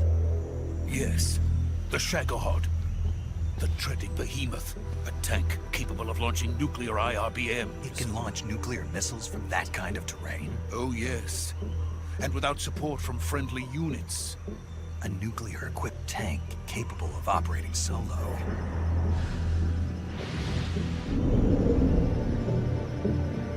Is that thing finished? No. This is only the end of Phase 1. It won't be truly finished until we complete Phase 2. Phase 2? The weapon's true form. If it is completed and the Colonel gets his hands on it, it will mean the end of the Cold War. The end of the Cold War? Yes. And then the Age of Fear will truly begin. A world war. I had no choice but to cooperate. I didn't want to die. I wanted to see my wife and child again in America. Please, take me to America, quickly. They cannot complete it without my help. Got it. Let's go.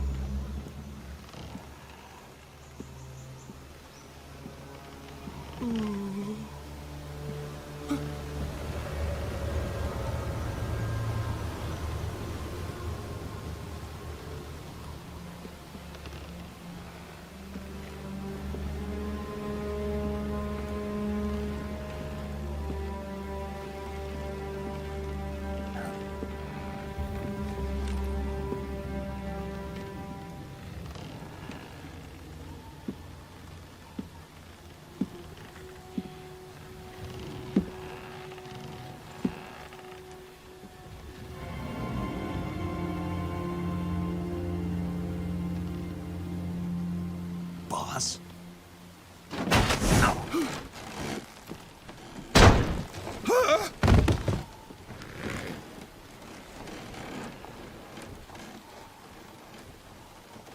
Good work, Jack. What are you doing here? Sokolov comes with me.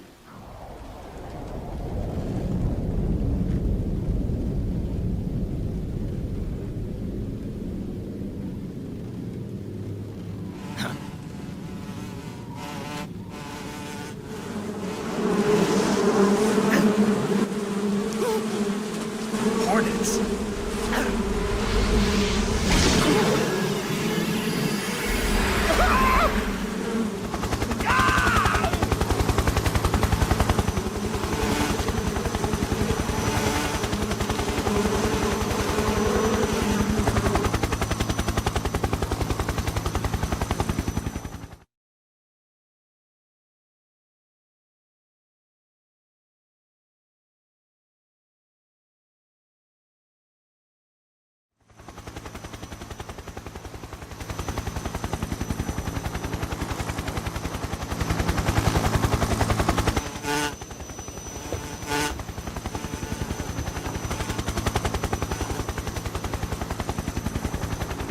My friends, let us fight together again.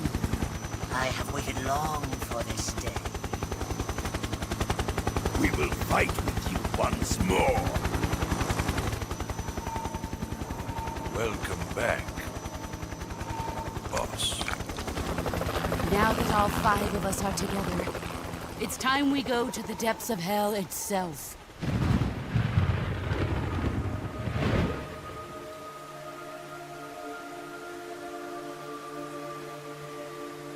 It's raining blood. Is he crying?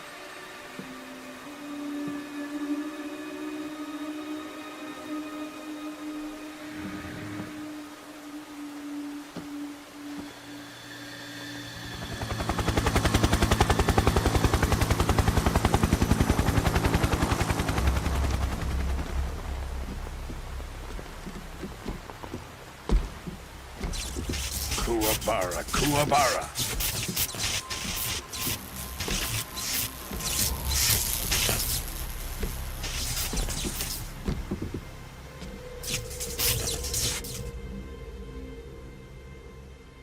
Ah, what a joyful scene. Colonel Vogan. Welcome to my country. And to my unit.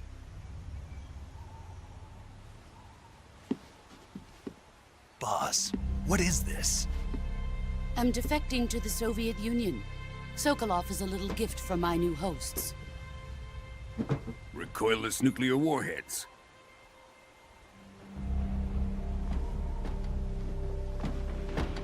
These will make a fine gift for me. This can't be happening.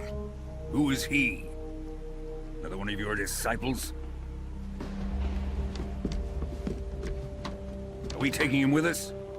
No, this one is still just a child. Too pure for us Cobras. He has not yet found an emotion to carry into battle. What are you talking about? Think you can pull the trigger?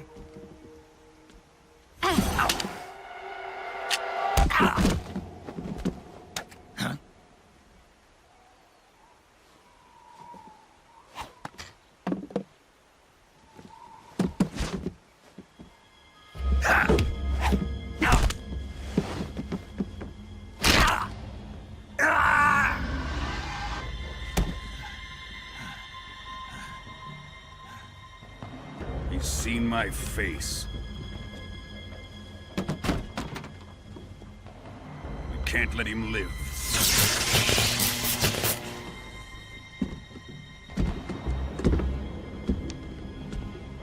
If Khrushchev finds out about this, we're finished.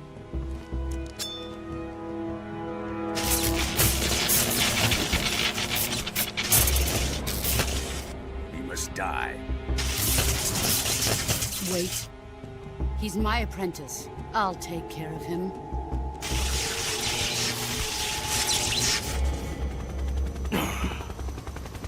Jack, You can't come with us.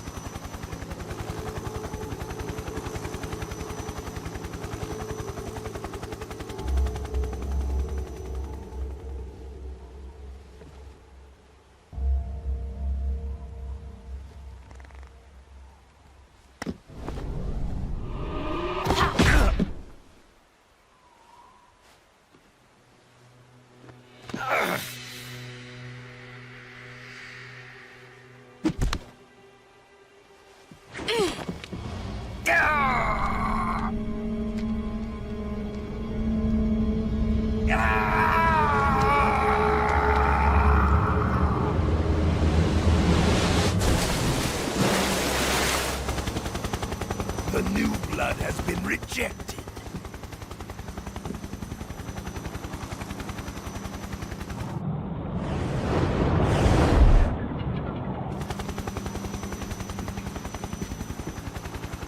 Are we done here? Now, onto Sokolov's research facility. Shagohod is ours.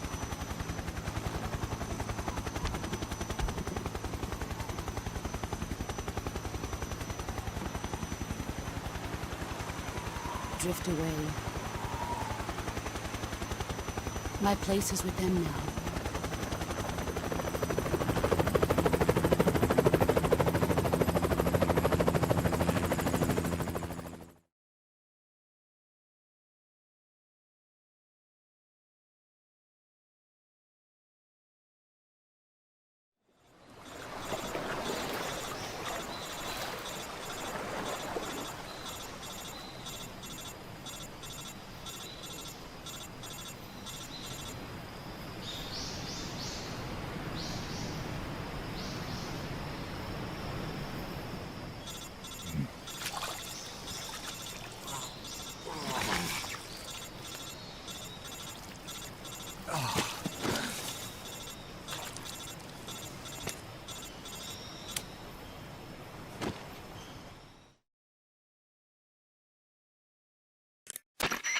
Snake, can you hear me? Yeah. Just barely. Snake, listen to me. You need emergency medical treatment. Can you move? You've got to get those wounds treated. Hang in there. All right, let's get you fixed up. Paramedic? Okay, Snake. Just relax and it'll all be over before you know it.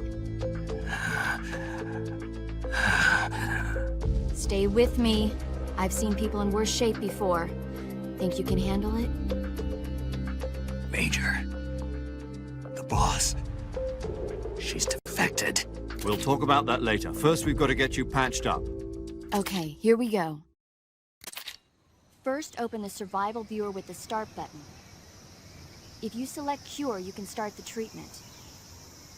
Healing is divided into treatment using medicine with the item window button and surgical treatment using the weapon window button. Your injuries include a fractured left elbow and rib bone, and lacerations on your upper arms, right elbow, and abdomen. They need to be fixed using surgical treatment. Move the healing cursor with the left stick to the affected part of your body. Once you've selected the affected area, hold the weapon window button and use the left stick to select the medical item, and then press the enter button. With this method, you can use items to help your recovery process. To treat a bone fracture, first secure the affected area with a fastener and then wrap it in bandages. That should do it. For lacerations, you'll need disinfectant to clean the wound, sutures to stitch it up, styptic to slow the flow of blood, and bandages to wrap the wound. If you do everything I mentioned, the wound should heal completely. Understood? Yeah. Stay with me. Go into the survival viewer and treat those wounds.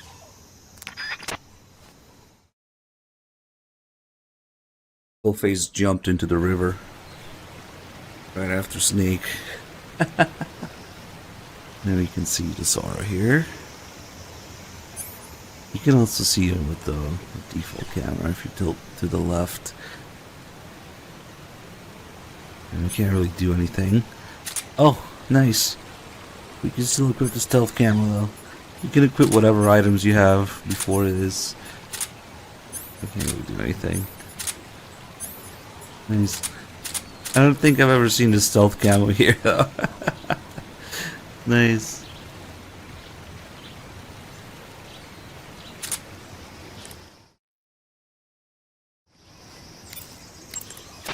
Snake, hurry and get those injuries treated. Snake. Probably not much going on in terms of calls here. What if I save? Is she just gonna have Ready to save, Snake?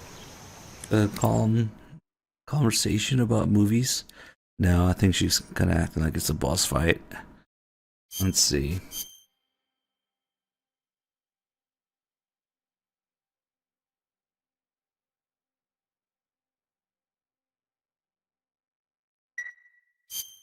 Snake, come back Yeah. in one piece, okay? I'll be waiting. Don't worry. Snake, what are you doing? Hurry up and treat those wounds. First, open the... Yeah, she just explains it again. Snake. That makes sense. Alright, let's do some speed surgery. Funny thing is, you don't need to do it in order. It doesn't matter.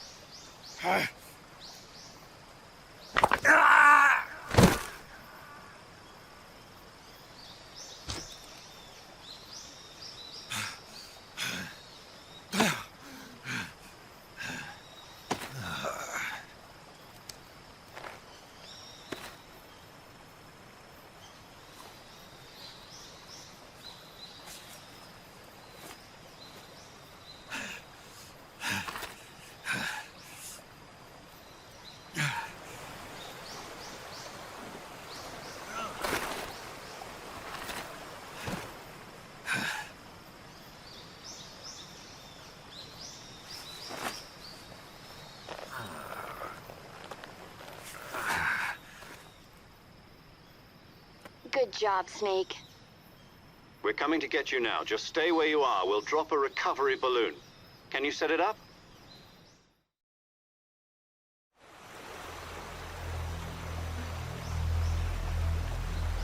Take a look at him in first person. I wonder where his gun went.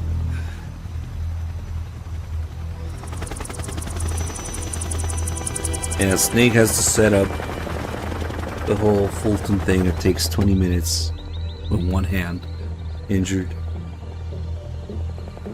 It's that thing that you see drop here right before the bomb goes off.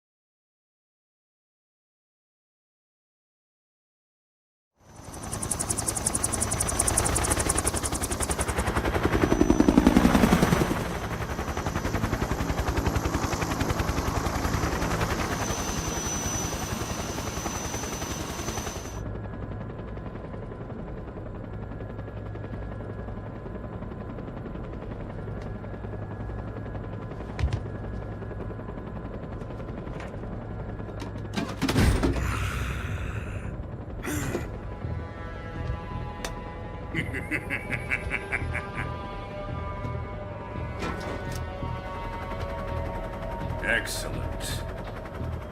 A great success. Thanks to the boss and her cobras, I have both Sokolov and the Shagohod.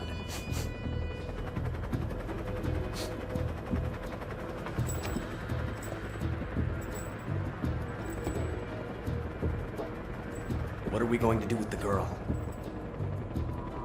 Who is she? Apparently she's Sokolov's woman.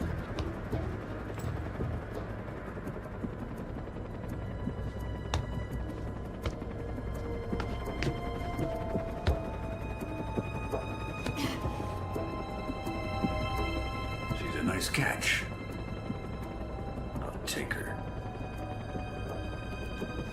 Not so fast, my dear.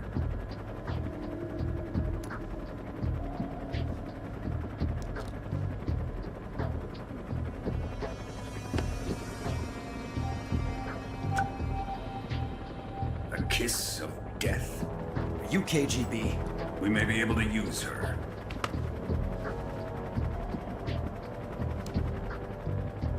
She has spunk.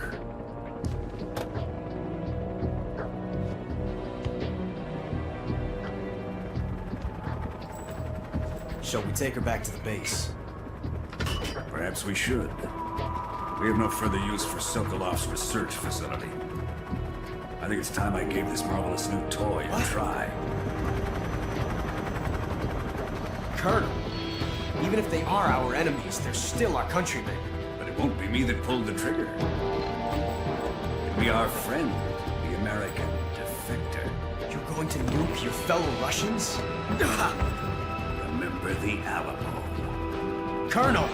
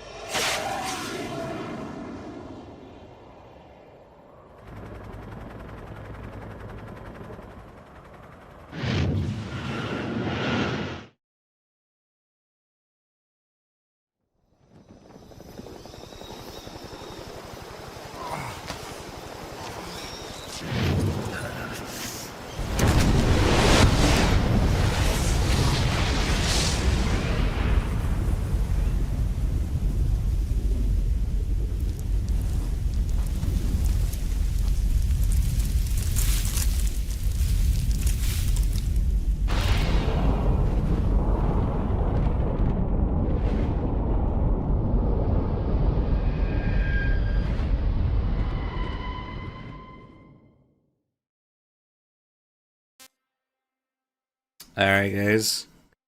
I'm not just gonna play Snake Eater intro, but we're all gonna fuck with it a little bit. There's things you can change. You can have all these icons on screen. You have the Hershey's. You have, shit, what is it called? YFA12 or something. You have the MiGs. You have the other cargo plane. You have the Vultures. You have the Hammer Sickle. You have the peace signs. Things.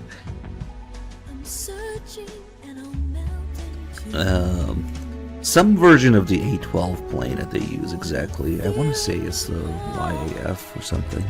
We'll get to call about it. And we can also change the language of the credits here.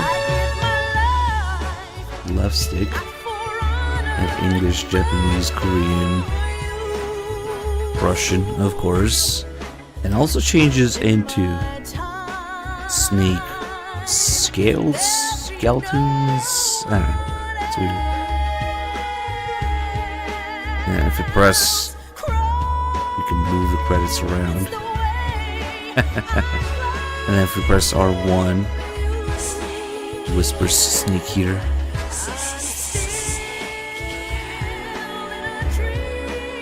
Yeah, at the right time though. Kinda sucks otherwise.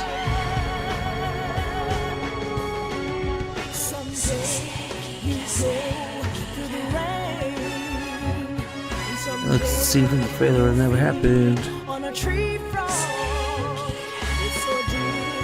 see how fast we can do it.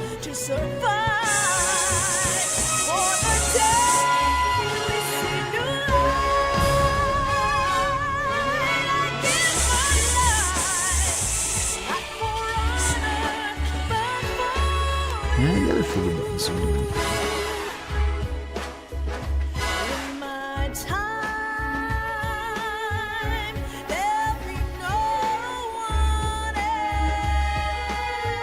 What the fuck was that? What is that? I didn't know about this one. The D-pad does something. That's weird.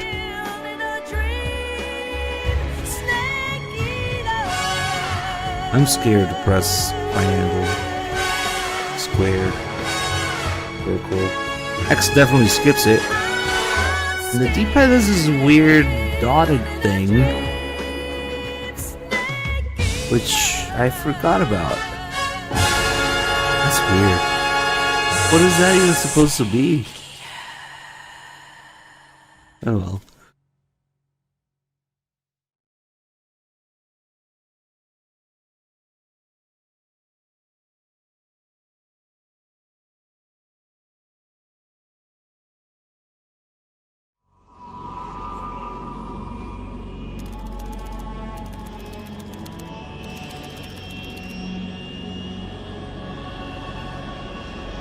Currently flying over the Arctic Ocean, altitude 30,000 It's Kaz. feet, approaching Soviet airspace. Arriving at the designated drone launch point. Drone oil pressure and voltage are nominal. Payload oxygen supply is nominal. Power supply to payload antifreeze system shows no problems. No gusts. All systems go for drone detachment. Snake, we can't risk a halo jump this time around. Airspace security has gotten tighter since we were last here. We can't get as close to the ground as we did during the Virtuous mission. So instead, we'll be using one of our newest weapons. Snake, you're being given an honor on par with Alan Shepard. This is our last chance. Show your patriotism. If you fail, you'll be back in a hospital bed again, waiting for the firing squad.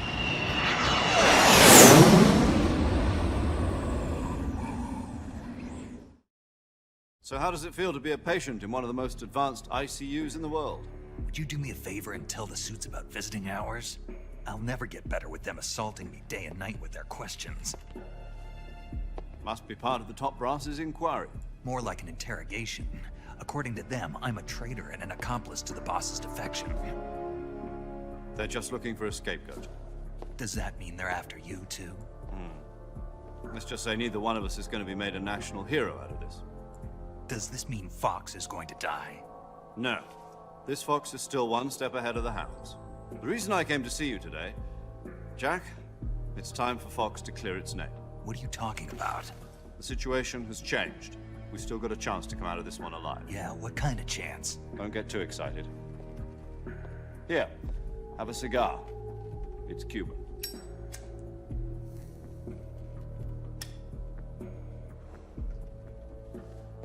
This morning, I had a meeting with the CIA. They decided when they're going to execute us? No. Something even bigger. Yesterday, the White House received an unexpected call. President Johnson? Yes, I hear you, Mr. Chairman. It was a hotline call from Khrushchev to President Johnson. From the head of the Soviet Union? That's right. A few days ago, one of our country's main design bureaus, OKB 754, was destroyed in a nuclear explosion. At about the same time, our anti-aircraft radar picked up a signature that appeared to come from one of your military aircraft. Does any of this sound familiar to you?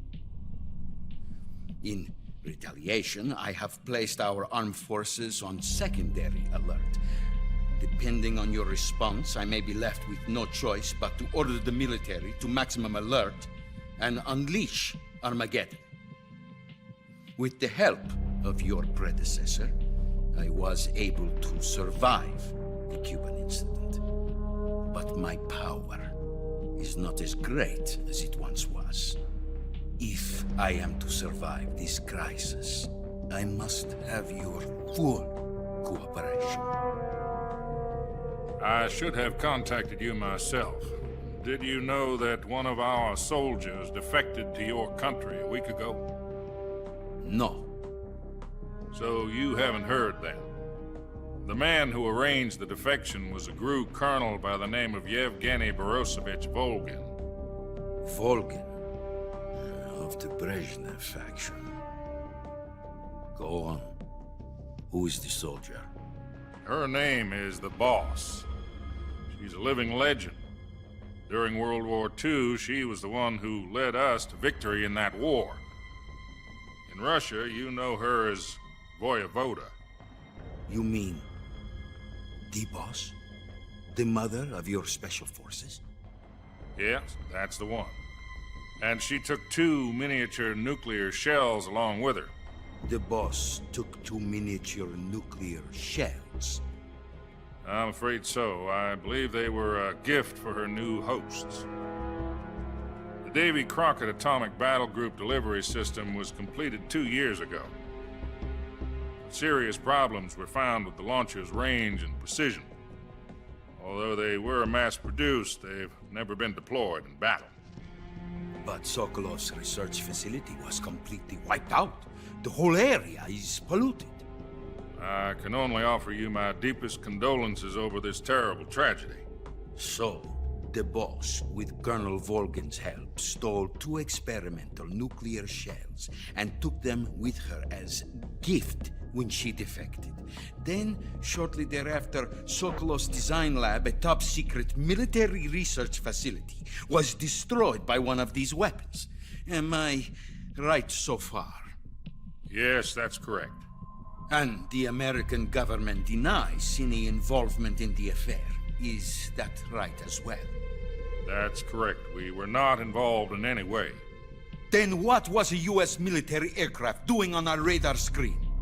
It was clearly in a violation of our airspace. And yet you say it was not acting under your orders. That's correct. You expect me to believe that this was all the work of a single soldier? I don't know what else to tell you. The Army insists that this is all a ploy on your part. I've said it once and I'll say it again. Our government had nothing to do with it. And I would like dearly to believe you. However, I'm afraid my power over the military has weakened since the Cuban incident. I will need some kind of proof that this was not the action of the American government. You have 1 week. You must catch the Boss yourselves and recover the remaining nuclear device. Then, you must find some way to prove your innocence. Prove our innocence? Yes, preferably something painful. Prove to me that this is not merely another one of your tricks. The Boss should be close to Colonel Volgin. How about a little co-action? I would not expect too much if I were you. The political situation here is unstable. And Colonel Volgin is a member of the Brezhnev faction, which seeks to topple my government. 1 week. You have only 1 week, and if it is not too much to ask, do something about Volgin as well. What is that supposed to mean? Nothing. It means nothing. Call it a modest gentleman's agreement to ensure our continued relationship. What if we can't prove our innocence? Then I will be unable to restrain the military. I will be ousted, and they will seek their revenge. A nuclear attack on the United States?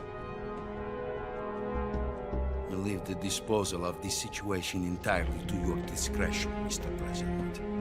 Disposal? If you fail, it will mean the beginning of a new world war. To put it simply, in order to avoid a full-scale nuclear conflict, we have to prove that America was not involved in that explosion. And eliminating the Boss ourselves will prove America's innocence?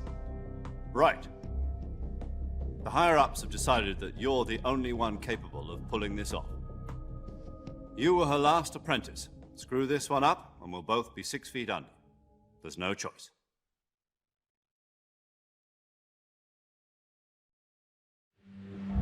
Are the Russians going to be helping us?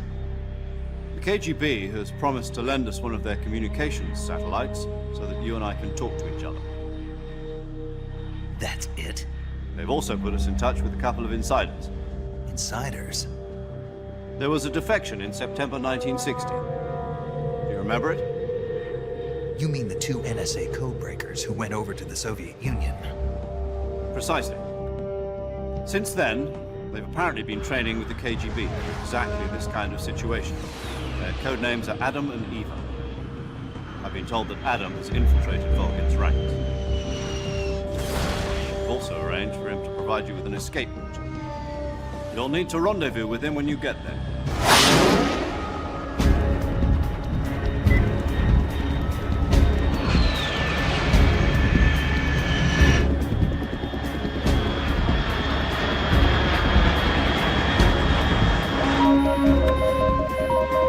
Control. Unidentified aircraft detected. Altitude 30,000 feet.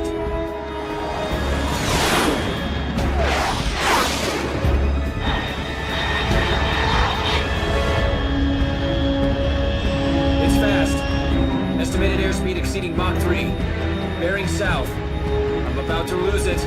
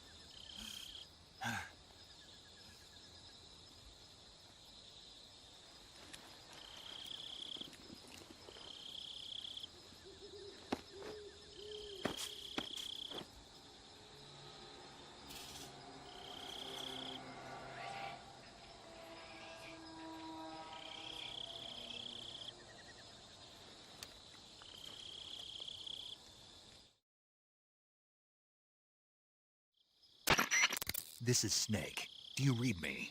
Loud and clear. Glad to see you landed safely. I got blown pretty far off target. Snake, let's go over your mission objectives one more time. Rescue Sokolov. Find out what's happened to the Shagohod, then destroy it. And finally, eliminate the boss. Eliminate the boss. This mission will be codenamed Operation Snake Eater.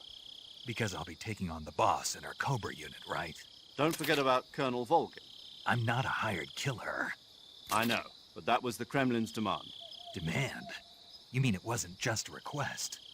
What's it to us if the Khrushchev regime is threatened by the Colonel and his faction? If supporting the current regime helps us avoid a nuclear exchange, then that's what we'll do. And what are the CIA's demands? Our priorities are the rescue of Sokolov and the destruction of the Shagohod. Roger that, Major Tom. Hold on, Snake. What now? I'm changing my codename. It turns out Tom wasn't the most auspicious choice. What do you mean? Well, the truth is, when I chose my codename, I picked the wrong one. The wrong one? Did you ever see the movie The Great Escape? It came out last year. I must have missed that one. Anyway, it's based on a true story about prisoners who escaped from a POW camp in Nazi Germany. The prisoners dig 3 tunnels as part of their plan, but the Nazis find 2 of the tunnels before they're finished. The prisoners succeed in escaping by using the last remaining tunnel. The names of those 3 tunnels were Dick, Harry, and Tom. I get it. You used the name of the tunnel they escaped in as your code name because you thought it would bring you good luck. Yes, that's exactly right. At least, that was the plan. But I got the name wrong. The one they escaped in was Harry. Tom was one of the unlucky tunnels. It was discovered by the Nazis before it was finished. I watched the movie again just to make sure. In fact, I even ordered the actual film from the movie company. yeah, it doesn't sound like the greatest name to use. So what should I call you? You know, let's just use Zero, like we've been doing all along. All right, then. Major Zero it is. We'll start over from square one. From square 0. My frequency is 140.85. Oh, I almost forgot. Paramedic is with us again on this mission. Is this her last chance, too? If we fail, she'll have her medical license revoked. It's more or less the same kind of fate. Her frequency is the same as during the Virtuous mission, 145.73. She'll be recording your mission data as well, just like the last time. That frequency is also the same, 140.96. And there's one more person on your support team. His name is Mr. Sigint. He's an expert on the latest in weapons and equipment technology. He'll be going up against some of the world's most advanced weaponry when you infiltrate the research facility. If you have any questions, just ask him. His frequency is 148.41. Mr. Sigint. Got it. Adam, your KGB contact, is waiting for you at the abandoned factory up ahead. The same factory Sokolov was being held in last week. Yes, meet up with Adam first. He's cleared the way for you to rescue Sokolov. How will I know this Adam guy when I see him? You'll know once you reach the factory. The whole area's been polluted by the fallout from that nuclear blast. No one else would dare come close. The password is, "Who are the Patriots?" and Lali Lulelo. Lali Lulelo. Gotcha. You've been equipped with a 45 for this. You've mission. been equipped with Be a careful, for this it's mission. noisy. Be careful, I thought it's standard noisy. Fox procedure was procure on-site weapons acquisition. The circumstances are different this time. You're now on an official mission for the United States government. It would be necessary to make your presence known to a certain extent, to the Khrushchev regime at the very least. But remember, this is still a sneaking mission. Snake, if you fail this mission, it will mean an all-out nuclear war. Keep that in mind and proceed with extreme caution. Understood. Commencing Operation Snake Eater.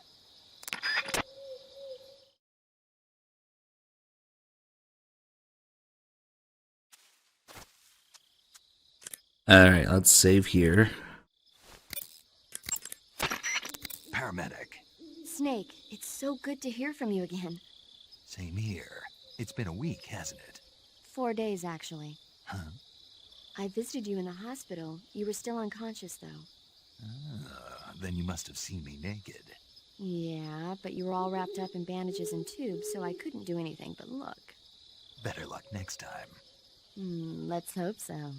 But seriously, don't forget that you were like that until just yesterday. In fact, you really shouldn't even be on this mission. Keep an eye on your stamina gauge. If you start to run low, don't push yourself. Eat something to replenish your stamina. And try not to get yourself hurt. If you're wounded or get bitten by a venomous animal, go into the survival viewer immediately and treat yourself using Cure. Yeah. I can see you still know how to nag. You're welcome. And I can see you still don't know when to keep your mouth shut. Maybe so.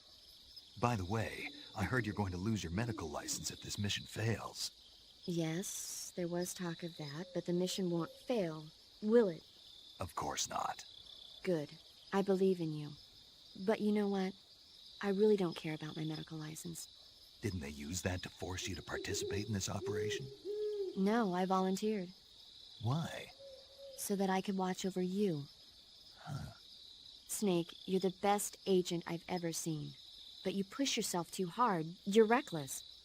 Someone has to stop you from getting into trouble, to make sure you and the boss don't kill each other. So that's why I volunteered. I mean, you couldn't ask for a better guardian angel than me, right? Thanks. Stop right there. Huh? You can thank me when you get back. All right.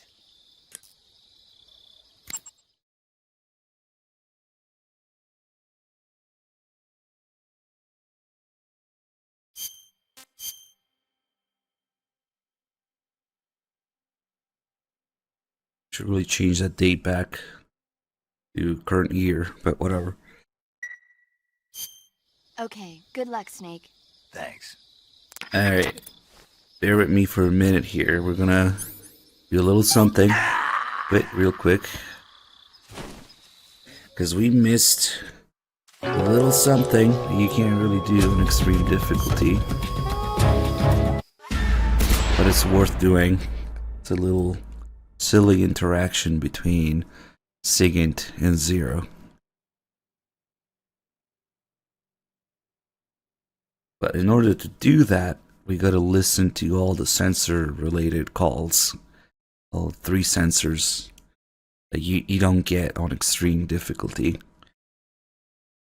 unless you use like the developer save or something, or quickly start the game in lower difficulty or something like that.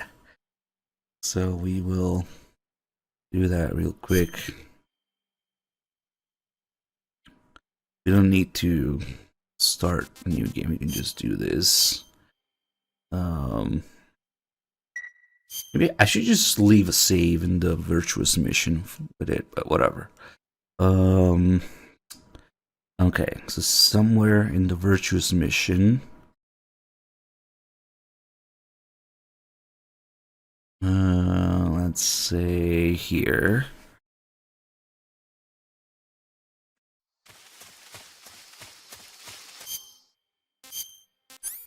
We have a little bit of everything. More importantly, we have 3 sensors and a few fake death pills. Just a few. Alright. So, we're gonna do the calls about these 3.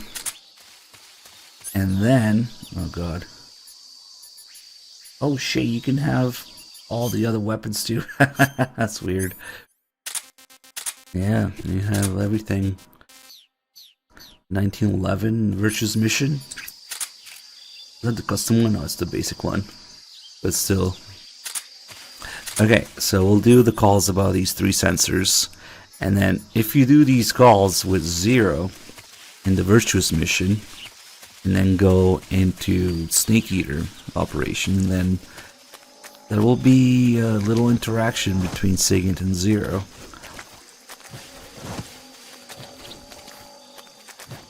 So we'll just, this will only take a few minutes.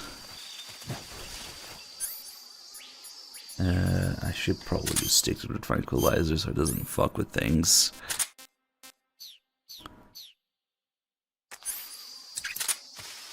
Oh no, I don't know if I have enough ammo. Alright, let's do these calls. We're gonna have to skip a few. Snake. Snake, remember. Snake. Your action. Snake, use. Major. Snake, in order to carry out the mission without being spotted, you must learn to detect an approaching enemy well ahead of time. Press the first-person view button and use the first-person view to constantly check your surroundings. Tell me about the sensors. Press. Yeah. You can use an Snake, making it. Snake, be careful. Listen up, Snake. Snake. Snake. When you're in the jungle, There we determining go. the position of your enemies is important. That's why you've been supplied with sensors. Use them well. The motion detector senses activity in your immediate vicinity. However, in the jungle, a lot of things other than your enemies are moving. Animals moving around will show up on the sensor just like anything else. Also, the motion detector is only so sensitive.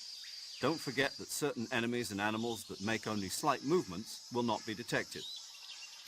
Press the left stick to initiate the active sonar and emit a special sonic wave. The reflected sound from the sonic wave reveals the positions of targeted objects. In contrast to the motion detector, the active sonar reveals still objects as well. However, there's a risk that the sound of the sonic wave will reveal your position to enemies and animals, so be careful when using the active sonar. The anti-personnel sensor vibrates when it detects human life forms.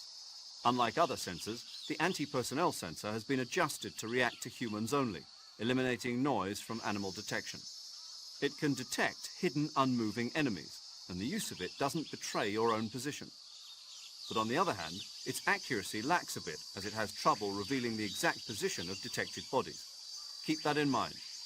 When you use it during first-person view, it'll work only in the direction you're facing. Alright, so those calls, the call about the sensors in itself is not too interesting. But now that we've done it, if we quickly complete the Virtuous mission and go into the Snake Eater mission, And we can call SIGINT about the same sensors. And that's when it gets funny.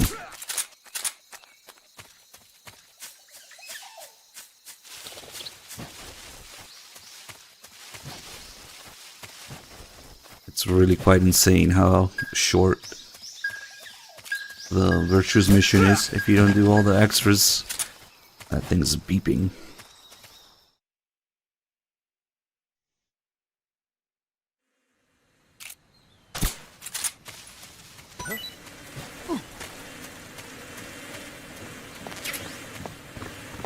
Ah shoot, shouldn't have done this in normal, because now it's gonna be different. I'm actually better doing it on extreme, but whatever. In the last area.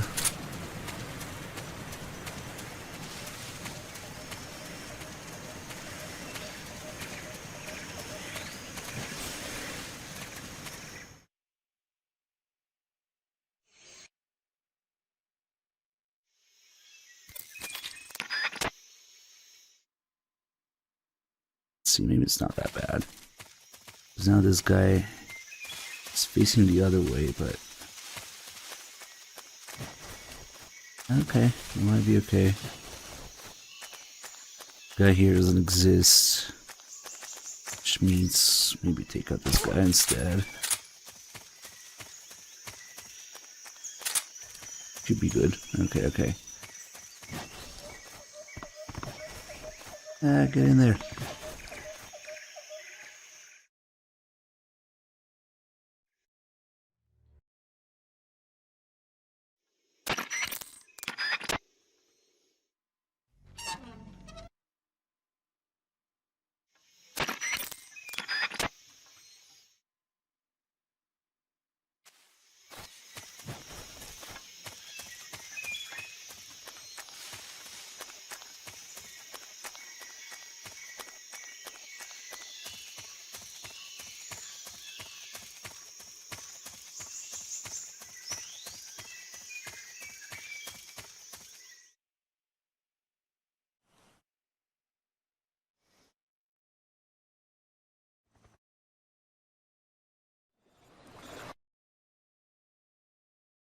Okay, now we just gotta do some surgery.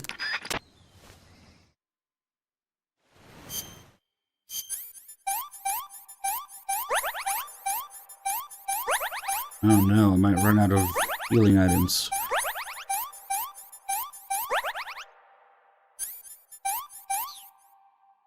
Okay, let's get back to the beginning of Snake Eater mission.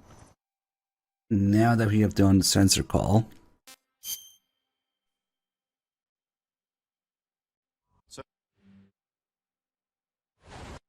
We'll skip a couple calls with SIGINT until he starts talking about the sensors.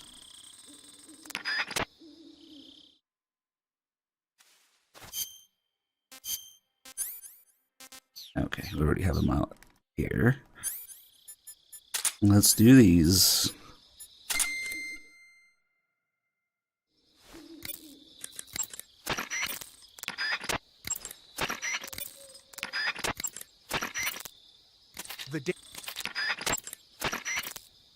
The motion detector will display any moving objects in your vicinity. But the enemy isn't the only thing that's moving around in the jungle.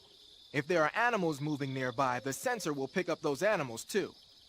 And remember that there's a limit to how sensitive it is. Enemies and animals that don't move around very much won't get picked up. Something wrong? The Major told me the exact same thing. You mean during the Virtuous mission? Yeah. He must have been reading those notes I gave him word for word. That guy doesn't know tech. Wait, something is suspicious here. Active sonar sends out a special type of sound wave whenever you press the left stick. It uses the echo from those waves to calculate and display the position of nearby objects. Unlike the motion detector, it'll show you objects that aren't moving. But because you're blasting out sound waves, there's a risk that the noise will alert enemies and animals to your presence. Be careful about when and where you use it. Did he tell you that too? Yeah. Did you give him notes for it? Yep.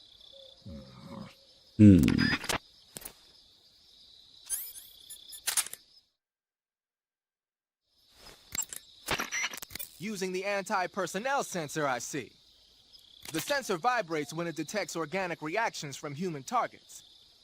It's been adjusted to respond only to humans, so unlike other sensors, it'll let you ignore animals and focus only on the enemy. It'll even detect enemies that aren't moving, and you won't have to worry about it giving away your position. But on the flip side, it won't tell you the exact location of the target. Keep that in mind when you're using it. Also, remember that when you use it in first-person view, it'll only scan in the direction you're facing. Yeah, I've heard that one too. Did he use the exact same words? Yeah. Man, that guy still lives in the Stone Age. Just the other day, he bought this brand new washing machine and... Sigurd? Talk to you later, Snake. There you go. It was a washing machine. I forgot if it was a dishwasher or something. So, okay. There it is.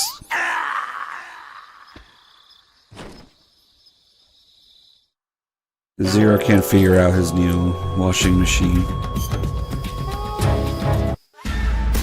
It's a really obscure thing, especially if you play in higher difficulties. You don't have those sensors. Just for that little interaction between them, it's worth doing all that. Alright, we'll get back to the regular save. And 3Dog will be taking over soon.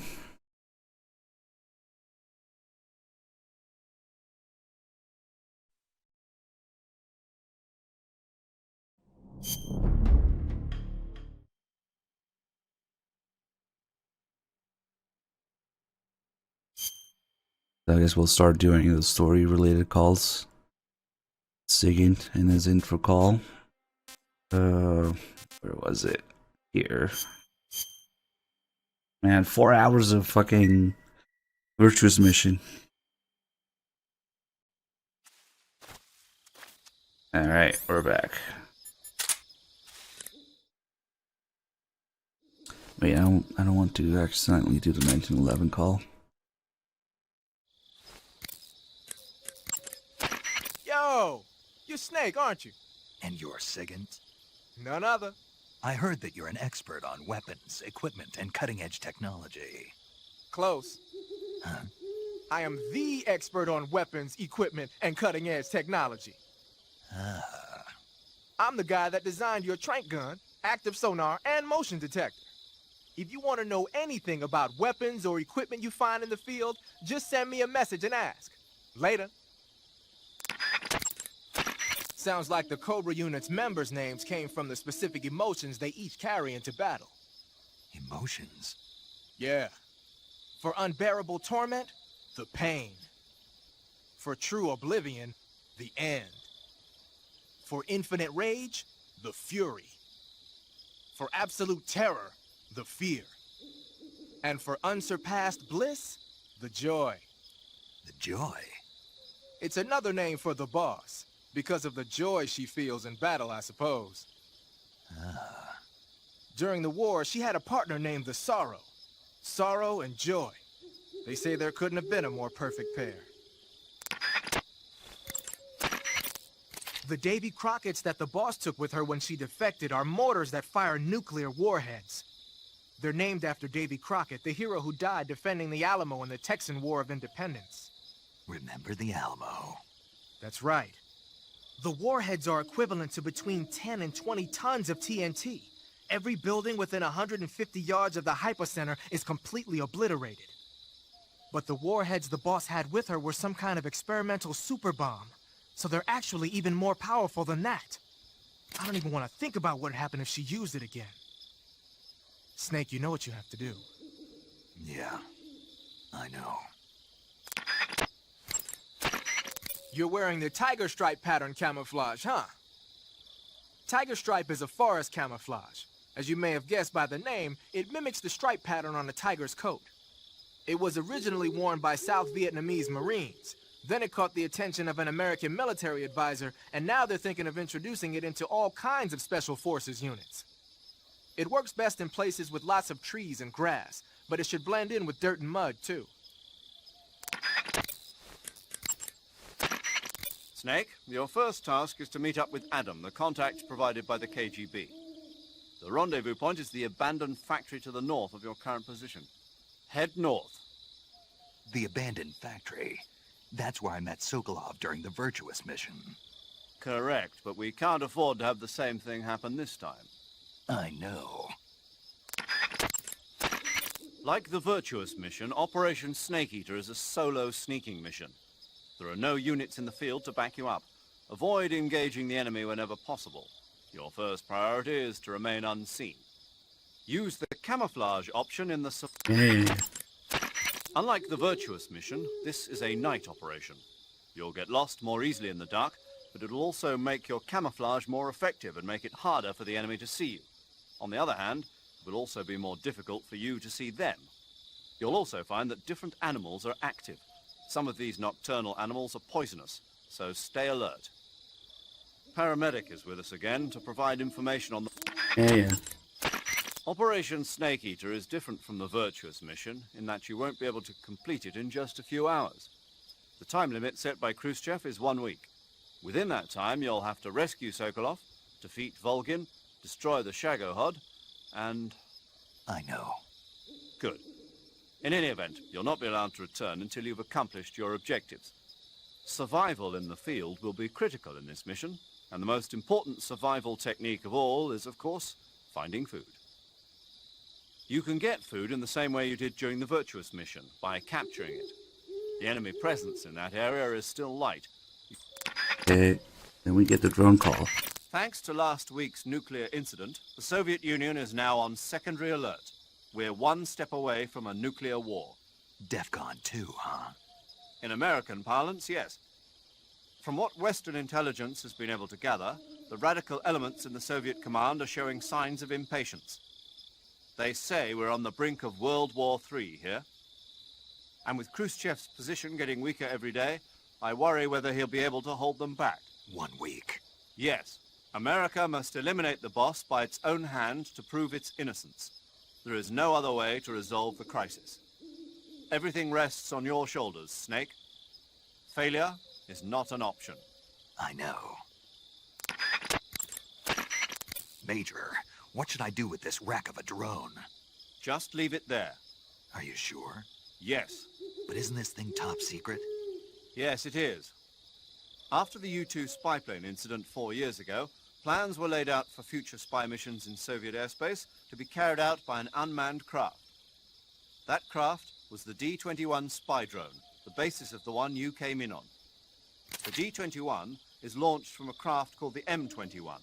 The M-21 itself is a derivative of the A-12, a supersonic long-range spy plane currently being developed as the successor to the U-2. However, for this mission, we used a modified YF-12A, a long-range interceptor version of the A-12. After being released from the mothership, the drone can achieve speeds upwards of Mach 3 at high altitude using its ramjet engine. It can't be shot down by ground-to-air missiles, and it's nearly undetectable by radar. With Selinoyarsk in such a high state of alert after our last escapade, this was the only reliable way to get you in. This is all top-secret military technology. Are you telling me I'm supposed to just leave it here? That's right. Why? The purpose of Operation Snake Eater is to send an American agent into the field in order to eliminate a defector and traitor, namely the boss. Part of that mission involves making sure the Soviets find out what we're doing. So we have to leave behind some kind of evidence that the U.S. was involved. Don't worry. The technologically sensitive components of the craft were rigged to self-destruct when it landed. The only thing the Soviets are going to find is a pile of American-made scrap metal. Got it. Just one thing, though. What is it? I think they'd better redesign the landing impact buffer. People are going to get hurt landing that thing. I'll let them know. This call is a little bit counterintuitive because you can only get it at the very beginning. You'd think you'd be able to get it when you're actually right next to the drone that they're talking about, but by then it's too late. That confused me for a while there. I was trying to get it and during some other marathons and stuff, and I couldn't get it. Alright guys, we're heading to the next area to save and hand it over to 3Dog.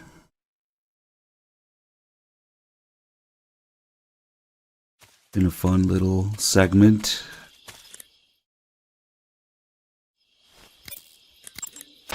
You want to save? Hold on a sec.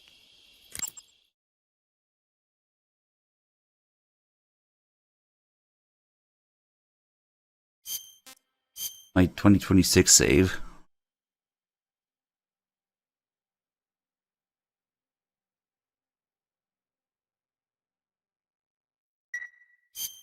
Okay, good luck, Snake. Thanks. Alright, let's put this on the USB drive.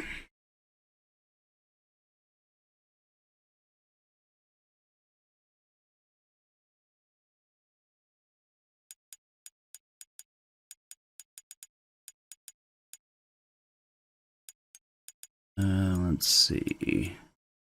2026.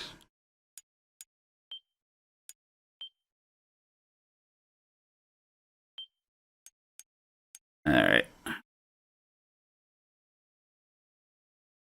Alright, give me a minute while I send this to 3Dog. Play some music meanwhile.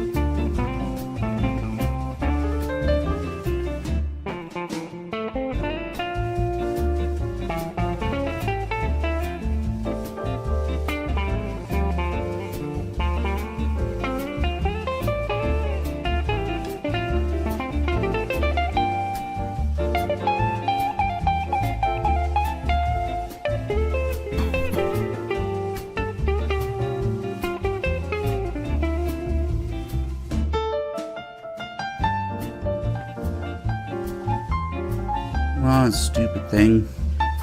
Okay.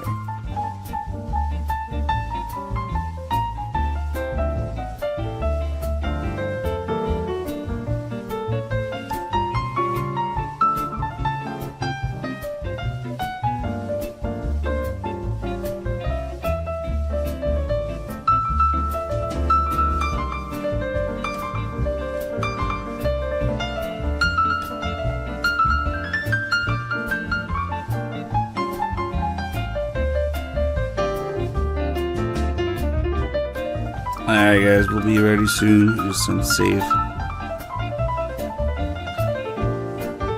Just running for 3Dog to one day get a second monitor.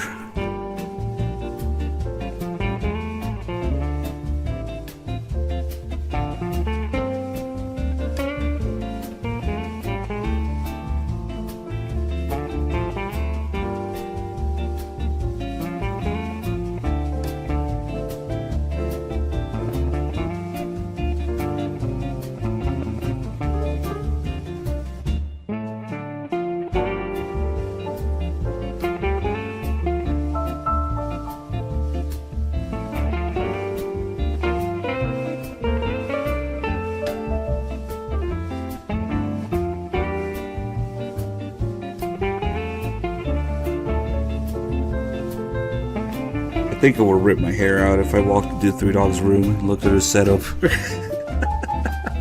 But he manages somehow.